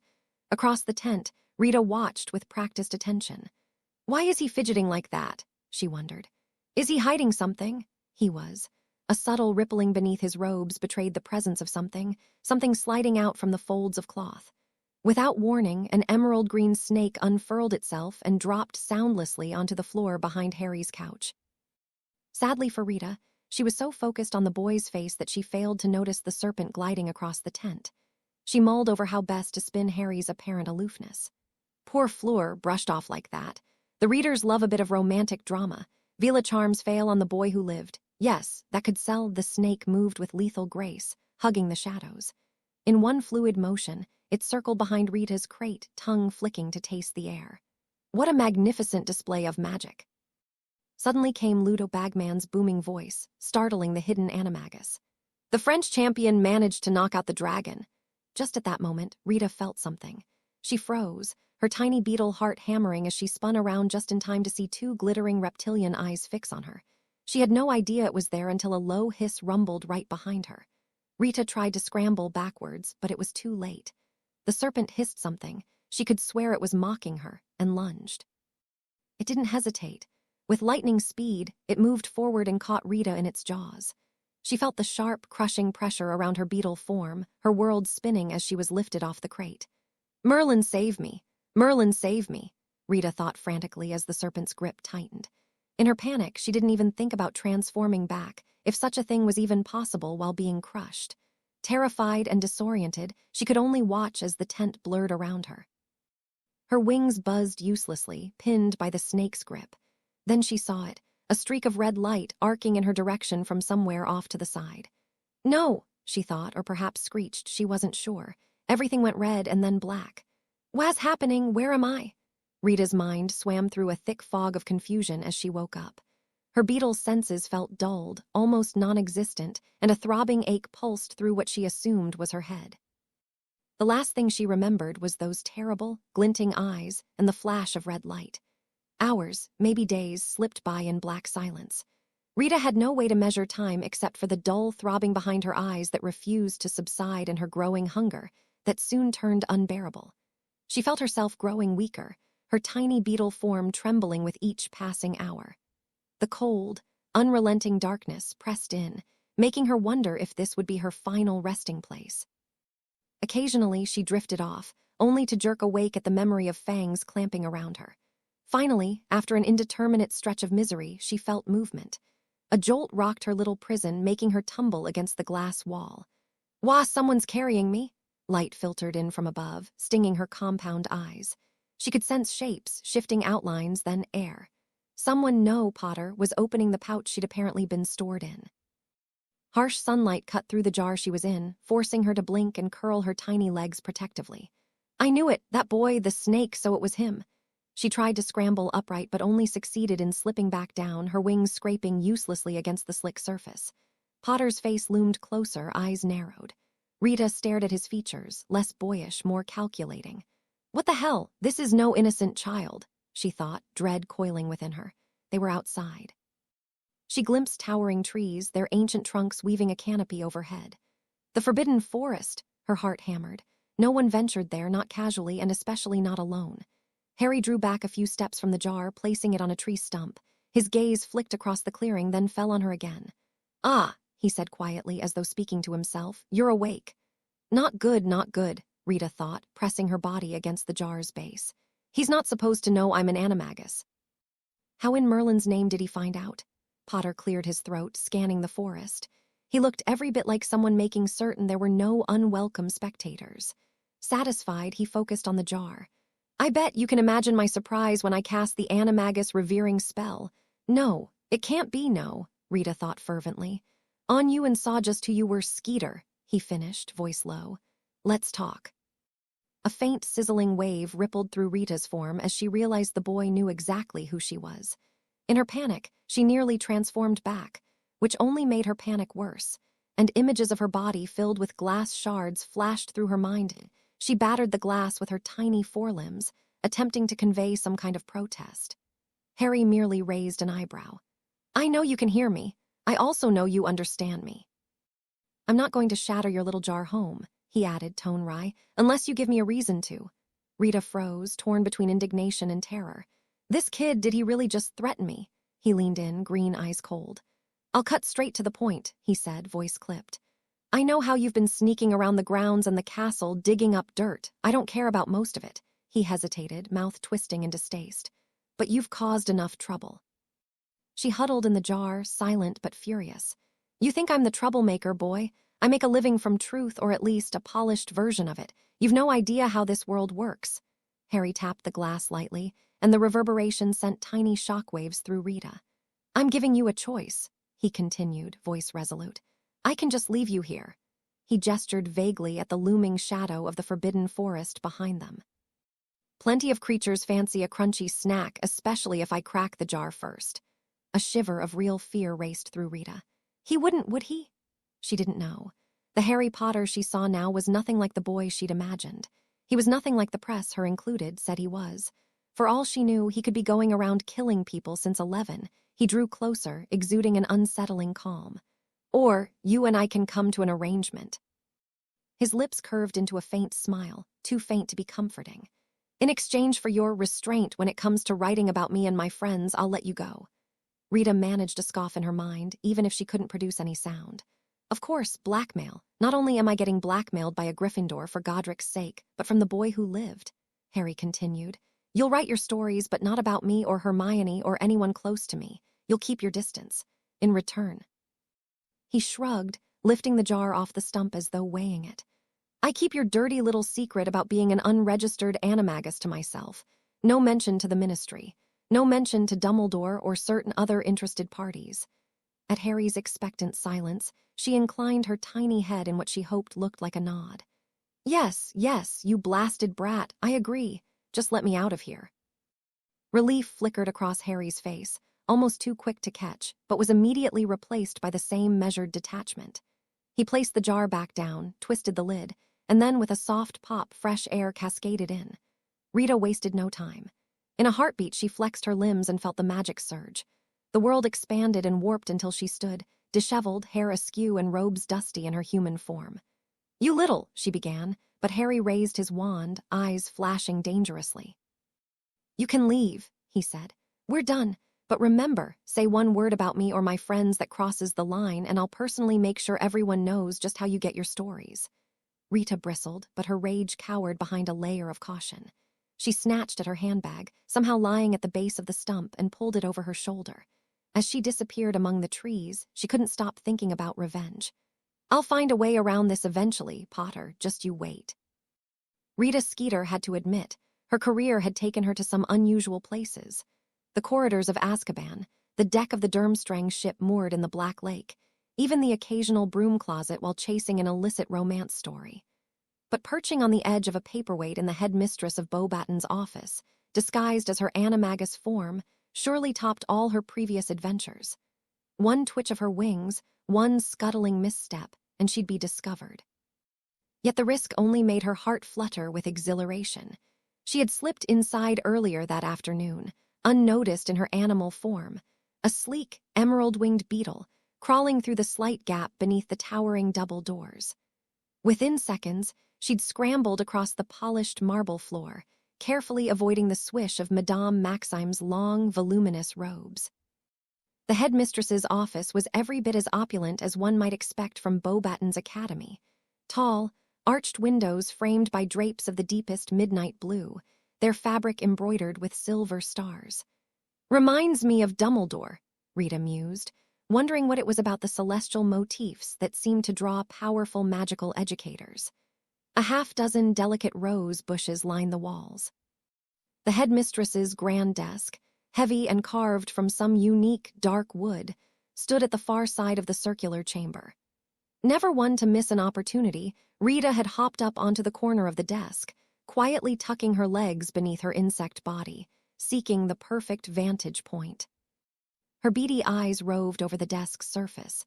Various letters sealed with swirling monograms lay strewn about, along with a decorative tin of sugar biscuits and an inkstand shaped like a miniature Pegasus. Rita watched as Madame Maxime ordered a student to fetch the French champion, then waited alongside her for the girl to come.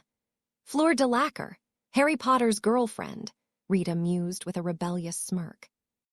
They had conversed in low, measured tones, something about priorities and focusing on the tournament. Rita, thanking Merlin for her foresight to cast the translation charm on herself, strained to pick out every nuance. She might have hoped for an explosive confrontation, Vila temper meets overbearing headmistress, but Fleur had kept herself in check, sounding polite yet unmistakably irritated. Rita's quick quotes quill, stashed in a tiny pouch hung around her beetle form, shrunk to match her size, still managed to jot down the highlights in microscopic script. Now, as she listened, Fleur's voice rose slightly, laced with tension. "And I see no reason why my private life concerns you, madame." The girl's posture was rigid, but her tone, impressive, in Rita's opinion remained controlled. Not just a pretty face after all, Rita thought, surprised by Fleur's poise and feeling just a bit of envy. Across the desk, Madame Olympe Maxime was a formidable figure indeed.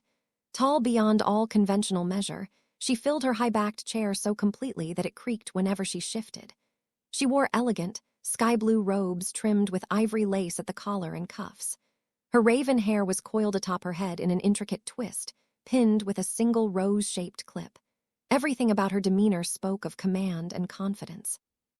She sat with her shoulders back, one large hand resting on a sheet of parchment detailing some upcoming banquet. It would not look well for a champion of Beauxbatons to be seen dallying excessively with a student from another school, Maxime said, her deep voice resounding off the high ceiling. "Whoa, am I about to see some feathers pop up?" Rita thought delightedly.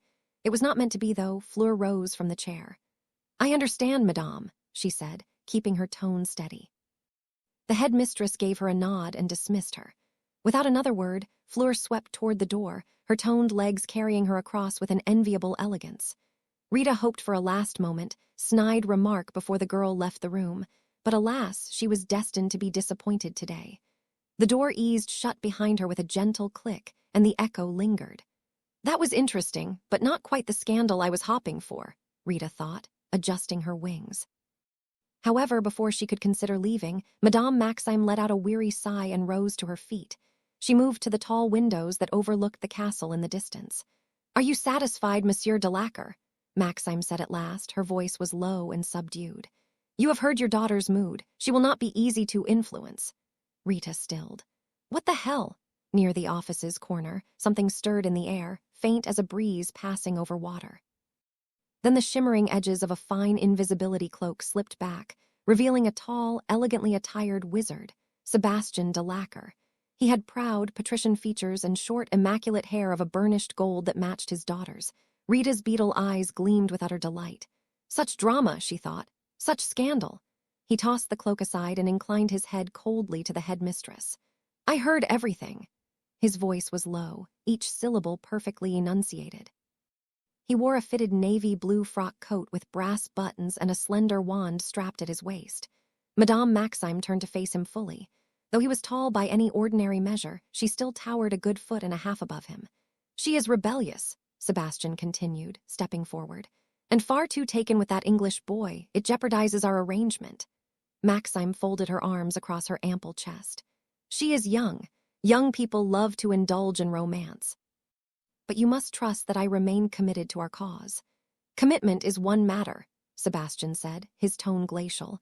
"Results are another. You forced her into entering this tournament and made sure the French authorities backed your demands. Now you must ensure she wins." Maxime's thin smile held no warmth. I do what I can, Monsieur Delacour, but these tasks are not entirely within my domain. That meddling Dumbledore oversees much, and the other champions have proven surprisingly capable. Ya will do more, Sebastian cut in, voice sharp. That was our agreement. You get my political support in your future endeavors, and I get to see my daughter crowned Triwizard champion. I want no more vague promises. Rita could hardly contain her excitement. The only thing that stopped her from taking flight and buzzing around like crazy was, well, this story. That was not a conversation she could ever hope to overhear, not in a million years. She took a careful step forward across the paperweight, the better to listen. Sebastian's gaze traveled to the desk as well, lingering on the sealed letters. You have resources, Maxime, allies with influence in the International Confederation of Wizards, connections that can shift the structure of these tasks. The headmistress let out a soft scoff. And you, with your extensive network, cannot do the same.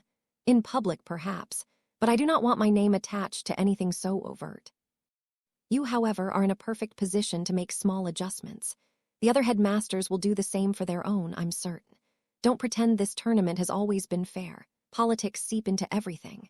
Maxime sniffed, affronted. You assume a great deal.